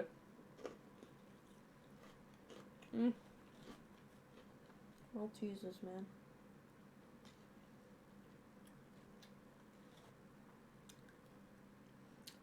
Nice sleep well, suborbital. Say hi to Lucy. Tell her we love her. What's everybody else doing? Yum.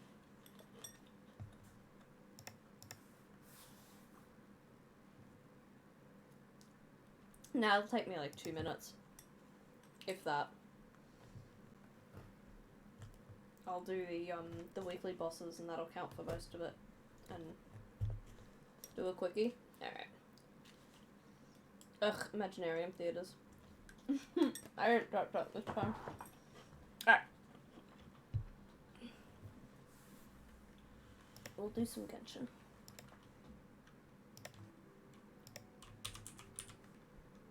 Genshin Impact. Done. Take off break time. Should I put the music back on? Yeah, put the music back on. Alright. Okay.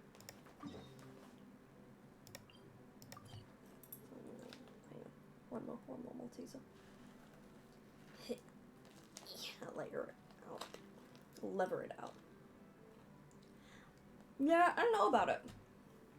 Hey Lily, how are you, baby? I don't know if I'm gonna do my World Ascension. Because on one hand, better drops. On the other hand, a longer time to get the drops. Because apparently it's a not insubstantial increase. The bosses get like 50% more health and...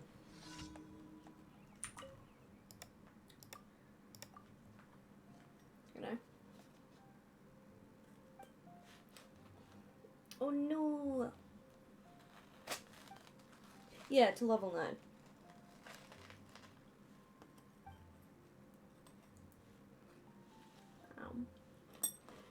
I got bacon, okay.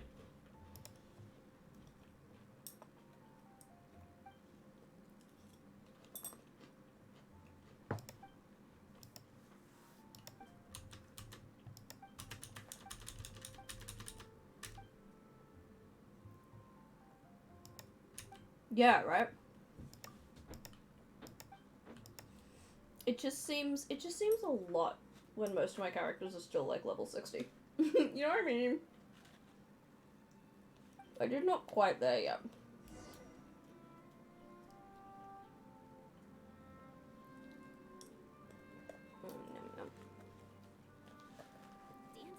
Oh no, can you get under your heated blanket? That's what I do.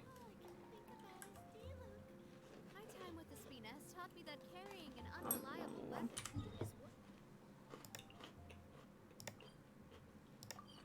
is Fucking love Maltesers. I should take off my hat and let the snowflakes fall onto my face. I feel like that would be really refreshing. Where?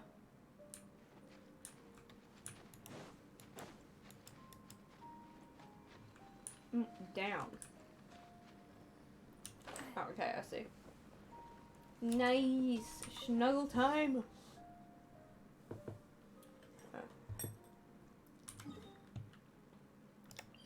You looked out the stage lights, but you're still performing.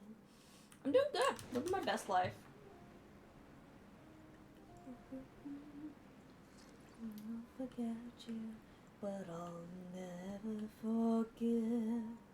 Small smile. Let's do that before we start combat. Teleport back. Having never. All chocolate is M&Ms. I don't make the rules.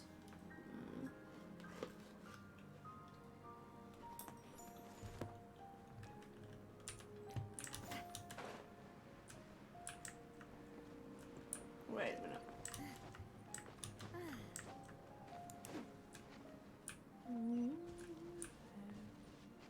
Okay, just down here.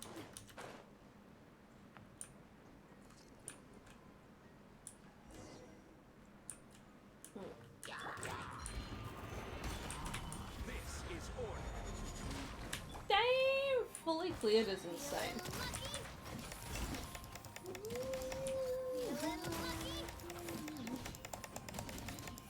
Like, I'm pretty happy with this damage now, you know? Nyam nyam. Bison said, you're not Dylan Thomas. I'm not Patty Smith. This ain't the Chelsea Hotel. We're modern idiots.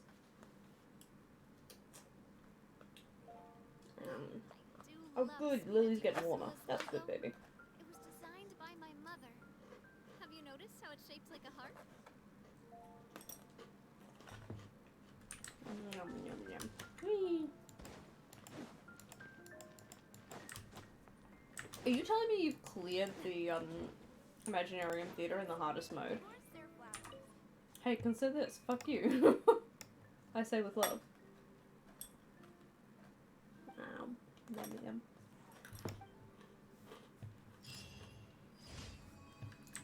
Alright. Oh. Why is this yelling at me? I'm never gonna do TCG. Really?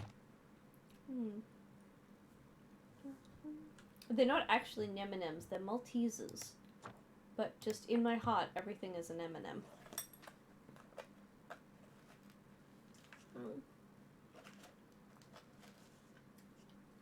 They are flaccid, crispy M&Ms. Because I don't have the hard shell. I still don't know how to use fucking Olachino. I tried and then she died. So I'm like, okay, clearly not like that. Oh no.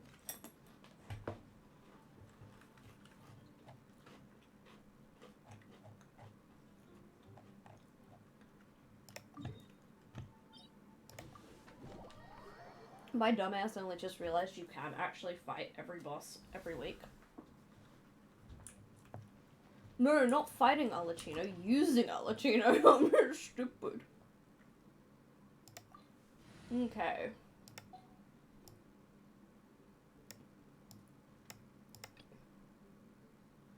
Let's try.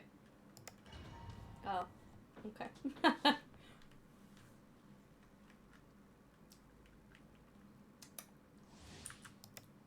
I guess we'll figure it out. Gather. I will have order. Your verdict is decided. This one, a fleeting shadow. Transfixed. Weak. Up it.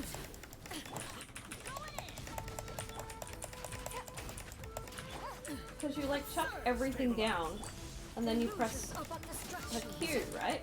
But I don't know.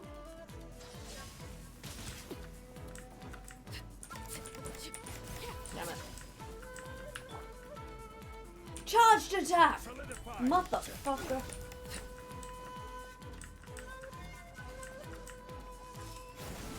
Oh, I'm an idiot! Okay, I get it now. Your verdict is decided. Everlasting as the moon. All desire can be broken. Okay, I think I get it a bit more. Not perfectly, don't get me wrong. This bond is eternal. Let's get Order done. Follow my blade. okay.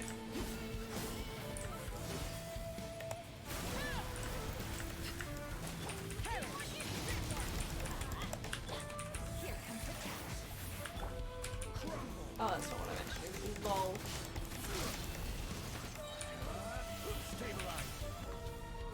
Okay, okay. So.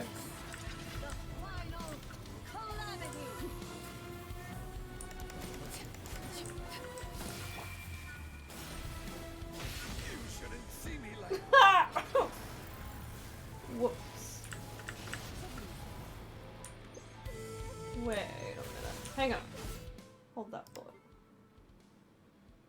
Where's my... Do I not have regen stuff in my snack pack? Where's the snack pack? Oh, there it is. Oh, I don't. Lol.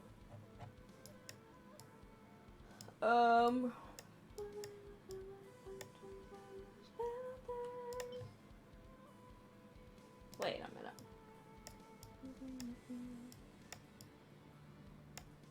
There we go.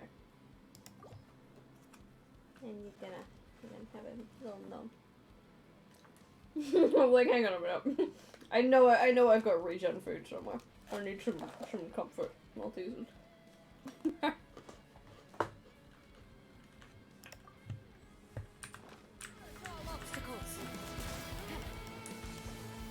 What the fuck?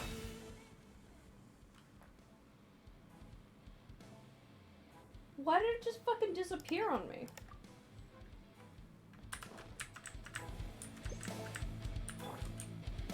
Solidify. Okay, I have a shield now.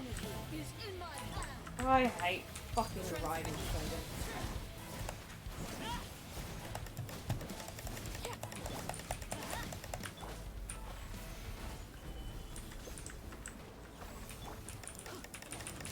I just dislike fighting her.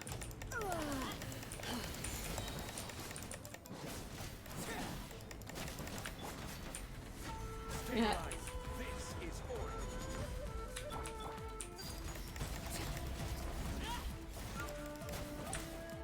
I still don't understand how Alachino works. Am I supposed to be fighting something else? Why aren't I doing any fucking damage?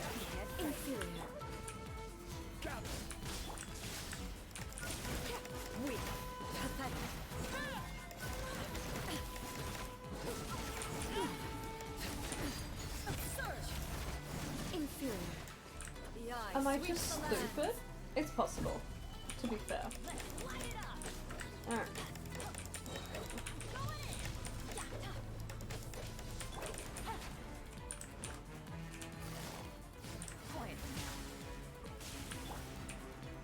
Solidify.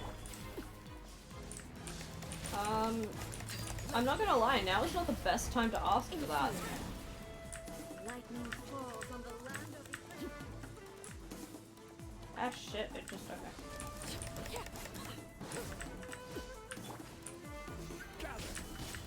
Give me a second. But also, Twitch chat in general is not the place. Well, it doesn't say new user, so this is someone who's been before. Ah, fuck, wrong button. I didn't need that.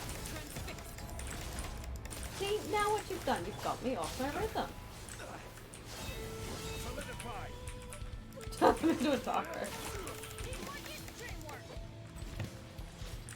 Witness the final calamity. I don't have a lecture. Oh, like, I genuinely couldn't tell if it was a, fucking...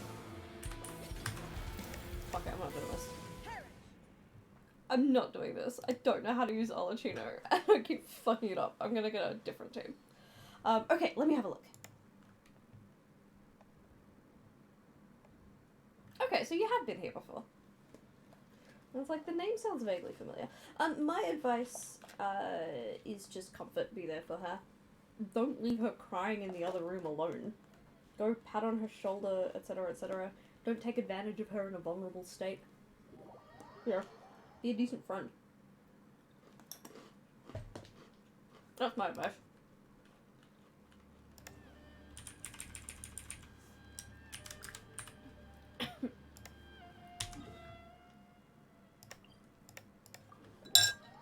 This is why I don't fight fucking, Raiden Shogun.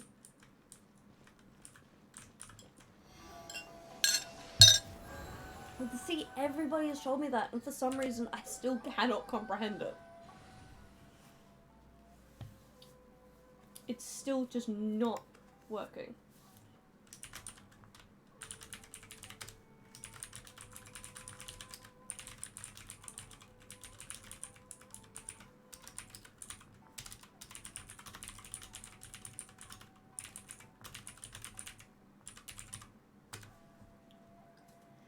Alright, who do I need to kill fucking Raiden Shogun? Can someone help me build a team? Because I don't have the brain power for this tonight. I'm really tired. I know! It's reduced that Stella did too, and I'm still just like, does not compute.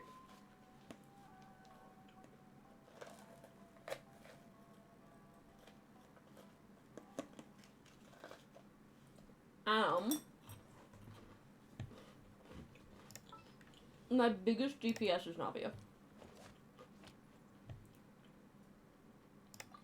Count me in.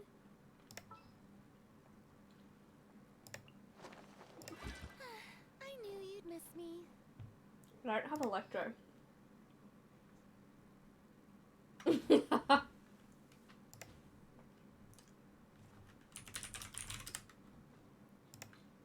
Actually.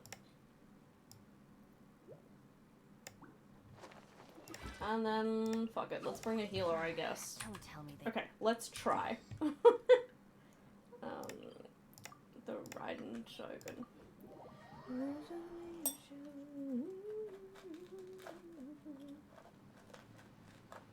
Yum.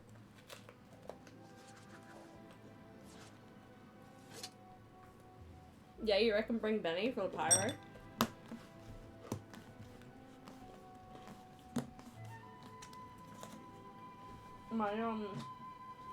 My Farina does pretty good off-field damage with her little zappy things.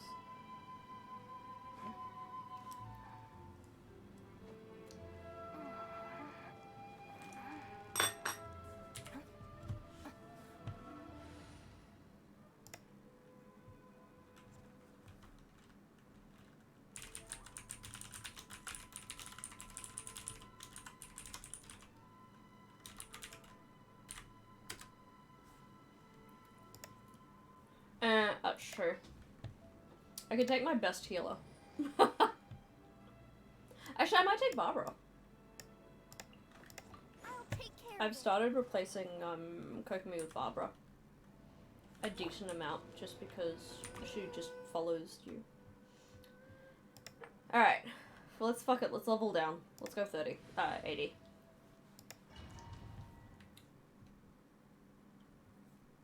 I know! I don't know how I feel about it. Strike dead. Inferior. Let's dance. Hey there! Proper send up. From the scene of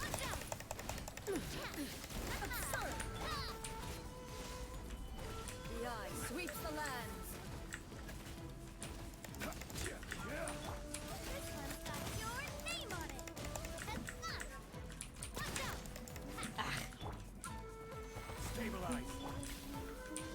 strike dead. I was so bad at fighting Raiden Shogun in the story quest that Ava did it for me. That's how much I don't like fighting. Lightning falls on the land of eternity.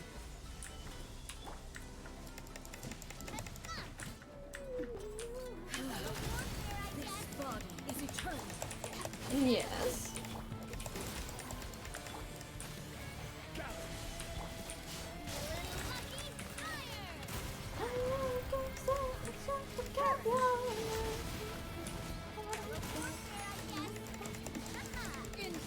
I fucking hate the Raiden Shogun. I find it one of the most difficult things. Yes, okay, good. Spend time with her, look after her, and be a good friend. You'll be okay. You got this. I believe in your empathy. Witness the final. Aha! Missed it. Solidify. Purge all obstacles. There is no escape. Stop running from me. Inferior. Fucking comfortable here.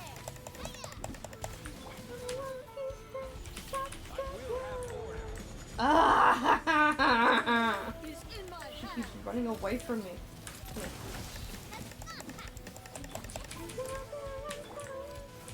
Really? Oh, I mean, I suppose that makes a sort of poetic justice sense.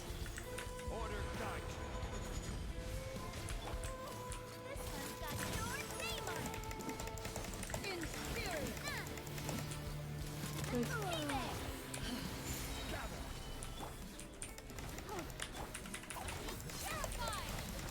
Yeah, huh. That's true. I do. She's very attractive.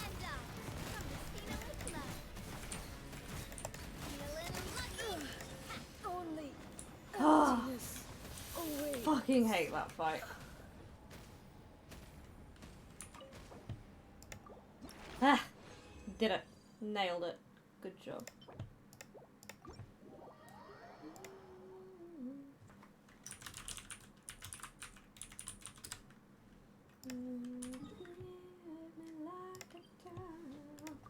Fucking what? Well,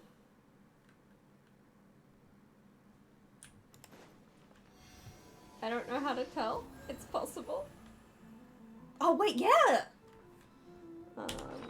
Let's hang on because I would not have crafted this shit because I don't have anyone that I might have crafted. So I got a couple of the big chonker gems. I got a couple of the big chonker gems. Do you know what? That was worth it. Just for that, that was worth it. Also, one fight is like one of these. A fail fight is half. So, just by doing fucking double and oh, that's sweet. But no.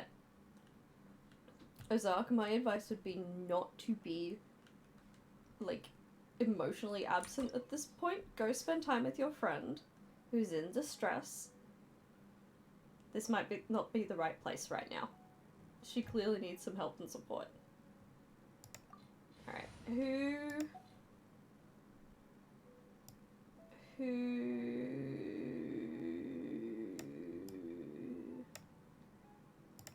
I think that's the one that's supposed to be for this.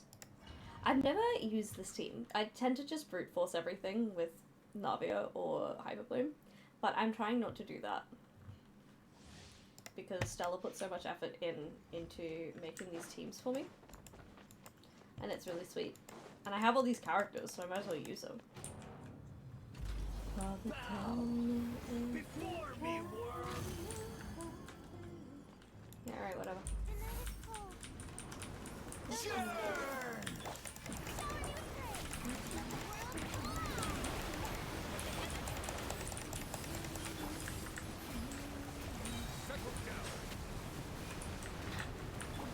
Shield up.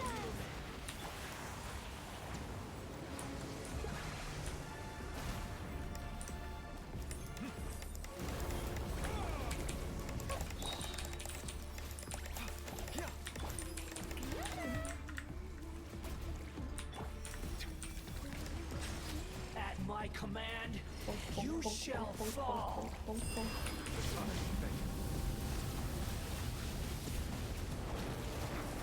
Ow, rude.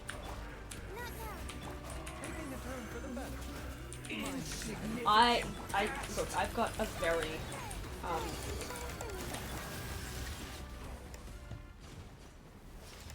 I got a lot of characters.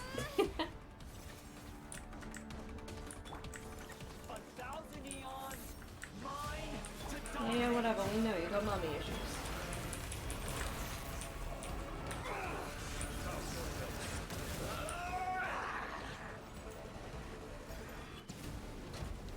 Get his ankles, baby. Burn to oblivion.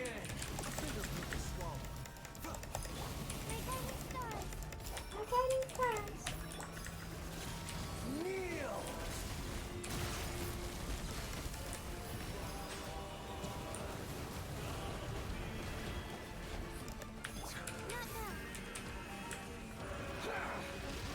Ha. You know.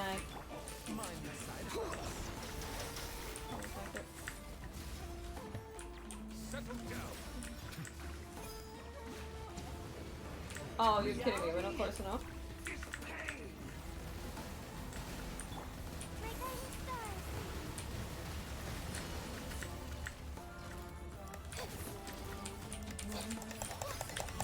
Good riddance, cruel world. Yeah. I'm very much a horizontal gaming investor. Like, investment gamer. There we go. I got there in the end.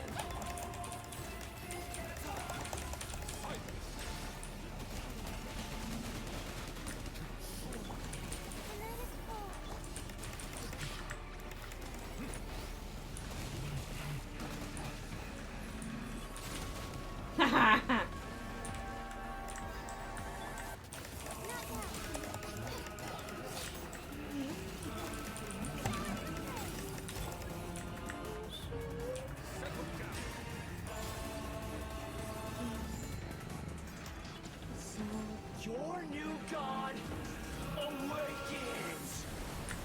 Oh! The audacity! Now, how dare.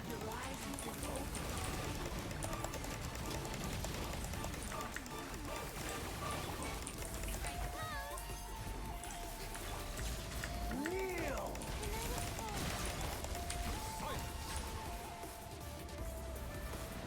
Bro, you hit! Motherfucker. Filth. Yeah, whatever. Yeah, everybody's sad. I have a lot of mommy issues, it's fine. We can get over it. Oh, shit. Alright, Nublet's fucking dead. What I've learned is that I need to dodge better.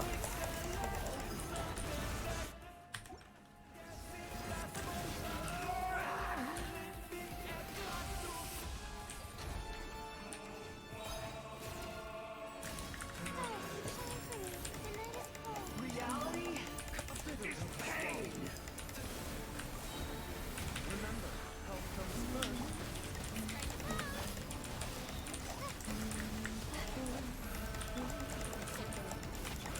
Mindless, I can't lose it all again. Okay, that wasn't too bad. I'm okay with that. Like, Nublet fucking died twice, but it wasn't too bad.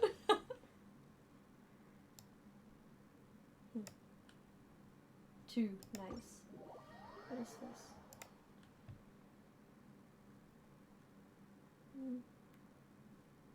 Eh.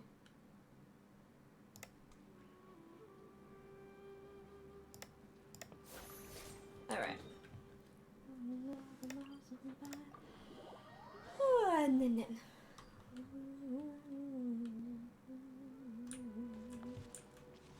Hi, Aether, how are you? So, my character archive looks sadder now we've had the last couple of 5 stars come out, I'm not gonna lie.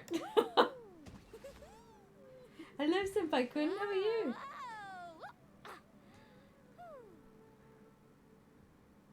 Damn, you have some C6 5 stars? That's crazy.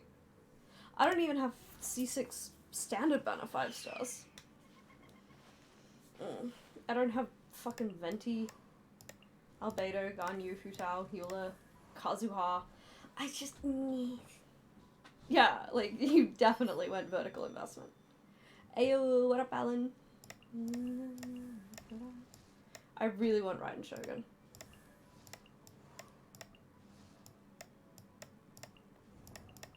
I kind of want Mualani as well. Do we have any wishes we could use?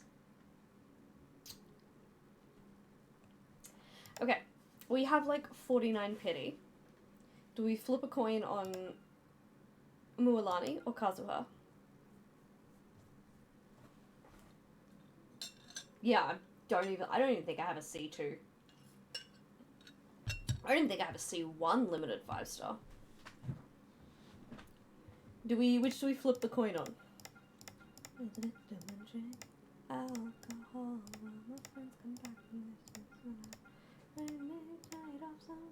Mualani? Alright. We'll probably get one of these first too.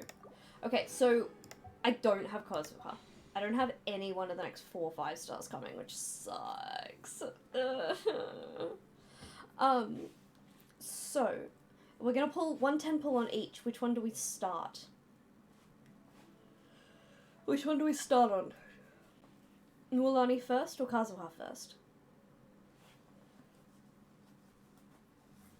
It's the season of the sticks tonight. Oh, your mama forgot that I exist.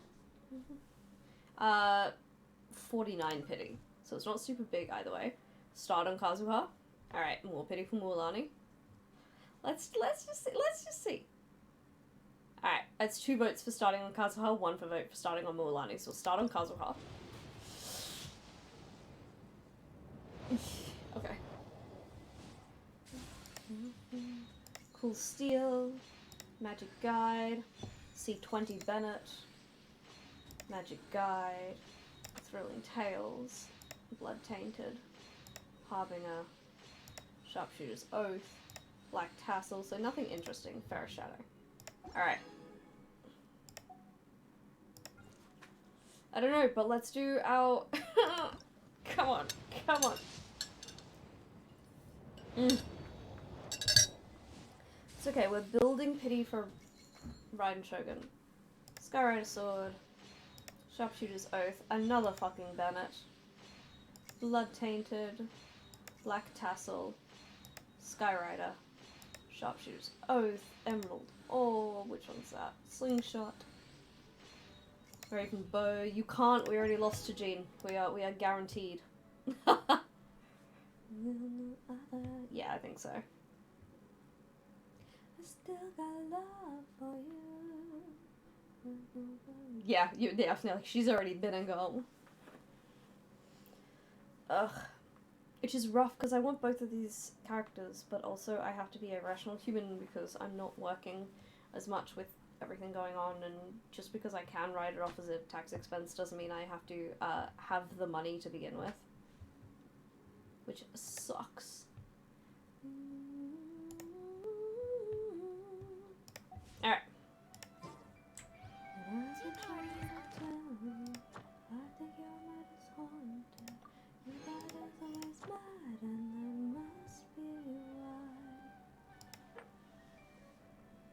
Oh no, fucking Chi-Chi. I would fucking love that Sinister. That would be amazing fun. Alright, let's do the novel. This patch of me is me. I don't want to ferociously anytime you want it. Wait for my signal.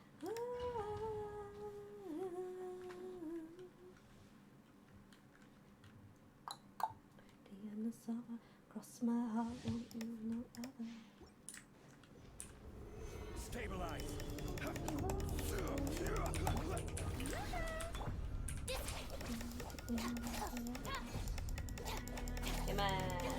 Wake the fuck up, biatch.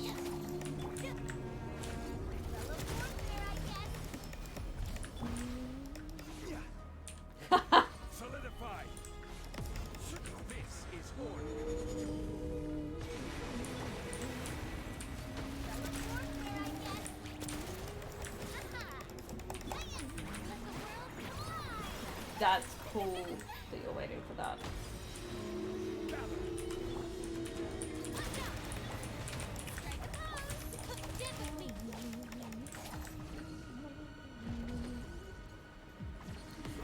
No, I don't think Dotore will ever become playable because... So, Genshin... I think it's complicated because from what I've seen, they feel like they need to make them, if not redeemable, then at least explainable, right? Like, okay, sure, whatever, like, Alicino is still...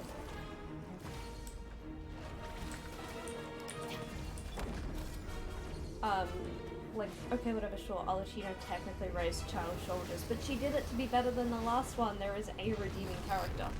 Yeah, I just don't think he has enough of, there's no redemption arc for this one.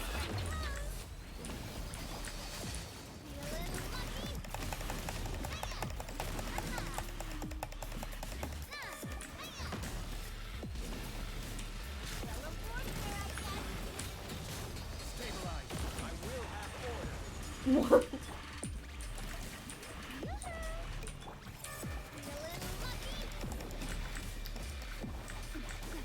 What are you guys? Get over here.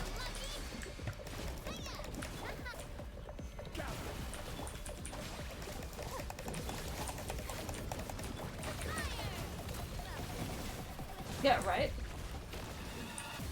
But they've done that before. And they turned those characters playable. So it's not out of, you know, it's not impossible. Because they just have to give them, although they don't have the, like, excuse of Cloud Retainer, that she's an Adeptus, and so they can change everything.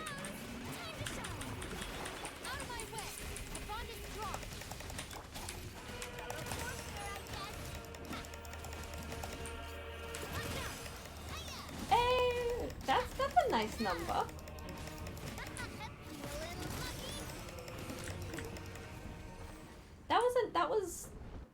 That was $110,000.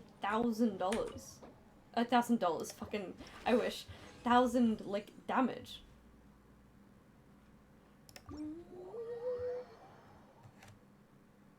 No, there's an achievement for being swallowed twice. I was gonna say something that's gonna sound really obnoxious. I've never been that slow with this game, with this battle.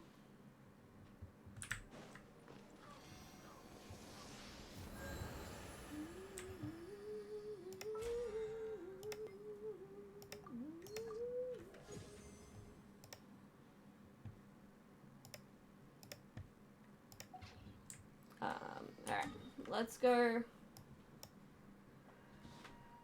Okay, we got 20, so we'll do a fucking... we'll do a talent domain. Ugh, they're so annoying. They would have to hardcore nerf Signora's dress, and that would be a tragedy. Thank you for Add extra applesauce.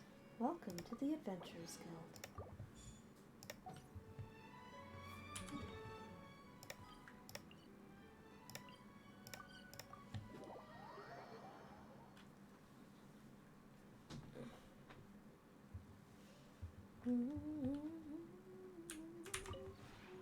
This realm is true.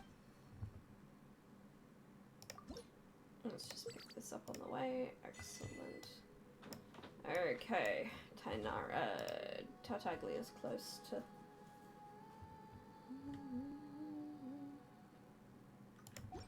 Okay, but what would she be like?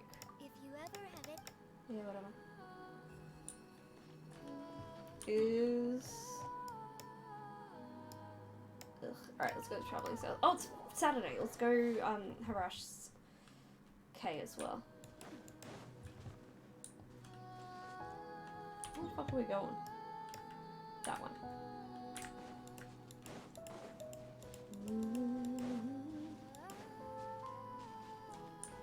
Found it. Which means there must be... You're awake again! Good morning. Mm-hmm.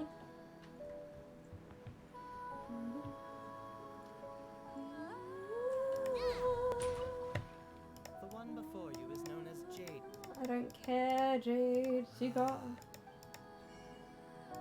Oh, well, that makes you useless to me. Alright, let's go harass a friend. She's not on... Where is she? Let me in.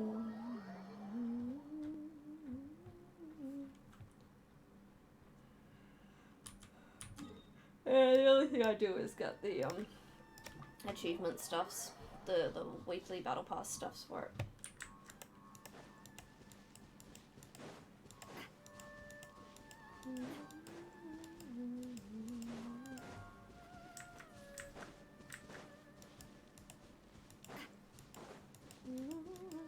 Alright, Gib. Hi.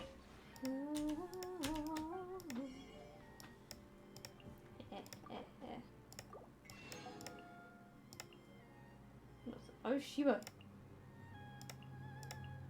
Let's get Shiba Inu.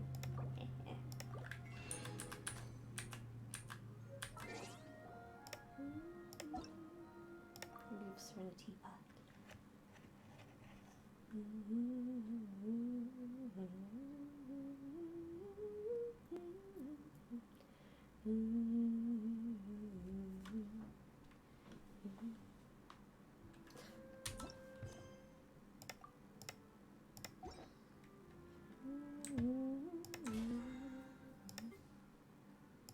What are we listening to? I don't know any of these songs. I want to know these songs. You know? Okay. Alright. Oh, we gotta spend money. Let's level someone up.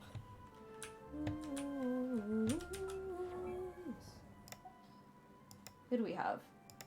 I don't have the stuff for Kachina just yet, so we'll come back to that. We could do Xinyan. Can we get her? Someone pick a character. Sayu, Sarah, Candace, Sethos, Eraser, or Xinyan. Someone pick one. Candy's nuts. Alright. Okay. We'll do Candace and then we'll do Sarah.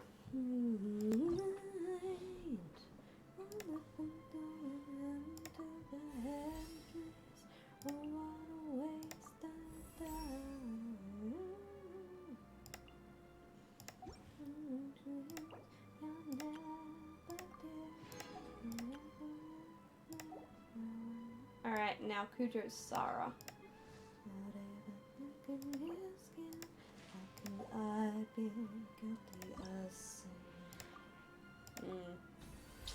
Yes.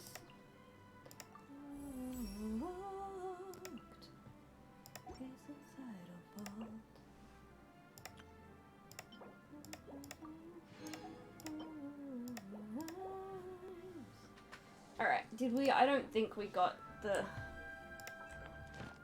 That's not what I want. Oh, I did, look at that.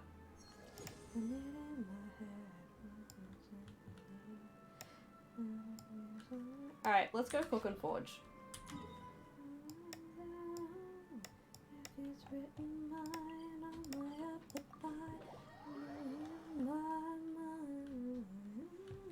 Have you seen Apparently Dare's getting buffed? I don't know how or why, I just saw it. Yep, this one. Alright, we're gonna cook steak tartare. What is that? Steak tartare. Steak tartare. That was the best fucking... Oh shit, we can only do 7? Never mind. What's the best, food fixie thing for health? They're gonna crucify me anyway.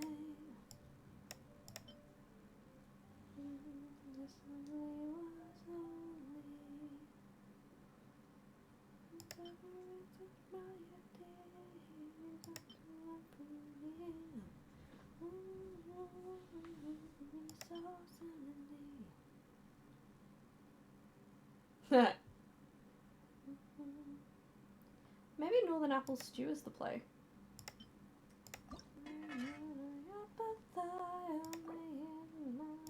Yeah, we can make a shit ton of that. Let's just make 50.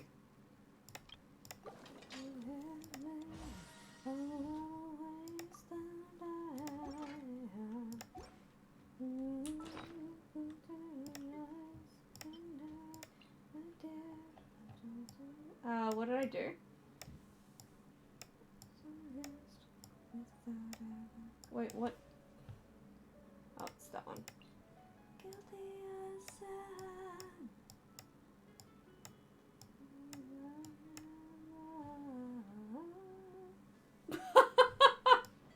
That's kind of funny.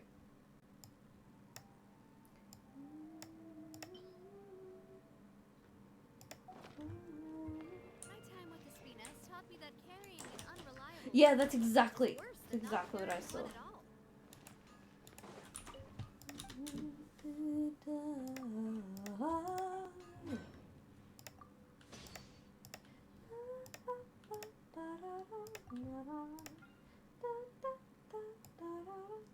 Let's make a dream to anywhere. I wanna kill the wind in my hair with you. Let's kill them all. Soon they'll know.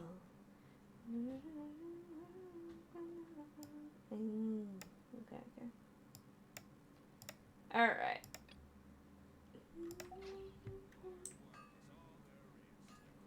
Let's see.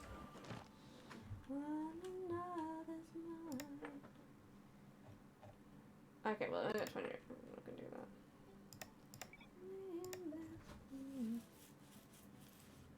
Yeah, like, I don't trust you.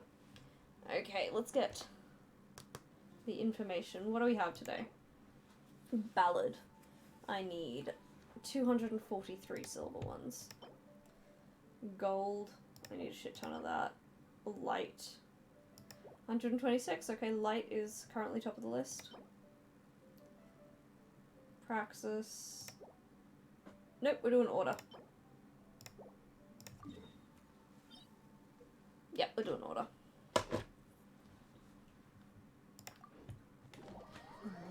Clean the cobwebs out of one another's mind. Although, I'm not gonna lie, Daya is my go-to, off-field pyro application at the moment.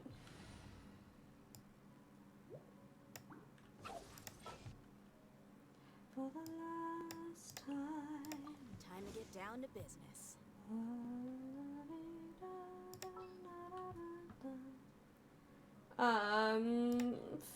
Fuck it. Let's chuck Nuvolet in. Why not? Thank you for permitting. No.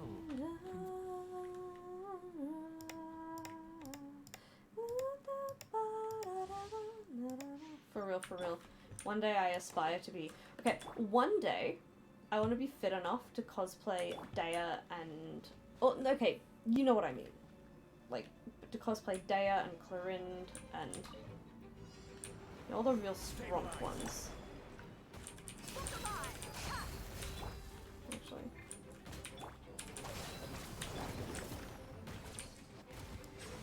Hi, everybody.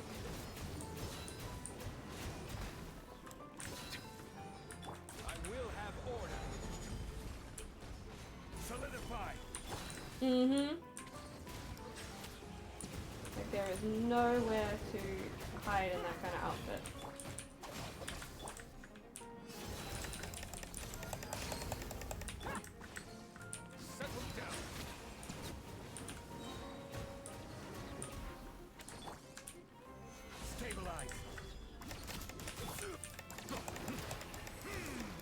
Oh no, something like that. You'd have a an undershirt for a costume like that. Absolutely. Just because there's no way that it wouldn't in real life. Like, it's designed to be bursting at the seams.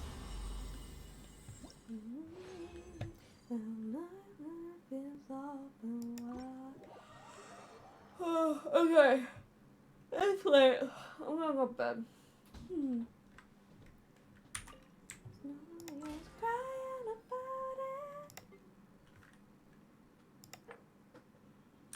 Yep.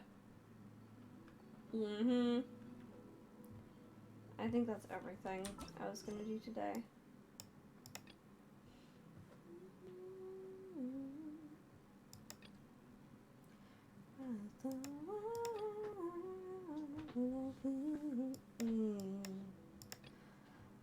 Would you guys be sad if I did some story quests off screen just so I can get through them?